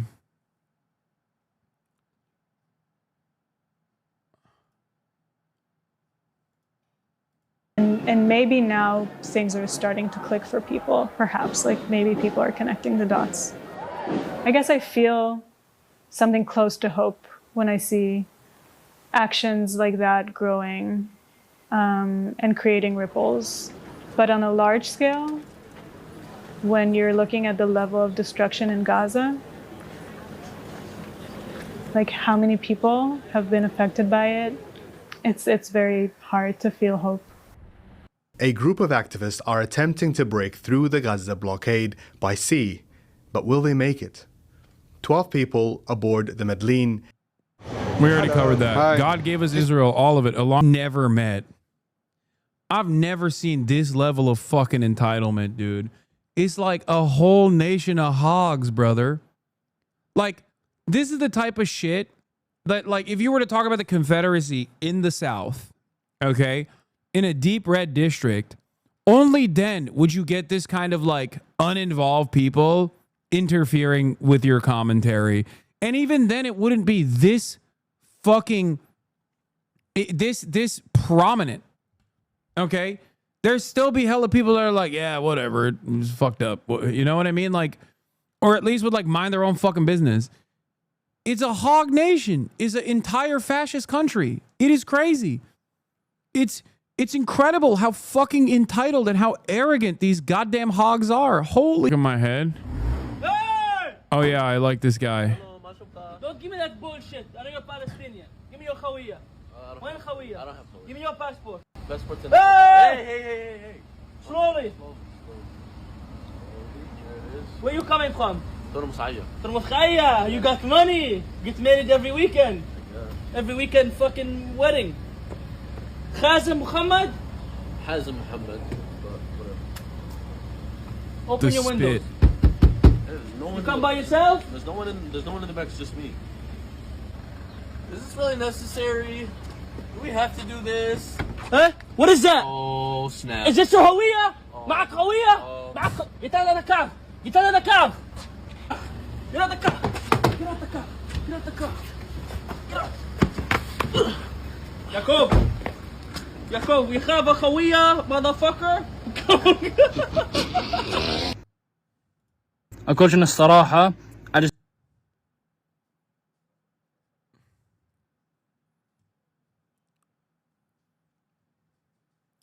Looks like being black in America? No. No. And most black people who have been to the West Bank would tell you this is a level above being black in America. It is not even comparable. Okay? I'm sorry. And that's, by the way, that is the best living standards for, well, not the best living standards for Palestinians, but that's the West Bank.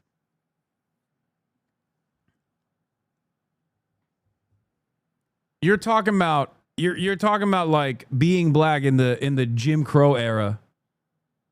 Okay?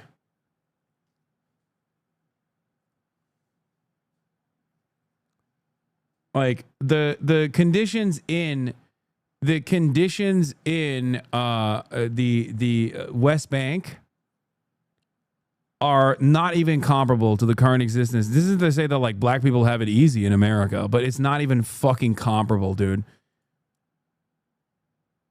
Like not even close. In Gaza is genocide, straight up ethnic cleansing. In the West Bank, it's straight up apartheid. Like,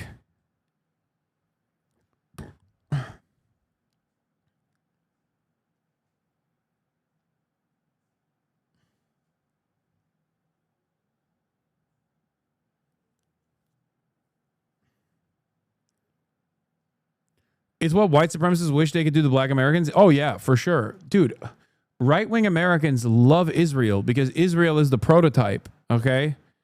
That's it. The scale of dispossession in the West Bank eclipses even the Jim Crow era is also, like, imagine, so think about it this way, right? You have incredibly important moments throughout black history in America, like incredibly violent moments, right? Not just like lynch mobs, not just the Klan, but like the Tulsa massacre, right? Tulsa massacre is like more violent than the average the version of like white supremacist violence that black people were subjected to. The West Bank is thousands of Tulsa massacres. It's not just like sundown towns that are designed around like a paramilitary holding things together and holding like a racial pecking order, but instead it's like you can't be a Palestinian and drive on roads. Like you have a different license plate. You know what I mean? You have a different license plate. You can't go to certain parts of the city, many parts of the city. It's entirely partitioned by illegal settlements. Why are we playing Oppression Olympics? We're not. I'm using an example that Americans can comprehend to show the fucking severity. Jim Crow era was a sliding scale of bad depending on local, but yeah, the worst of Jim Crow is eclipsed by the worst of the West Bank easily. Yeah. No, fuck you mean don't compare. I will fucking compare. I will goddamn compare. And you need to wake the fuck up to the reality if you think that this is hurting your fucking feelings, okay? That's insane. And no black academic that has seen the depravity of Israel's actions in the West Bank would disagree with me. As a matter of fact, I've spoken to two very prominent black thinkers, Ta-Nehisi Coates and Mark Lamont Hill, who absolutely agree with me.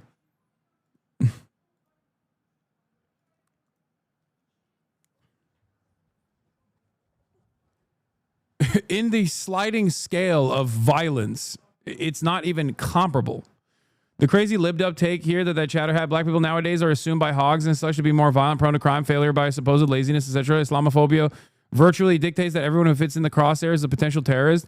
There was literally a time a family member told me not to speak Hebrew when going into an Arab taxi driver's car in Israel, by the way. This is an Israeli chatter talking about Palestinian citizens of Israel.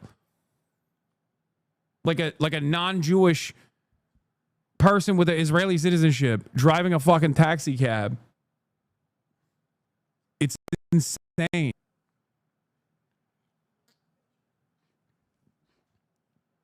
Like it's literally like a nation of David Dukes. Does that make sense? Like it's not.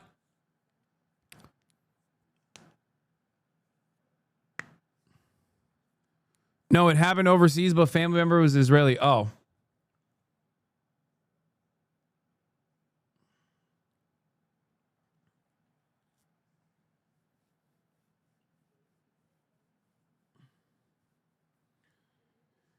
This will drive you crazy, but it will get the point across.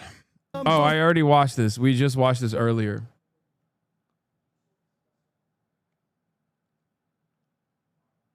Rain in LA messing with the internet? Probably. Chatter's thinking you're saying Jim Crow wasn't as bad and not Jim Crow was very bad. Now imagine being that worse. Exactly.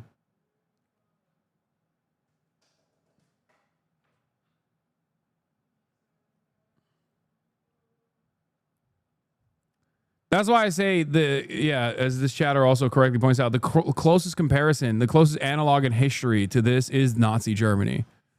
Like, it is 100% Nazi Germany.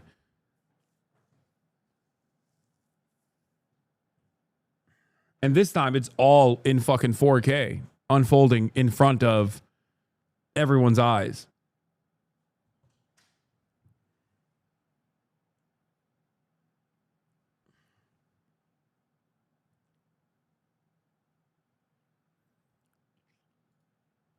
Dude, vegan teacher, yeah. One of the primary markers of a fascist society, by my estimation, is watching like aunties, like, you know, otherwise like vegan aunties and shit, saying some of the most heinous, some of the most unimaginably heinous fascist shit, that's when you know.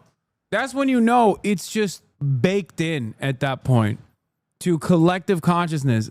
When you got like the hippy dippy looking aunties. Remember, I still remember that Corey Gil Shoister or whatever, like that guy that fucking goes around and asks Israelis like, oh, what do you think about Palestinian children? And then the Israelis are like, oh, we should kill more of them. Like there were a bunch of aunties there that otherwise come across as like they just look like they would be such kind and nice individuals until they start talking about what must be done. Okay? And you're like, oh my God. Like you have lost your fucking humanity. It's so crazy. Like this lady right here just looks like a normal ass, kind individual. Like look at her speech patterns, the way she carries herself, the way she talks. And then you hear her speak and you're like, oh my. Here. Matt Bernstein made a video about the anti-Semitism panic. Here comes the chorus of pick-me Jews that downplay anti-Semitism for social clout. 95% of Jews are always scared, but somehow leftists will always find people like this to elevate as the official narrative. Matt, if you downplay every instance of anti-Semitism, what do you think you're going to end up with? A safe space for anti-Semitism. According to FBI's 2023 data, there were 1,832 reported anti-Jewish hate crime incidents in the United States, marking a 60% increase from the previous year, and the highest number recorded since the FBI began tracking such data. These incidents accounted for 68% of all religion-based hate crimes, despite Jewish Americans comprising only about 2% of the U.S. population.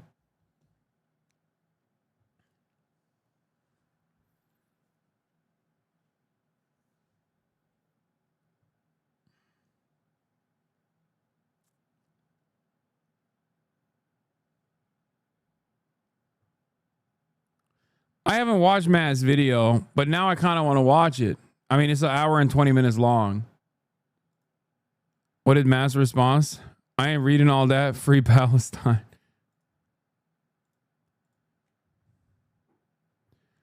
Ethan Klein targets yet another content creator for harassment, repeats the claim that anti-Semitism has skyrocketed and neglects the fact that statistics are achieved by counting pro-Palestine protests as anti-Semitic.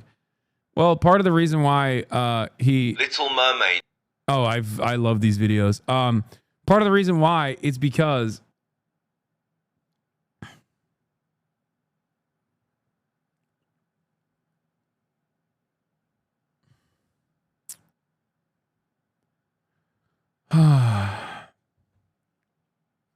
it's an hour and 20 minutes long. It's too long. You should not start. It's too long.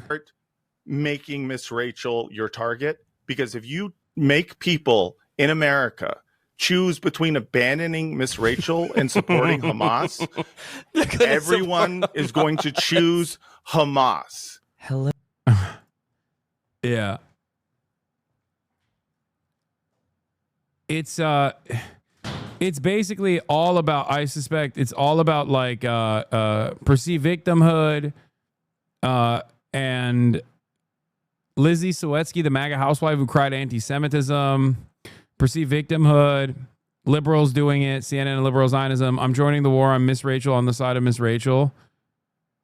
Project Esther, a plan to combat anti-Semitism written by anti-Semites. Christian Zionism is the craziest thing I've ever heard of. Trump doesn't care about Jews like at all. How do we actually combat anti-Semitism?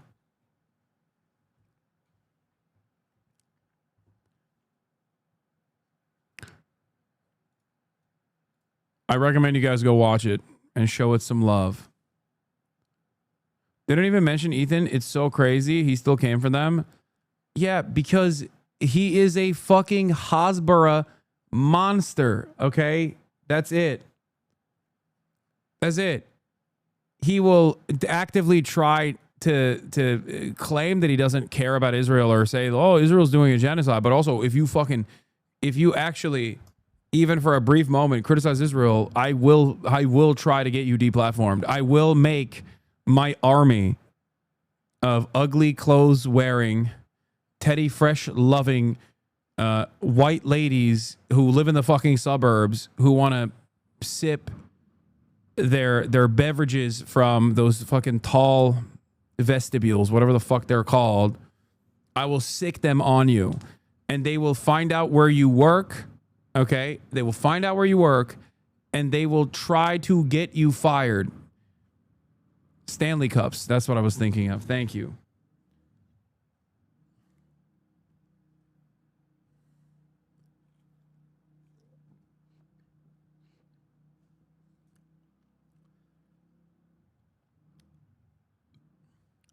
There's a couple different reasons for why anti-Jewish hate crime incidents have increased in the United States.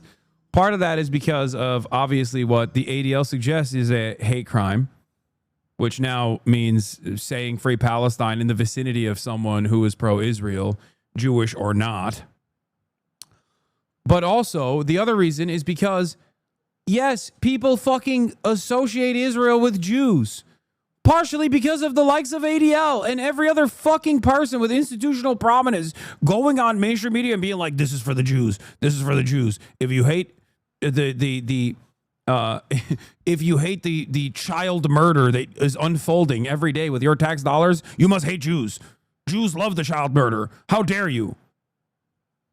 Also, there is no child murder. If you say that there is child murder, if you saw a video where a child was murdered by Israeli rockets, then that must mean you hate Jews.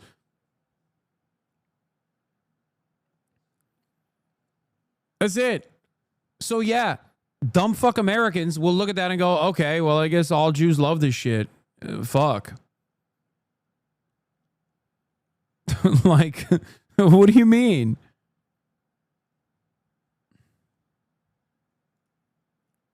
We're going to have the Messiah. Are we going to have the...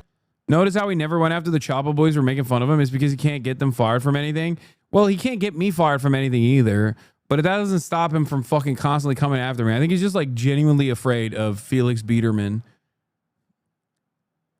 I think he is like, listen. He only goes after targets that he can either A, get fired from a position or a job, or B, targets that aren't Jewish, okay?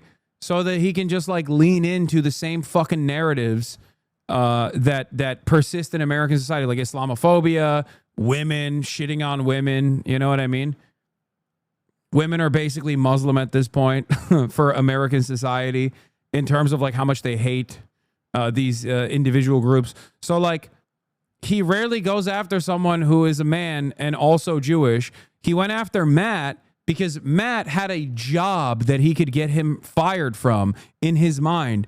Before you say, oh, well, Matt is Jewish and a man, because Matt works for Good Mythical Morning. That's why I said the only people he goes after are, if he's going to go after a Jewish man, it's going to be a Jewish man that has a job that he can fucking fire them for him. Okay? That's it.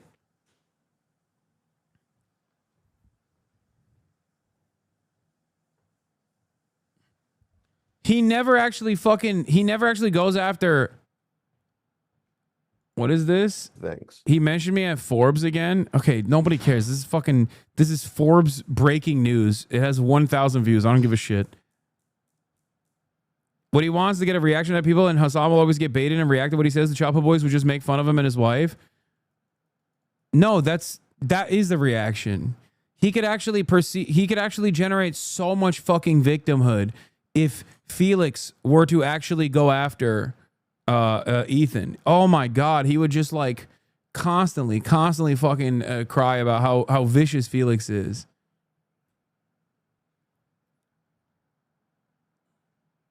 He's genuinely terrified. Yeah, I mean, look, the greatest example is fucking Daniel Mate. That's Matt Lieb's co-host. Why doesn't he go after Daniel Mate? Daniel Mate is also Jewish. Matt Lieb is also Jewish. Why does he go after Matt Lieb but not Daniel Mate? The reason why is because Matt Lieb has a job, okay? When you defend Israel, you turn into the canary mission automatically. I don't know what happens, but just like it breaks your brain so much that you literally turn into the canary mission. Every individual that loves defending Israel, at the end of the day, turns into a fucking canary mission operation.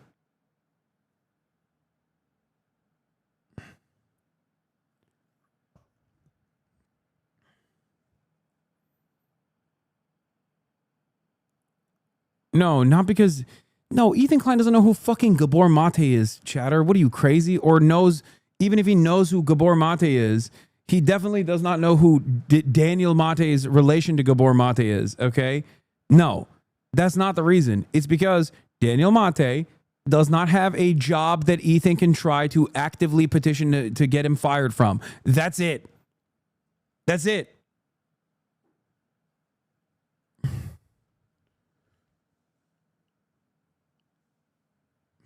That's all this is. He don't know shit. It's just pure resentment and pure spite because, again, it turns you into a fucking hog, okay? Israel is a hog nation, and you become a fucking hog fascist when you defend the hog fascist nation and its hog fascist ethnic cleansing campaign.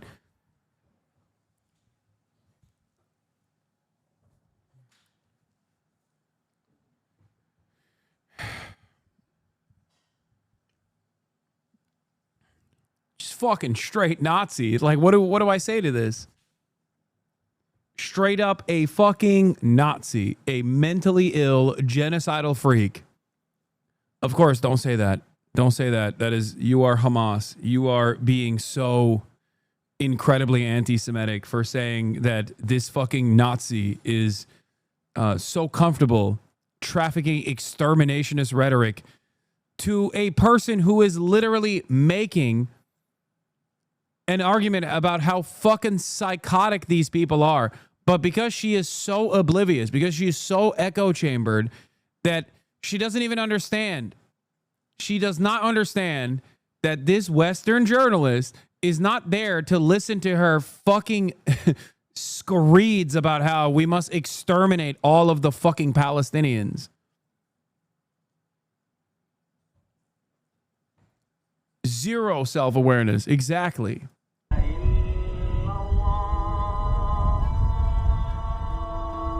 Do you ever see a solution? I can't link it, but your ex-co-host and his wife had a similar reaction to the Azan while in Israel. What? Israelis don't realize how insane this white Chiron reads to the rest of the world, but this is what Zionism has always been. And despite what liberal Zionists in the West try to sell, this is what Israeli society is. Whoever messes with the chosen people will cease to exist. Explicitly addressing the residents of Gaza in broken Arabic. Get out of Gaza and save your lives. Headline on the white banner. Whoever messes with the chosen people will cease to exist. That's the other side of this, is like that plays into the fucking entitlement as well. Because guess what, dude? This is a supremacist thought. This is a supremacist ideology. It is exterminationist and it is fucking supremacist. Also, frame drops are taking place because it is raining outside. Okay? Get with the fucking program.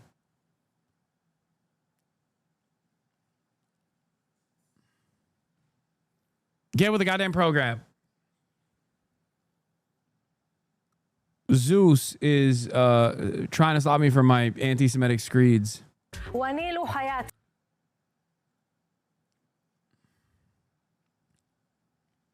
Strange how the evil terrorist people of Palestine always look and talk so normal, and every single Israeli sounds like a fascist, bloodthirsty monster when they start speaking. I know. It's weird. It's almost like there's historic parallels here, I think.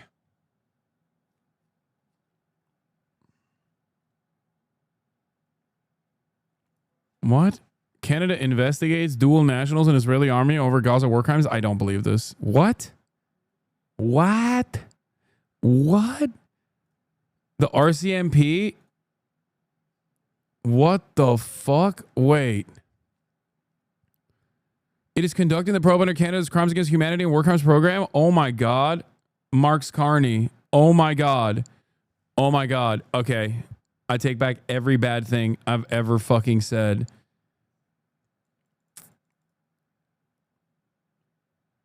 Hebrew language media reported the news is triggering strong reactions within Jewish and Israeli communities in Canada, marking the first time such an investigation has been initiated by the Canadian government.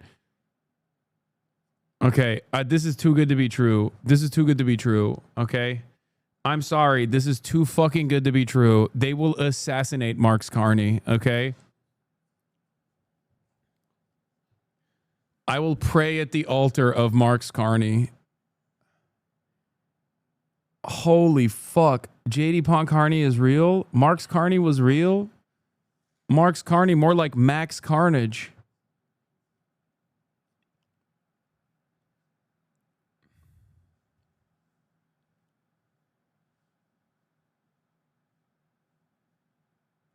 What the hell?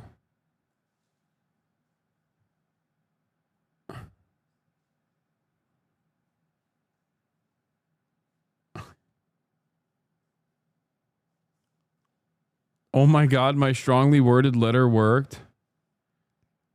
I guess it did. The police service told the Star it launched the investigation in early 2024. Someone made a list of IDF soldiers in Canada. Here are the names of the Canadians that have served in the Israeli military at any point in their lives. This project defines Canadian as someone who's a Canadian citizen and or has lived in Canada for a significant amount of time and or currently lives in Canada. Click on any of the names below.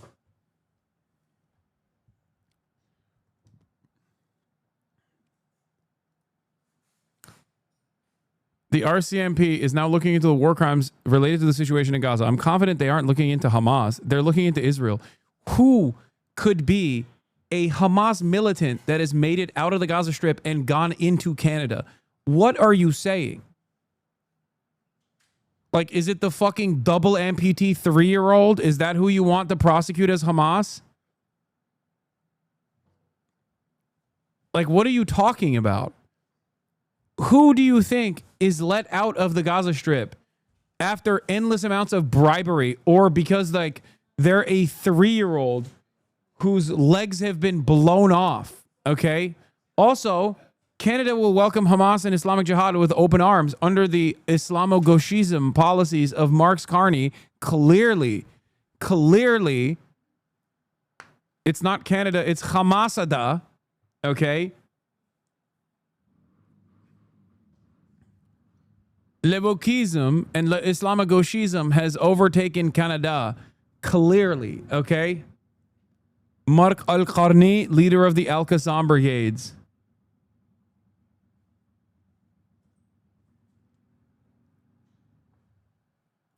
Oh my God. Foundation for dick riding Benjamin Netanyahu. Foundation for Defense of Democracies. We're being treated like criminals. Canadian police announced an investigation into dual national serving with the IDF. Oh my God. Oh my God. Oh my God. Oh my fucking God. Okay, this is, again, too good to be true. Too good to be true. Too good to be true. Too good to be true. It's too good to be true. But I am hearing confirmed reports that Marx Carney said the Shahada, as a matter of fact, and found the light of Allah, it seems. Oh my God, it's too good to be true. There's no fucking way. There's no way. There's no way, bro. There's no fucking way. Met police assessing reports accusing Britons of war crimes in Gaza. Yeah, that's not going to happen. The Met police will treat this assessment like they do with instances of horrifying sexual assaults. Okay? As in, they will turn a blind eye to it.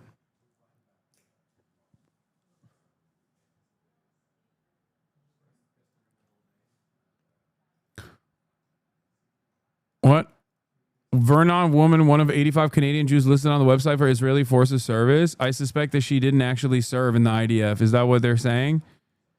Goldstein, 56, a Canadian dual citizen who was born in Vancouver but lived in Israel about 14 years and hasn't lived in Israel for almost 30 years. She served in the Israeli military from 18 to 30, and at the same time, she was the only woman serving. Oh my God. Okay. I'm sorry. I thought she was in the fucking Israeli occupying force for 12 years as an elite commando brigade instructor. Excuse me. What the fuck are you saying? At first I was like, there's no way. Like, maybe she's just like too old. Maybe she didn't actually, maybe it's like the issue with BDS sometimes is like, or not BDS, but the fear that a lot of people have, a lot of Jews have about BDS is that like, oh, they're going to start targeting like all Jewish businesses that have nothing to do with Israel, which is a fair fear to have, right? Okay. And then I thought the article was going to present itself as like, you know, this random Jewish woman in Canada who's never been to Israel is being falsely smeared as an IDF war criminal. It turns out she wasn't just the IDF war criminal. She was educating the next generation. However, recent publication of her name and details have her feeling targeted. In February, digital news publication has been highly critical of Israel since the country's war in Hamas broke out. Posted a website of 85 Jewish Canadians who are currently serve or previously served in the IDF. Goldstein is proud of her military service and makes no effort to hide it.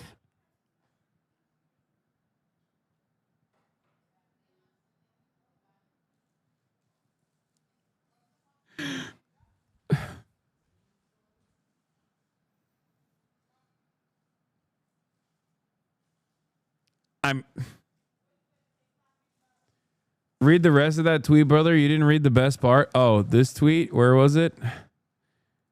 We can't fill a fucking pothole in this country, but we got endless resources to investigate the Jews. I mean, they ain't wrong. The Canadians have real issues with potholes, but I think that's more of a consequence of how bad the weather is.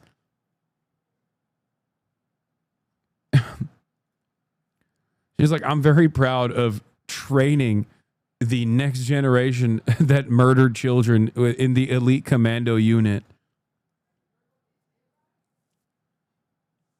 You know how in Inglourious Basterds they asked, would you take your uniform off after the war? It's just, I gotta, you know what? I'm gonna visit Canada now that they are, now that Canada is woke.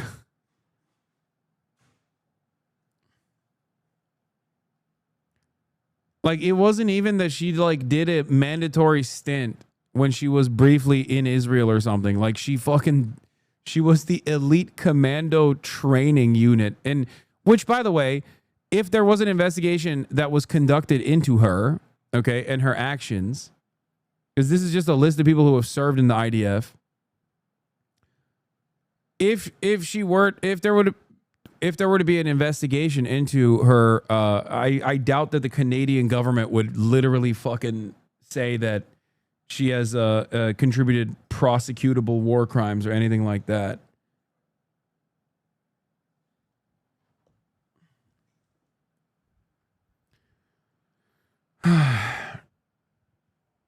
Why'd she go back to Canada? I thought Israel was a safe haven. I don't know. I don't get it. I don't understand. Everyone's like, oh, we wouldn't be safe.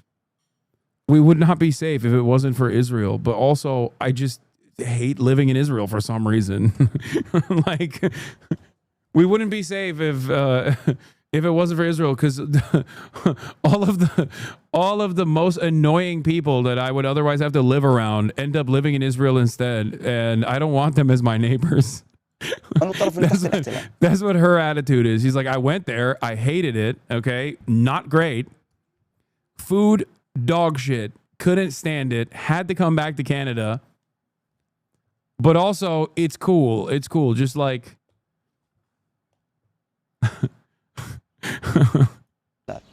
I do not want to listen to psytrance music.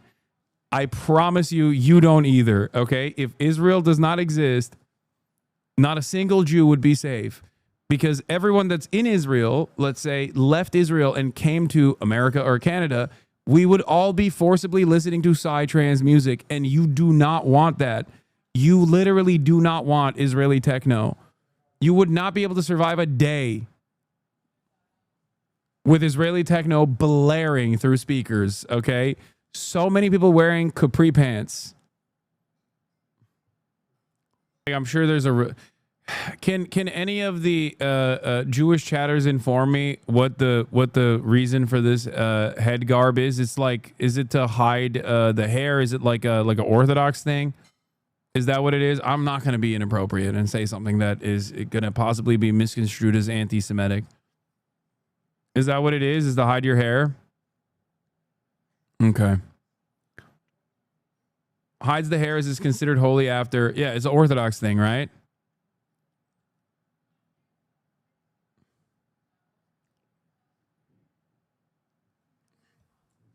Not gonna lie. Orthodox Judaism, a bit misogynistic. And not because women hide their hair like this. Okay, obviously I'm Muslim, I would never say that. but because the men they get married get way sicker garb. Okay?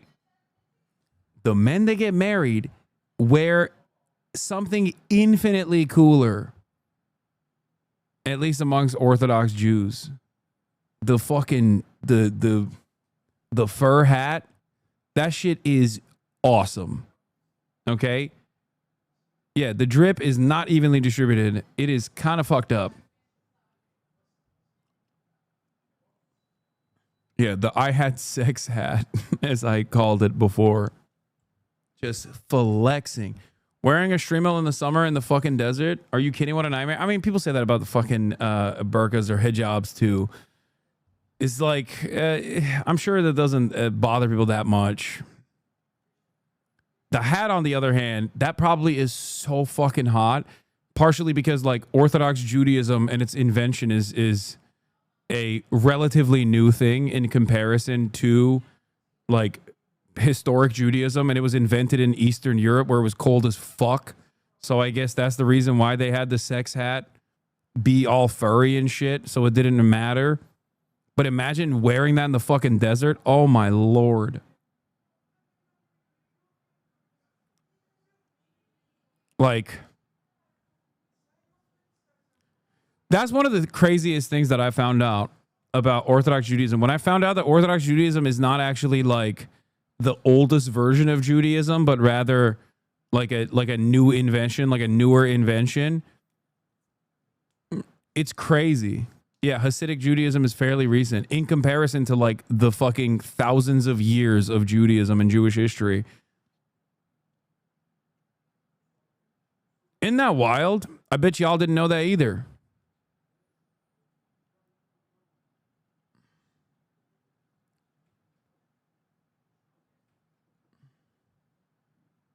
Yeah, is like a little bit of a DLC.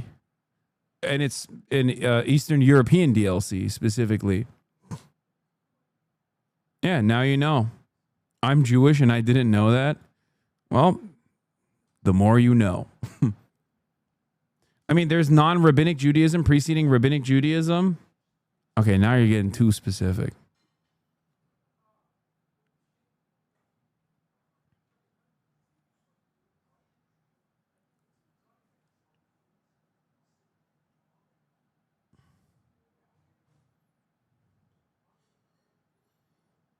I feel like Orthodox Jews don't tend to support Israel. That's not true. It entirely depends on the sect.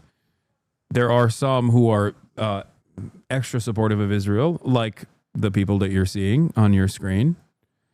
And then there are different sects like the Neturai Karta that don't support the nation state of Israel because they believe that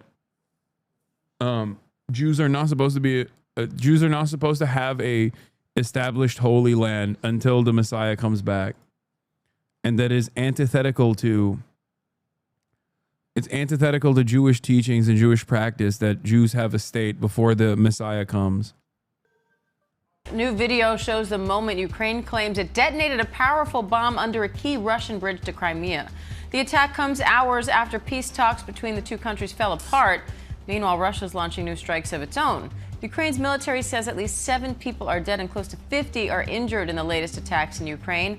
Let's bring in ABC's Patrick Reevil and ABC News contributor, national security and defense analyst Mick Mulroy. Oh, this is old. Patrick, what's the latest on these new attacks? This is old. I've started working out again. Went into a depression after my time in the IDF was up. Now I'm finally getting back to myself.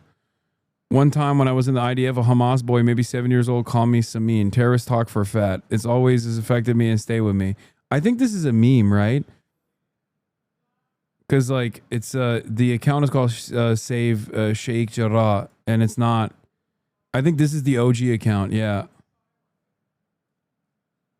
Because I remember this post when it was first posted. Save Sheikh Jarrah is like making fun of this person. Acts of anti-Semitism are never forgotten, but I'm glad I'm working out again to regain my confidence. Terrorist talk for fat, Samin.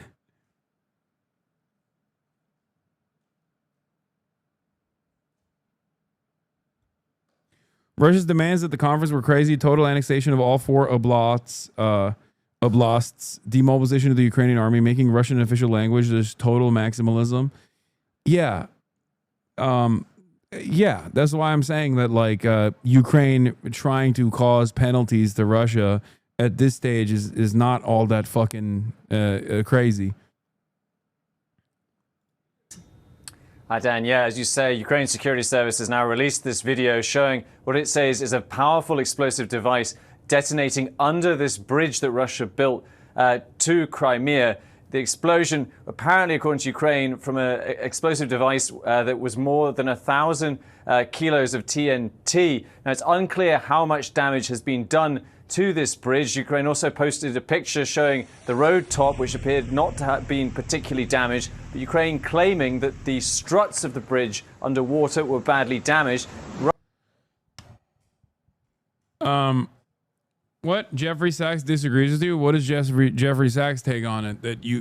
That like it's valid to give 4 additional oblasts to Russia that Russia hasn't even actually militarily overtook? Russia so far has not spoken publicly about it at all. The bridge was closed for at least 2 hours, but in just the last few minutes, they're saying that they have now reopened it. But clearly, there seems to be an attempt by Ukraine to continue another spectacular attack following that surprise and stunning. Just saw your Hezbollah flag take. Now that's some dick riding, and I support ending the genocide. What do you mean?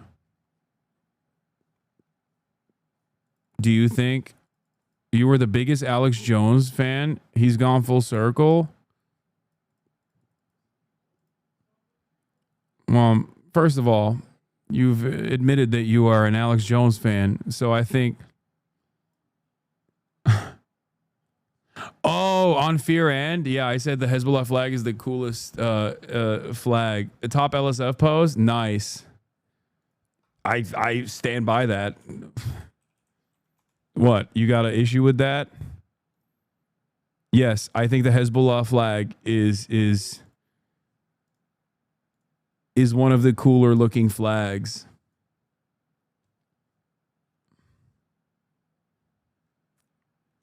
Wait, let's see. Let me show you here.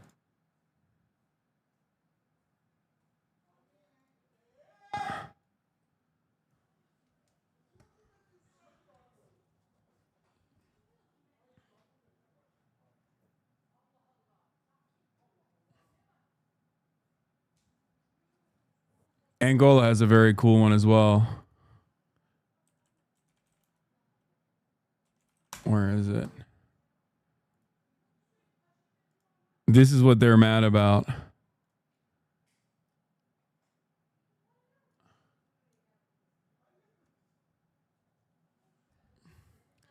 The funny part is Osman Gold's criticism of you was the flag wasn't that great. He wouldn't know what a fucking cool looking flag looks like if it hit him in the face.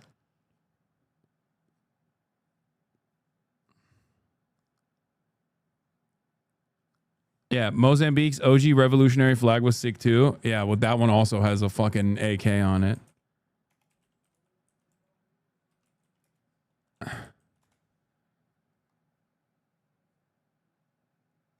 Look at this shit, dude. I mean, come on, brother. Are you kidding me? Hold on. Open image in new tab. And a hoe. Hardest flag in existence. Okay, that's fire. Holy shit. Tamil Elam flag. God damn. Okay.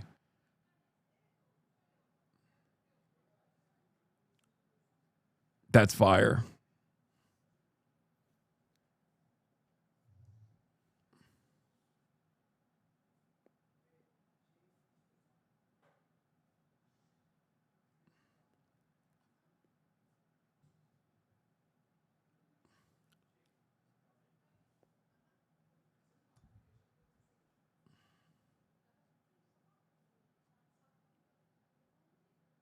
That's pretty cool too. I understand the sentiment from a vexillology standpoint. It's ass. Oh my God. Don't dude, I do not care. Okay. I think vexillology nerds are unfucking bearable, dude. These flags are goddamn undefeated. Are you kidding me? Flag perverts are unbearable. They have no vision for design. They have no eye for anything. Wales is obviously a fire one too. But like vexillology nerds have no interest. They want to literally make everything boring and banal. It is so annoying. If they touch my goddamn California state flag with the bear on it, I will lose my mind. Okay?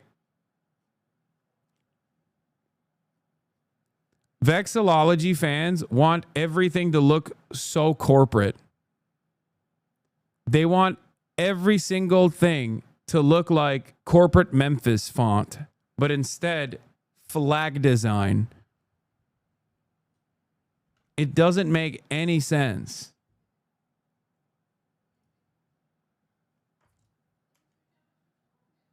This is from a comic book. I read this. Or wait, no, this is from Fallout, not a comic book. This is New California Republican from Fallout. There was a comic book that had a similar design to this. I mistook it. Fake Fallout fan. Man, shut up. I played it fucking years ago. Suck my dick. Don't give me a CGP Grey. Do not fucking send me a CGP Grey video. Vexillology fans are called vexillophiles. Thought you'd like to know.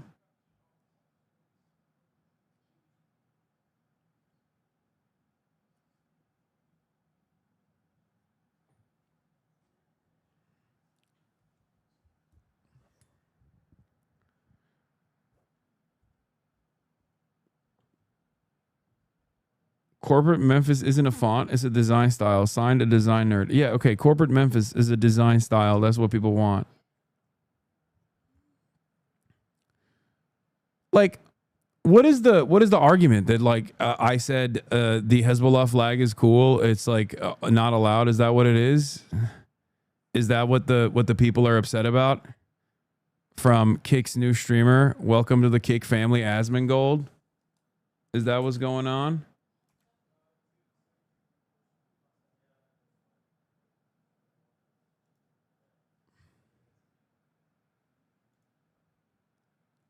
Hasan shows his favorite flag 2 hours ago. Dude, LSF is now all Kick clips. What the fuck? Oh my lordy. Oh my lord. Oh, I got another hit on here. I didn't even realize. Let's see what they're fucking freaking out about.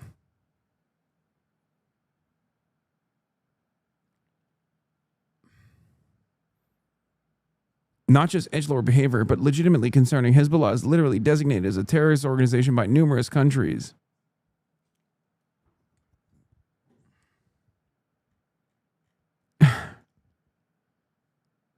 Ugh.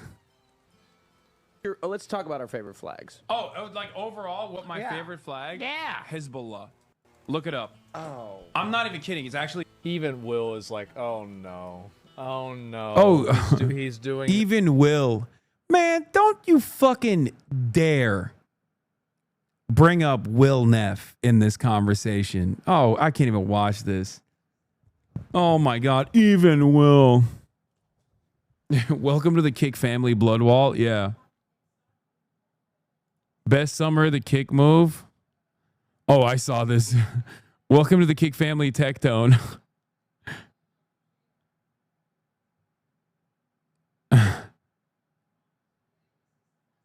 What is this, Yo Hasan? Can I come to LA and play basketball?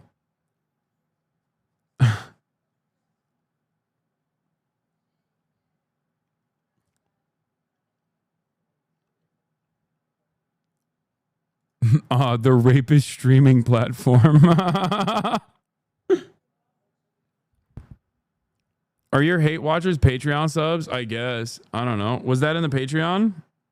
Or was that in the non-Patreon, non-paywalled episode?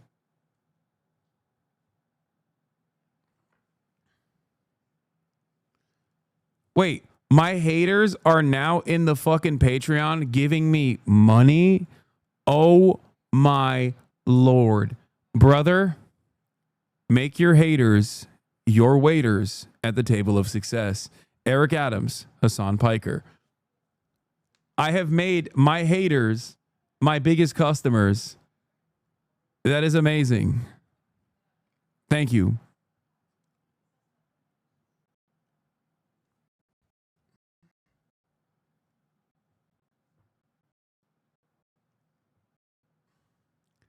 They had to pay me to hate me better. That's awesome. And not just me, but March, Cutie, Will Neff, Austin Show. Oh my God. Welcome to the Kick Family. As we go, shit has signed with butt.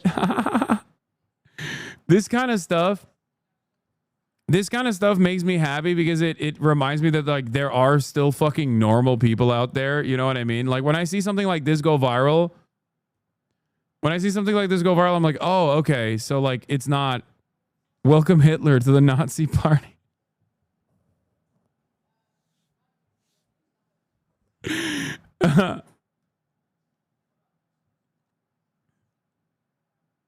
It was the YouTube episode, not the Patreon episode. Oh, bummer.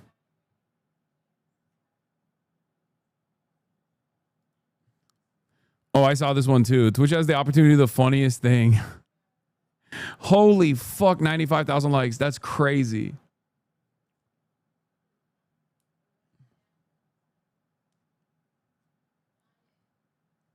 It was Patreon?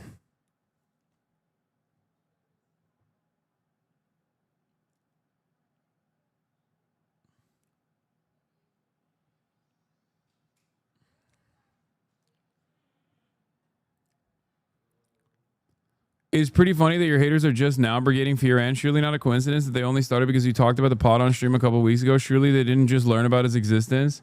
I mean, what? Who gives a shit? They're brigading my fucking podcast. My podcast is a cooperatively owned. Speaking of my podcast, March just walked in.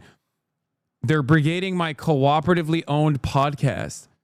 They end up what? What do they think? They can fire me from my own fucking cooperatively owned podcast? What the fuck?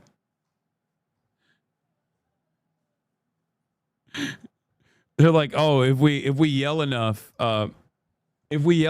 they will fire Hasan from Fear and. Cutie Cinderella, Will Neff, Austin Show, and March will come together to fire.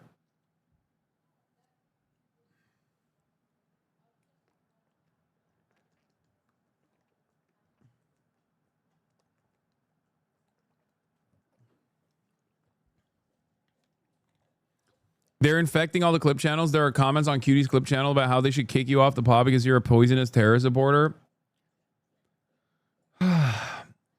It's shot in my house, man. The podcast. The podcast is shot in my fucking house.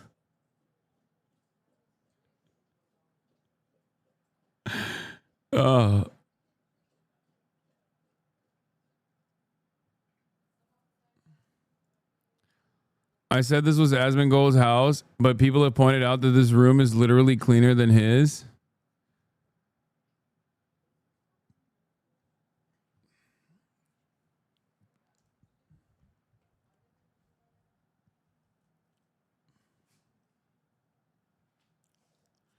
I mean, they did a recent ep without you there. I know. It's cool. Because maybe I'll just like secretly leave the pod and still collect the fucking revenue without having to work. They can still film it in my house too. 5D chess moves.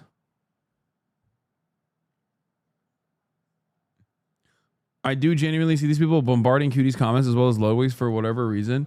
Why do you guys read YouTube comments? I don't read YouTube comments. I don't understand.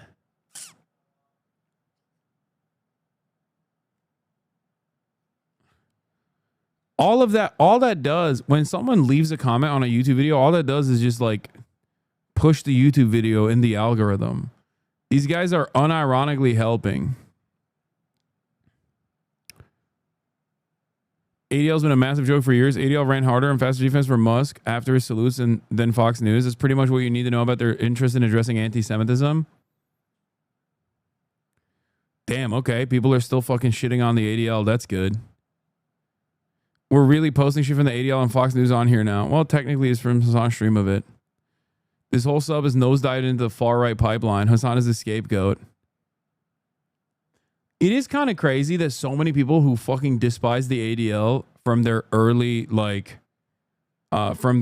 attacks against like Pepe or whatever the fuck are now turning around and defending ADL because the ADL is coming after me, which is strange. I don't fully understand it. Like all of these people that made a living constantly shitting on cancel culture and free speech, like defending free speech, have all officially turned around and are full blown in support of cancel culture and also undermining free speech.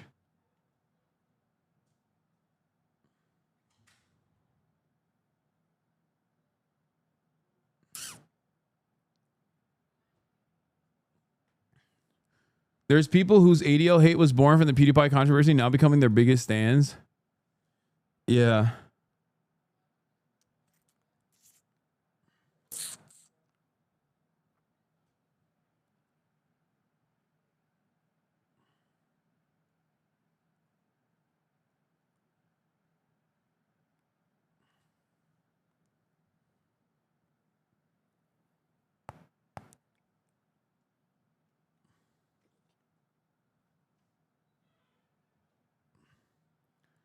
New York City mayor's race tightens. Disgusting abomination. Musk blasts Trump's agenda bill. On Capitol Hill, Donald Trump's agenda, the big, beautiful bill, is facing a critical test. Can Republicans make enough changes to get the bill through the Senate without making so many changes that it dies when it goes back to the House? Republican leaders have imposed a July 4th deadline on themselves. So they've given themselves just 1 month to get this bill to the president's desk. And considering just how big the bill is and that it's not quite beautiful enough for all of the Republicans in the Senate, that timeline is, shall we say, ambitious. We're going through a lot of changes right now, but we want the House to recognize their bill when it actually comes back. There's only 53 Republican senators would like to see some changes. This bill only passed the House by one vote. I doubt gaming's going to happen. March is here. They're going to do the podcast in. No, March is just here to bring some of my stuff back. That he graciously put in his bag. And whatever changes we including make, the it's Kaya got to go thing. back there for approval. We got, as you know, a lot of our members who would like to see more in terms of spending cuts. But in the end, it's all about the math. And it's what gets us 51 in the Senate and what gets us 218 in the House. So that, of course, was Senate Majority Leader John Thune. Let's do that math. He can only afford to lose 3 Republican votes. No, the Kaya stand broke. Kaya didn't break. Kaya, please.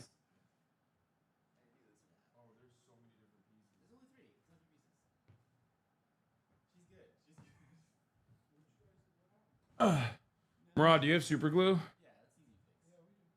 Can we glue this?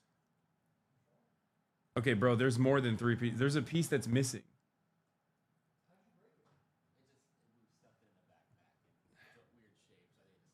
It's okay. It's okay. We're going to fix it. We're going to fix it. We're going to fix it. Oh, no. The bottom broke. You broke it? No, March did. And March broke it, chat. Calm down. I didn't break it. Everyone blame March, please. Oh no, people are unsubbing from the Fear End podcast as we speak.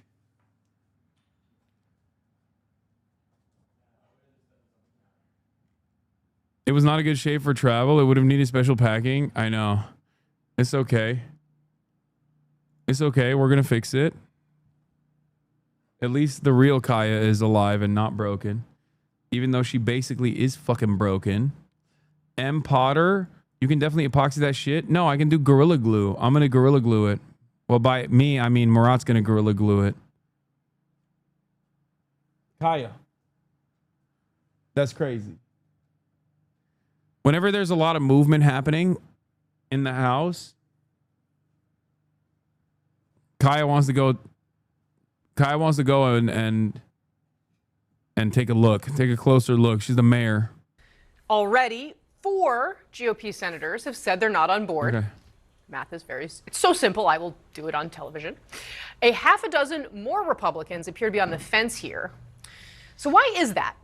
For many of them, it is the budget analysis that says that the bill would cut billions from Medicaid while adding trillions to the national debt.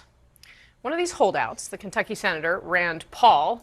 I like that all of the outspoken holdouts are mad, with the exception of Josh Hawley.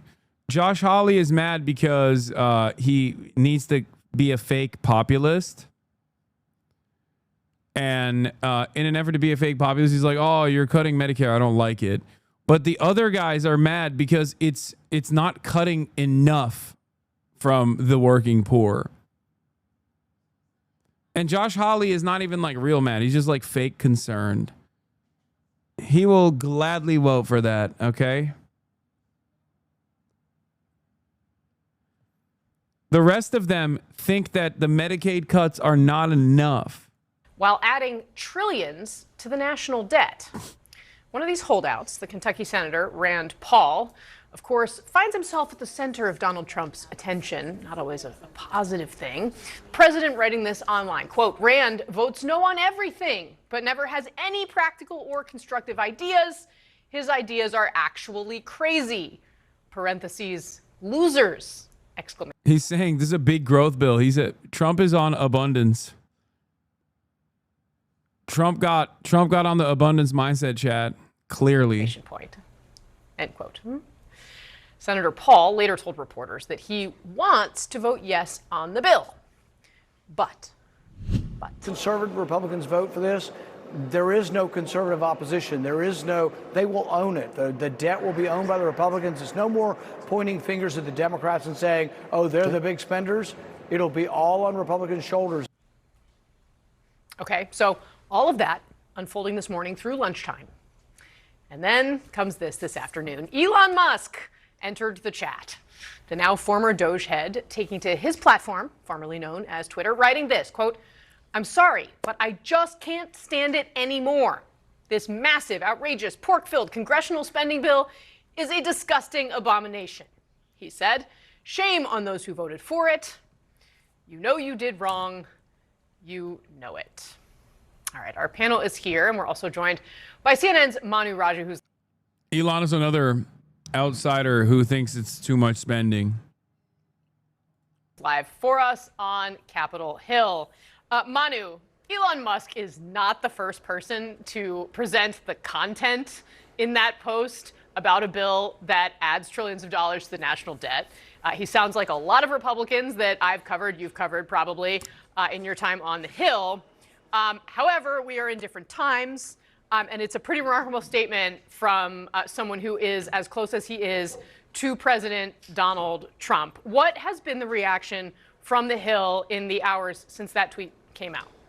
It's completely scrambled the politics up here. Democrats cheering this. Chuck Schumer coming out to his weekly press conference touting this post by Elon Musk. Hakeem Jeffries, a Democratic leader, doing the same thing. Republicans, on the other hand, pushing back, including the Speaker of the House, Mike Johnson, who I caught up with in the immediate aftermath of that post. He told me that he has spoken at length with Musk yesterday, and he said that he had tried to explain to Musk the virtues of the bill, and he also suggested that Musk perhaps could be driven in part by his opposition because the bill would call for the elimination of certain tax incentives for electric vehicles. And of course, Elon Musk owns Tesla. Elon is missing it, okay? And it's not personal. I know that the EV mandate is very important to him. That is going away because the government should not be subsidizing these things. But for him to come out and pan the whole bill is hell yeah, baby, fight, baby, fight. The EV mandate is going away. Why is the government subsidizing electric vehicles? To me, just very disappointing, very surprising. All of a sudden, they are reminded of the conflict of interest. No issues there when they let this disgusting monster, this disgusting billionaire, put his grotesque penis in every orifice of the federal regulatory agencies that were in the process of investigating his numerous companies. You know, but now he's like, oh, well, you don't want our big, beautiful bill. I hate this. You're doing conflict of interest, sir. In light of the conversation I had with him yesterday. And I asked Johnson whether or not he is, in fact... The Democratic Party's brilliant policies unfolding, which is to basically become such a non-issue, such a non-entity, that you are left to make Republicans fight amongst themselves over how much of the working poor must die. Is it 2% of the working poor that must be melted for biomatter, or is it 5% of the working poor that must be melted for biomatter? Of course, they will be melted. Make no mistake. Great stuff from the Democrats overall. Fantastic work. Thank you so much. The Republicans have presented endless opportunities for attack, endless openings for attack over and over again. And the Democrats have no vision whatsoever and no interest in actually pushing for a grand design for a future America that somehow will be better than the not so distant past. So, for that reason, they're just keeping fucking quiet. Unless it's Chuck Schumer chirping about nuking Iran, in which case the Democrats don't keep quiet when they should. Yeah, I saw this as well. We have the lamest opposition in American history. J.D. Vance is right.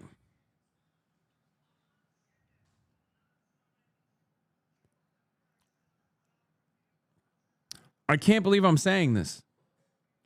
The lamest guy in the United States of America unironically had a true take about the fucking Democrats. I will never forgive the Democrats for this crime. This is a worse crime than anything that they could have ever contributed to.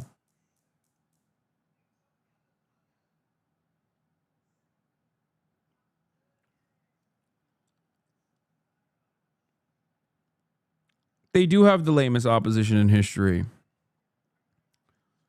And of course, who better to recognize how lame the opposition is than the lamest person in the Republican Party? Real recognize real, and lame recognize lame.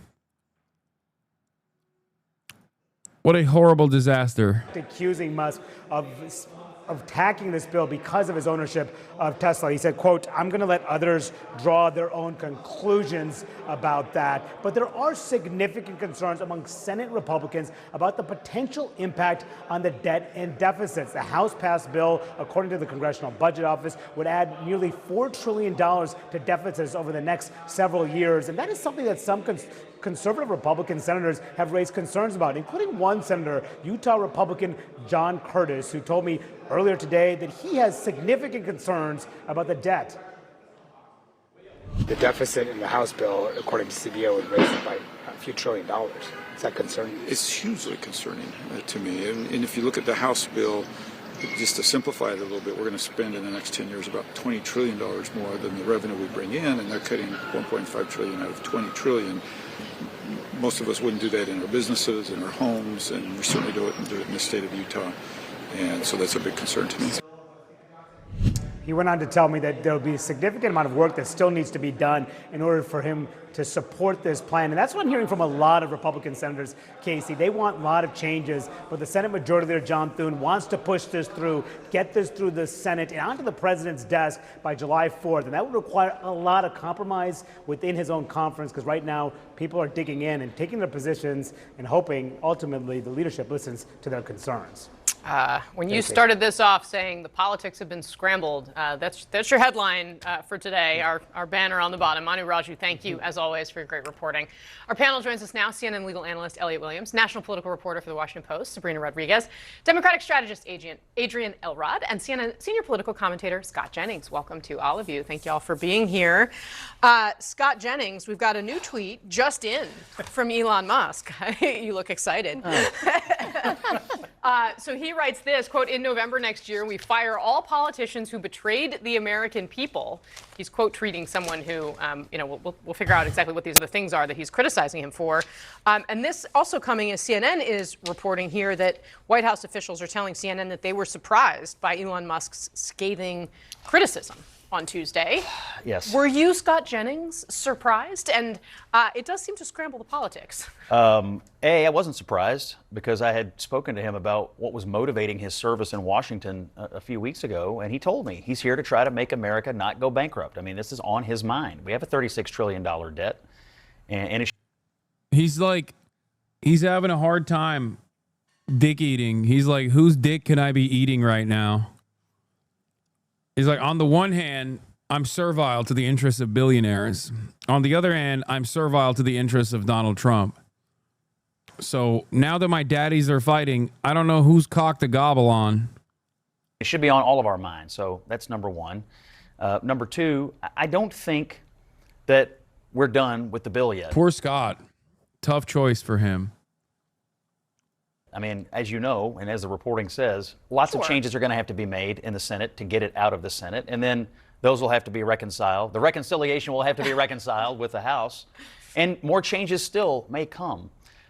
So, you know, I guess I want multiple things. I want the president to get his agenda. And the agenda, the core part of this, and the thing that is not negotiable, is the extension and making permanent the tax cuts, investment in border security, energy deregulation, the biggest welfare reform in recent history. I mean, these are non-negotiable, I think, to the president because it's what he ran on. But the Republicans should listen here to Elon when it comes to the national debt. We have work to do on this. We have governing responsibility. And maybe it doesn't come in this bill, but the rescissions packages to come and our other work to come here, getting a handle on a $36 trillion debt is not going to be easy, but it is necessary because this is not sustainable. Yeah, Adrian Elrod, I mean, this has put Chuck Schumer on the same side as Elon Musk. Yeah, I mean, who would have thought that would have happened? Look, a couple of things. I don't really know at the end of the day how many people are going to be impacted by Elon Musk, you know, tweeting that he doesn't support this bill. I mean, he's deeply unpopular among Democrats. He's certainly waning or less popular among Republicans. What do you think? Is this bill happening? I don't think so, but who knows? Who knows at this point, chat? I don't know. I mean, they did actually push through the last tax cut when Donald Trump was president, and that was also hastily slapped together.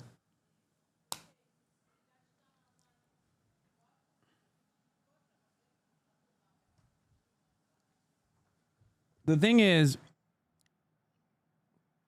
it's got funds for Israel in it. And you got to remember, Democrats don't necessarily care about melting the poor either. But they do care about giving Israel money.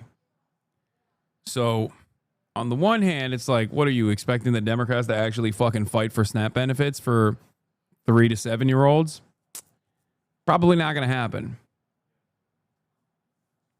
So I don't know.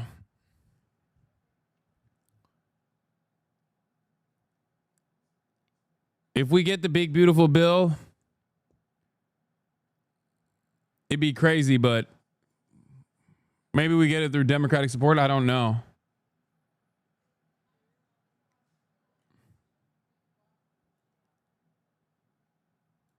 Republicans. He's out of Washington now. I think Mike Johnson actually was right. He said he's concerned about this bill because it doesn't have the tax credits for the EVs, and that's going to affect his industry. So I think that's one category. But look, at the end of the day, Scott, here's the bottom line. Isn't that political suicide for Dems? I mean, I feel like half of them are dead already. 6 of them literally died. Half of them are already basically in a vegetative state. I don't think they give a shit. I think it's a dead party. Look at their approval ratings. Like, they seemingly don't care about fixing their popularity problem. I genuinely don't think that they care about becoming popular again or like winning elections. It feels like they will work to reduce their base of support. I think they'll work to reduce their base of support while simultaneously still like being the marginally better party, and we'll try to ride on that forever. The Bank of Israel invests about a quarter of its relatively large stock of reserves in Europe, which a freeze would make unavailable for their financial stabilization function and could in time be put towards any compensation due to Palestinians. Did the Financial Times write this? Oh my God. It is in Europe's interest to put sanctions on Israel. Limiting trade, travel, and freezing foreign reserves will show the EU is willing to act independently to the U.S. I think Americans would nuke France if that were to happen. Financial Times has been pro-Hamas since the beginning, to be fair.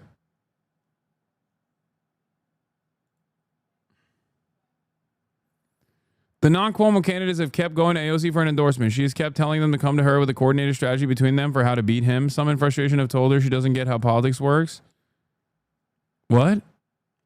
I don't believe this. It's from Edward Isaac Dover. I don't believe this. I think people are just basically making up stories about AOC's non-endorsement up until this moment. I suspect that in the upcoming days, you'll probably hear AOC endorsement of Zoran.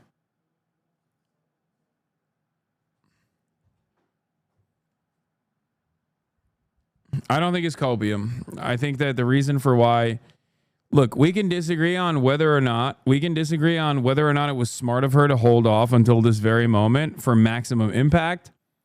Or rather, if it was actually fucking presented ahead of time, what kind of help that would have given Zoran. But I think AOC understands New York politics and the importance of like being a lesser known entity while being able to freely do your ground game and establish a base of loyalty. I still think that there is a tactical decision here on national politics, and especially when it comes to foreign policy. I have many disagreements with AOC. I have many disagreements with AOC on foreign policy, the way she communicates.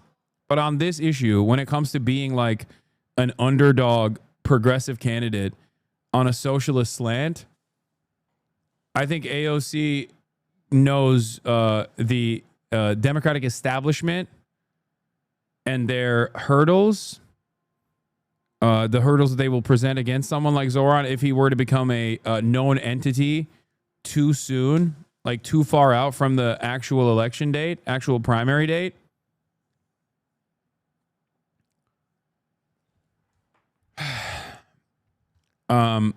And also simultaneously maximum impact. She did this last time around as well. She waited until around this time for maximum impact for her endorsement. And I think that she will endorse Zoran.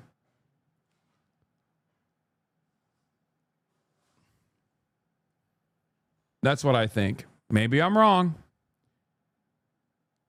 I think in the next couple of days, she will probably come out and endorse Zoran Mamdani. The UAW endorsement just came.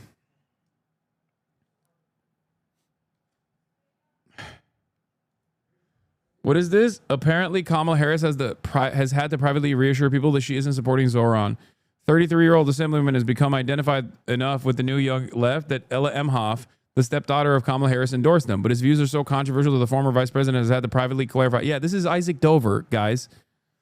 Of course, he is like there are journalists, in air quotes, in mainstream outlets that I consider to be like Bernie killers. Okay, these are hatchet men. Literally do not listen to a single fucking thing that he wrote. Okay.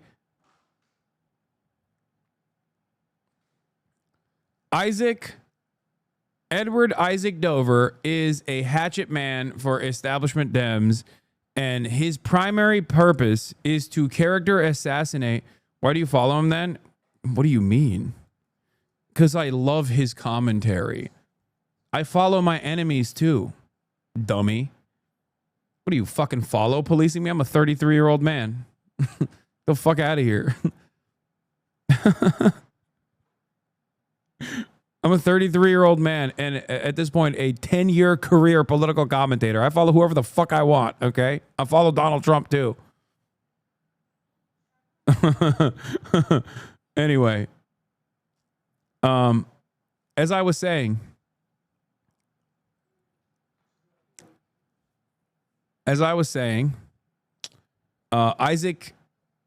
Edward Isaac Dover is a hatchet man for anyone that's like even marginally more progressive than Nancy Pelosi. And that's precisely why I don't place a lot of emphasis in her coverage here. And his framing is like incredibly stupid. Supporter of Israel has become a major issue in New York City's mayor's race. When I asked Zohran Mamdani to clarify if he thought Israel had a right to exist as a Jewish state, an aide tried to stop the interview. Then he didn't answer directly himself.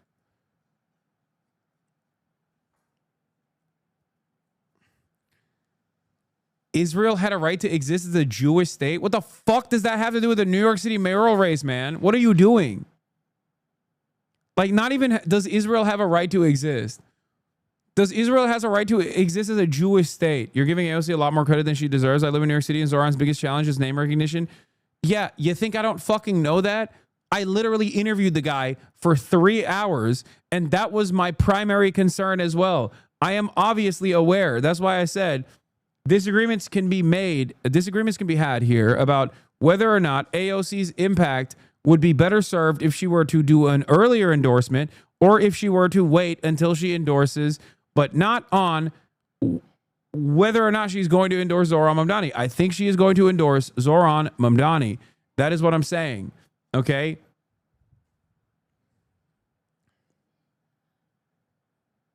That's it.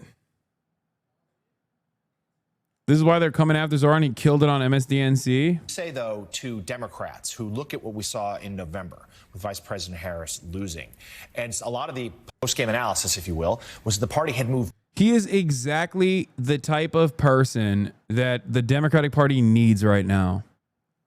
You're going to eat your words, brother. She's trying to be the next Pelosi. What?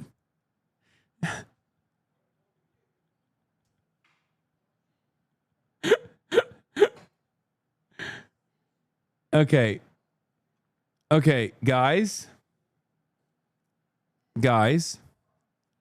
I'm telling you right now, okay, if she doesn't endorse Zohran Mamdani, this laughable statement is correct. But because I know she will endorse Zohran Mamdani, and I hope rank her as first, by the way, because that's also another very important part of this. Okay? You're going to eat your words, brother. She's going to be the next Pelosi. AOC is going to endorse Zohran Mamdani very soon. The Democratic Party needs guys like Zohran Mamdani. Okay?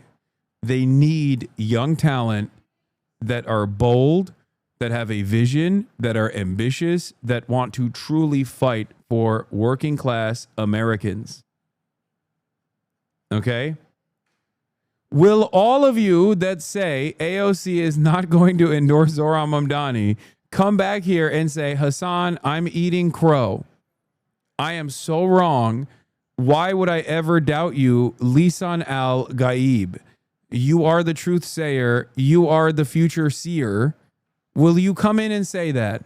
When she does, in the next couple of days, inevitably endorse Zoran fucking Mamdani.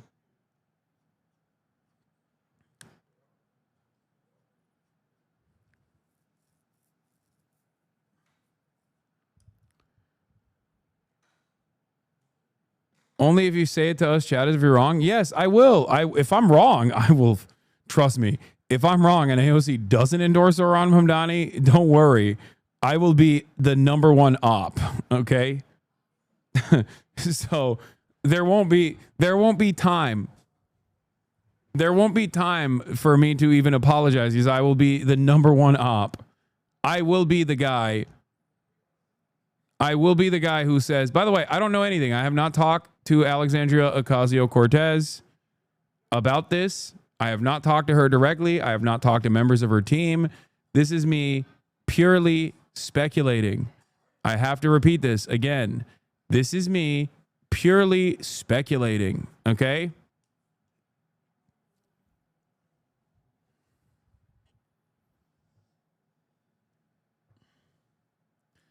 AOC might not end up endorsing him, but she's displaying a major lack of courage and a lack of leadership by waiting others to endorse first. No. The only reason, listen to me. Not only am I certain that she will endorse Zoran Mamdani, I am certain that the reason why she is waiting is because she thinks this is maximum impact. Okay? That's it. It's not because she's too libbed up. It's not because she's afraid. It's not for any other reason.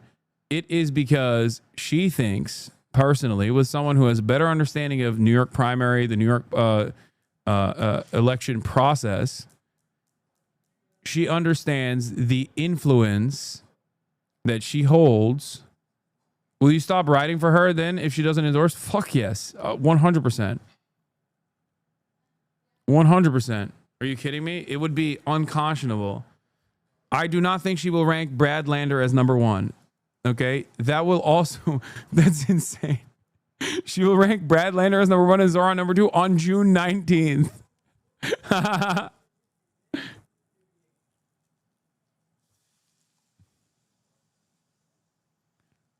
Why would waiting be maximum impact? Because you guys are fucking nerds. And so am I. We're all fucking nerds. We're stupid fucking nerds that are laser focused.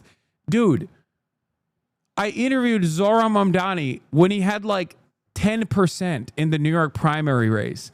Do you know how little people knew who the fuck Zoran Mamdani was back then? Only fucking nerds like us are this excited about the New York mayoral primary. Not even the general, because there's another hurdle in the general as well, because the Democratic machine in New York loves rat fucking progressives, and they have done this in the past. So there's a secondary hurdle to clear after the primary. But do you know how fucking little the average person living in fucking New York cares about the New York primary candidates? A lesser known New York mayoral primary candidate who has a scary name.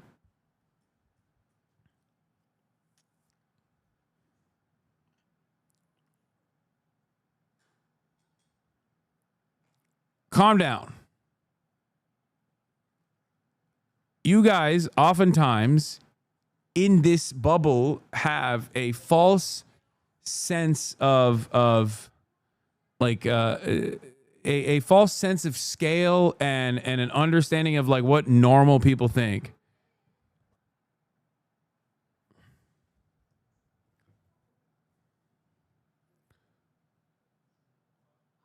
I'm sorry, I might not be nerd enough. Is this not the general mayoral election? No, this is just the primary.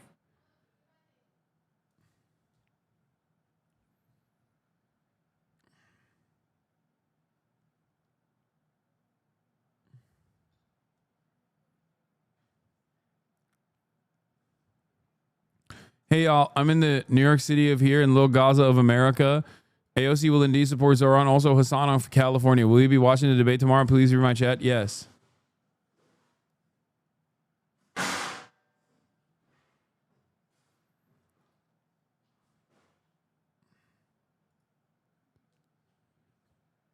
Alexandria Ocasio-Cortez endorses Maya Wiley for New York City mayor. Ms. Ocasio-Cortez's endorsement on Saturday may cement Ms. Wiley as a left-wing standard bearer in New York City mayoral race, which it did. When was that? When did that happen? Oh my God. It happened on June 5th. Wow. Interesting. Guys, it's in 2021. Yes, I know. I'm using the example of when she endorsed in the past. God damn it. Now, of course, how did that work out is a great question. It didn't. Having said that, it literally fucking boosted her. It boosted her to second place.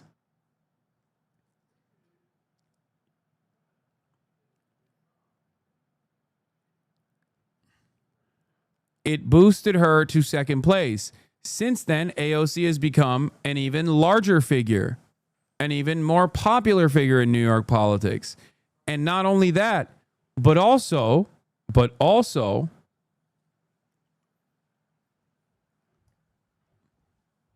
or a booster to the third place. Sorry, not second place. If AOC endorses Zoran, number one, within 2 days, I'll give 100 subs. Thank you, join DSA chat.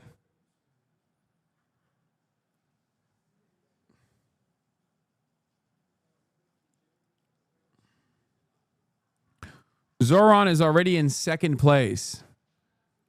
Okay. Zoran is already in second place. Does third place win you the mayoral election? Oh my God. No, she was second place? Okay, whatever. It doesn't matter. It elevated her fucking profile. That's my point. It boosted her. Zoran is already in second place within 9 points. Zoran's biggest problem is name recognition. He already has the incredible policies that resonate with fucking New Yorkers. Okay? Think she'll say not to rank Cuomo? Probably. I don't know. Why the fuck would I know? Zoran is already within single digits.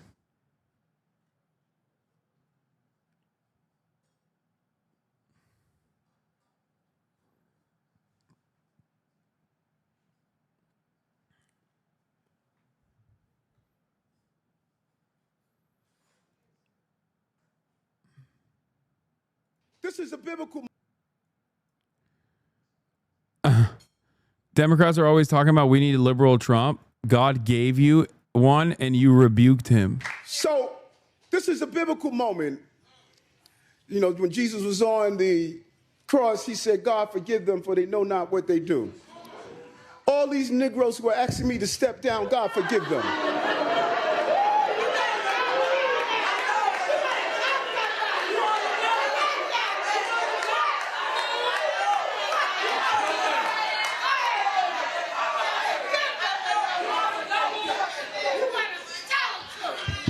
Y'all just hate Turkish men thriving. I'm just going to say it. Like, you just don't want to see a Turkish man, a red-blooded Turkish man thrive, especially a bald Turkish man. Are you stupid? So this is a biblical moment. You know, when Jesus was on the cross, he said, God, forgive them, for they know not what they do. All these Negroes who are asking me to step down, God, forgive them.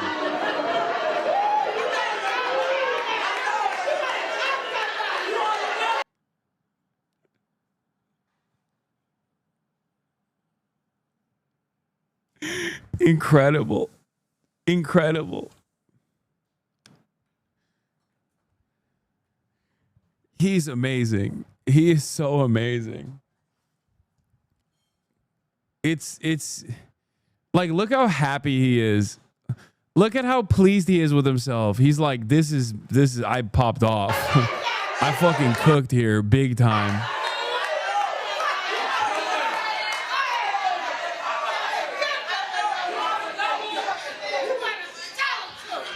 Eric Adams headline that gets more insane as you read. Eric Adams' son drops new party music inspired by chasing his rap dreams in Albania. Biggest chapter in my life. Dude, everyone in the fucking Adams family is goated. New York City mayoral debate tomorrow, and a New York politician call for Zoran to be deported. Latest New York City mayoral race news is Zoran Mamdani is attacked for recently becoming a citizen. Oh my God. New York City Democratic primary for mayor. And a little more than 24 hours from now, a crowded field of candidates square off on the debate stage right here at 30 Rock. And News 4's Andrew Siff is now reporting from the campaign trail as it heats up with renewed urgency with endorsements to new TV ads as well. New York City has an affordability crisis, but we will rise. Former Governor Andrew Cuomo with a new TV ad ahead of the first mayoral debate, pitching his record as a builder. We built new bridges, train stations, and airports, and got through. I'm gay. I'm black. I'm bisexual. I'm a sexual predator. I got nipple rings. I'm New York.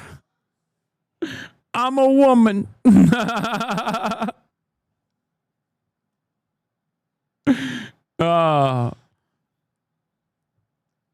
If Cuomo wasn't already cooked before, look at this dog shit answer. What is your bagel order or favorite breakfast sandwich? Bacon, cheese, and egg on an English muffin. And then I try to take off the bacon, but I don't really take off the bacon. The bagel I try to stay away from to keep my girlish figure. Ugh. Gross.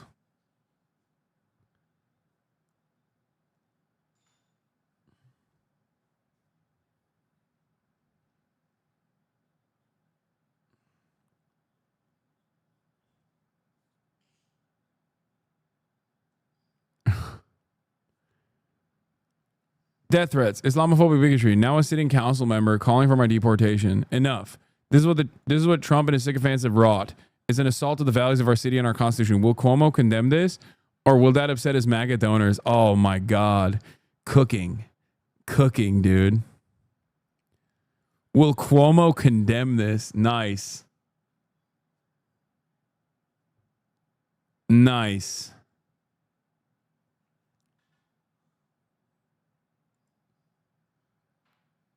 Zoran got Eric Adams to endorse a free bus pilot because Adams was fascinated by Idi Amin, which led to an invite of the Mamdani family to Gracie Mansion. You couldn't make this shit up.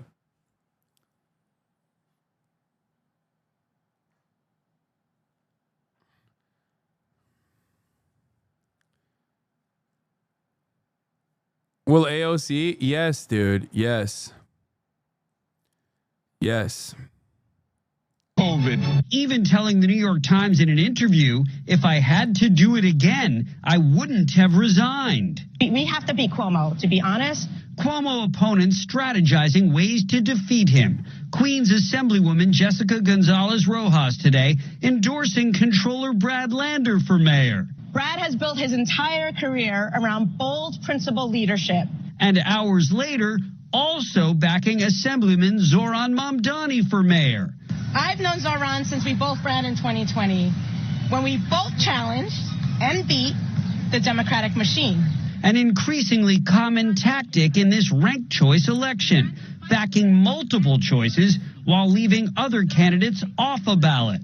Meanwhile, Mamdani, who's in second place in most polls, facing fresh attacks. The socialists are at the gate, and Zoran Mamdani is leading the pack. Dude, that's awesome. Socialists are at the gate, and it's him just being fucking cool. Like, that's literally him yelling at Tom Homan, the fucking homunculi, okay? Like, that is premium. That's content. That's fucking amazing. Are you joking? All right, wait, hold on. I want to listen to I want to watch the whole thing. And Zoran Mamdani is leading the pack. If they take over New York City, this is what they said they will do. Defund the police, Consequences for genocidal Zionist imperialism. Oh, God, I wish. Consequences for genocidal apartheid imperial. Wait, what? Consequences for genocidal Zionist imperialism. Consequences for genocidal Zionist imperialism. Oh, my God, I'm nutting. Oh, I'm sorry. Oh, my God. Oh, fuck, dude. Once again, it's always Republicans and conservatives that present Democratic Party politicians, socialist or not socialist alike, as like the coolest. Okay? I like that this is also seen as like a negative somehow, like consequences for genocidal Zionism. Wow, I can't believe that would be how scary. How scary of you to say that. I would hate that. Abolish capitalism. You can stop Zoran and his socialist comrades from running New York City into the ground. Vote Whitney Tilson for mayor on June 24th to keep. Oh my God, this motherfucker has no motion. These radical policies out of City Hall, paid for by Whitney for mayor. The socialists are at the gate, and Zoran Mamdani is leading the pack. If they take over New York City, this is what they said they will do. Defund the police. Consequences. I fucking love that.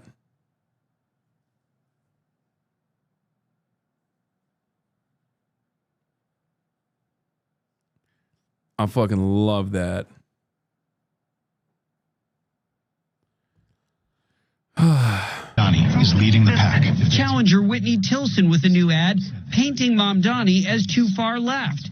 And Republican City Council member Vicky Palladino posting on social media that he hasn't even been a U.S. citizen for 10 years, ending her message with one word: deport. One of the funniest things that people can ever say about like a New Yorker is questioning the authenticity of a New Yorker who came in here, who came to New York as a fucking like child of immigrant parents and basically grew up in the city his whole life. Okay, the notion that Zoran Mamdani does not represent like the average New Yorker and somehow this attitude represents the average New Yorker is so funny.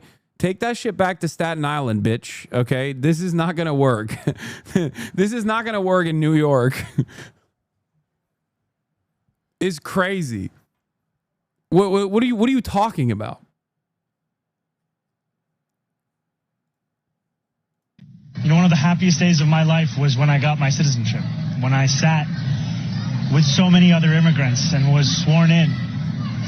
And to have that called into question, to ask for me to be deported, it was a glimpse for me into the lives that so many New Yorkers are living right now. That is sickening, Donald Trump-aligned, dangerous politics. I'm sorry, like, Brad is such a fucking dweeb, dude. No disrespect. He seems like a nice guy. Yes, he's a liberal Zionist. And yes, that is an unacceptable position. And having said that, under different circumstances, like Brad Lander is the type of person that I would probably say is the best possible option if Zoran wasn't in the race. It's like first of all, he reminds me too much of Bill de Blasio, and is not even as radical as Bill de Blasio was, ironically enough. But he is dork maxing. Okay, I'm sorry. He is dork maxing to the extreme.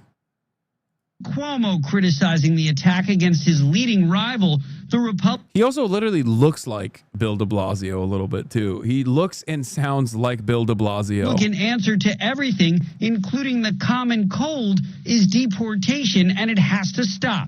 9 Democrats scheduled to take the stage at the debate tomorrow night.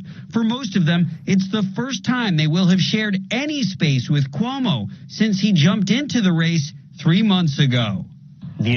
It's great because I think everyone is going to try to rat fuck Cuomo, which is good for Zoran. Because the more aggressively you take down the top dog, Andrew Cuomo, the better you look. If they were to attack Zoran, on the other hand, it would look kind of silly because you'd only be helping Andrew Cuomo. Considering this is ranked choice voting.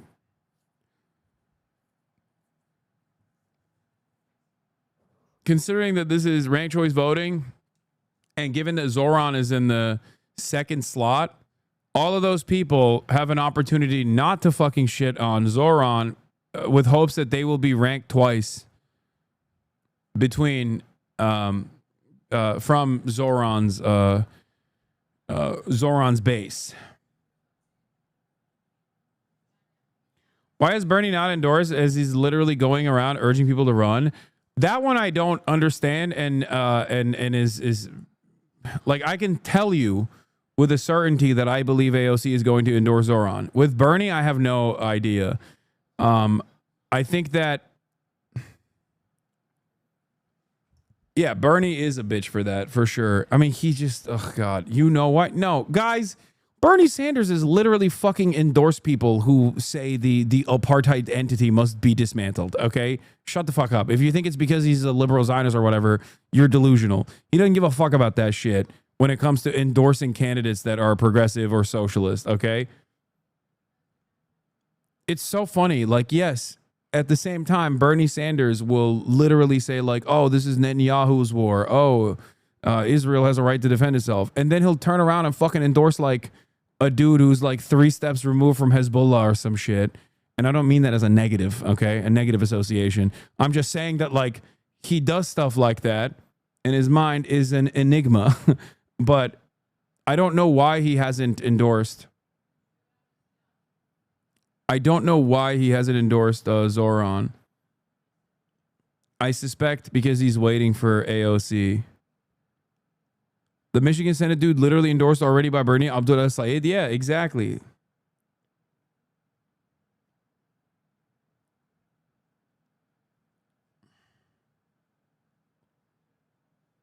Endorsements and ads picking up in intensity as the campaign enters its final phase. The primary is 3 weeks from tonight. In the Village, Andrew Siff, News 4 New York. And News 4 New York. No, there is nothing. There is nothing. This has nothing to do with October 7. There's not. That's not the reason why Bernie's not endorsing Zoran. Dude, I'm telling you, Bernie Sanders is a stubborn old man and will most likely never shake from his position of you know, I guess labor Zionism, which has never happened and will never happen. Okay. Having said that, that has never stopped him from endorsing Muslim candidates, endorsing candidates that are literally fucking Palestinian, locking arms with Rashida Tlaib, and actively promoting the likes of Rashida Tlaib, who have said understandably truthful things about Israel that are directly at odds with the vision that Bernie has for Israel. Okay. If you think that Bernie Sanders is like scared of Zoran, you're fucking delusional. What are you talking about? His closest allies in Congress have always been Rashida Tlaib and Ilhan Omar and AOC, obviously. But like Rashida Tlaib and Ilhan Omar, he has endorsed many Muslim candidates in the past.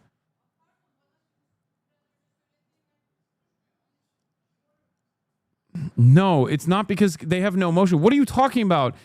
He has successfully endorsed congresspersons. What do you mean they have no motion? You just said you're talking about the fucking New York City mayoral primaries as having the maximum motion while simultaneously saying that what? American congresspersons, one that sat on the fucking Foreign Relations Committee, as a matter of fact, has no motion? The fuck? Who has motion then? What the fuck's the mayor of New York gonna do? If an American congressperson has no power, then what is the New York mayor going to do? What?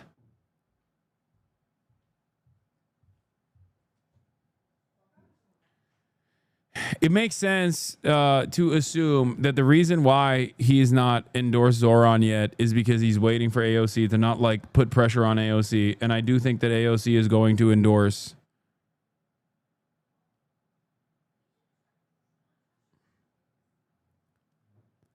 AOC is going to endorse Zoran. Dude, remember when you guys were talking about how like people fucking brigade your comments? Here, I'm going to read you one, okay? From my massive Ukrainian drone attack on Russia YouTube video.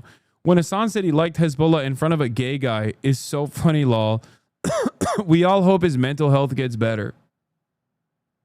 I sometimes see these kinds of like idiotic brigade comments, and it's so funny. Like yeah, dude, you have the best wishes of the gay guy on the podcast.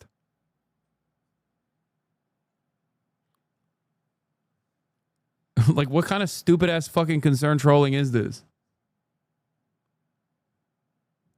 Yeah, I don't normally read YouTube comments, but sometimes I get notified of them, and it's always very funny.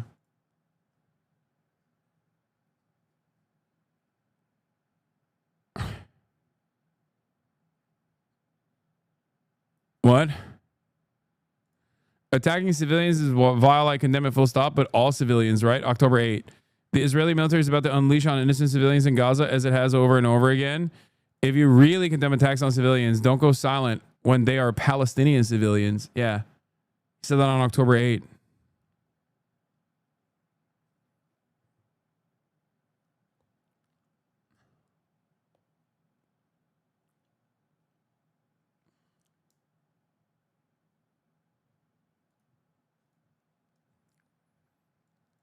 Zoran even conceded the liberals' honest messaging, though, by saying Israel has a right to exist law. Okay, calm down.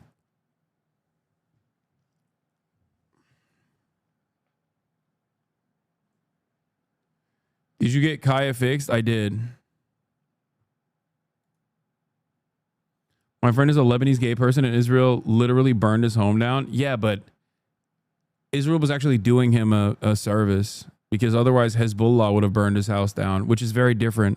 Because it's hypothetical and I made it up in my mind, as opposed to the very real violence that Israel subjected your gay Lebanese friend to, which was warranted because he shouldn't have been there. He shouldn't have been Lebanese and gay, or even there, because that's territory that Israel will inevitably want to conquer. So has your friend thought about not being a gay Lebanese man in territory that Israel would like to settle in? No, exactly. You will never guess what's going on in Florida. Breaking: Raven Harrison, a U.S. House candidate from Florida, claims to have uncovered evidence suggesting that Joe Biden's face is a synthetic mask controlled by a robotic clone. Hell yeah.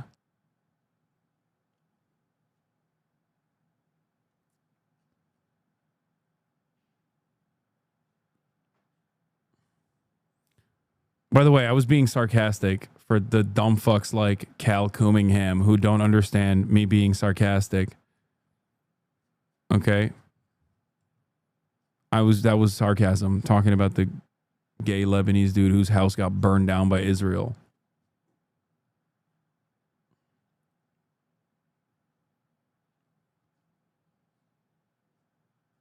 Anyway. All right, that's all I got for today. Fucking short ass 7-hour stream. We will watch the debate tomorrow when it happens. Hasan's HRT dealer, thank you for the 10 gifted subs. Quiet quitting. Love you all. And I will see you tomorrow. Also, the interview with the doctor from Gaza will be conducted on Thursday and not today. And I'll bring gaming back tomorrow as well. Love you all. Peace. See you tomorrow. Bye-bye. Sunny Los Angeles, California, says Hasan. The starlight to the starlight to the topic just begun.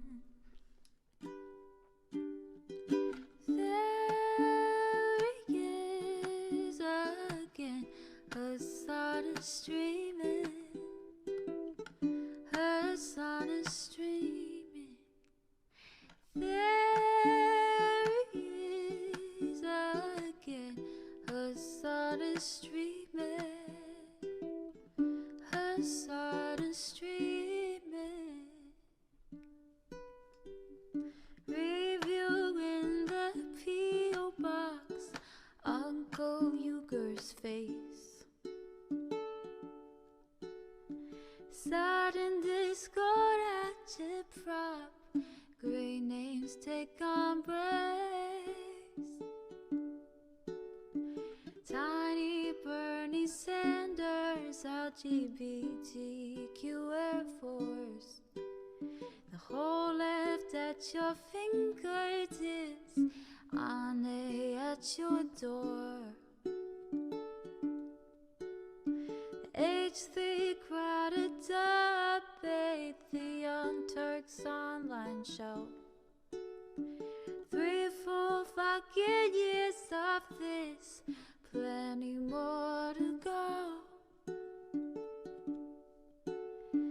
90-day fiance, talks of champagne bourgeoisie. A Trump rally live reaction, a mass riot at DC. There he is again, Hasan is streaming, Hasan is streaming.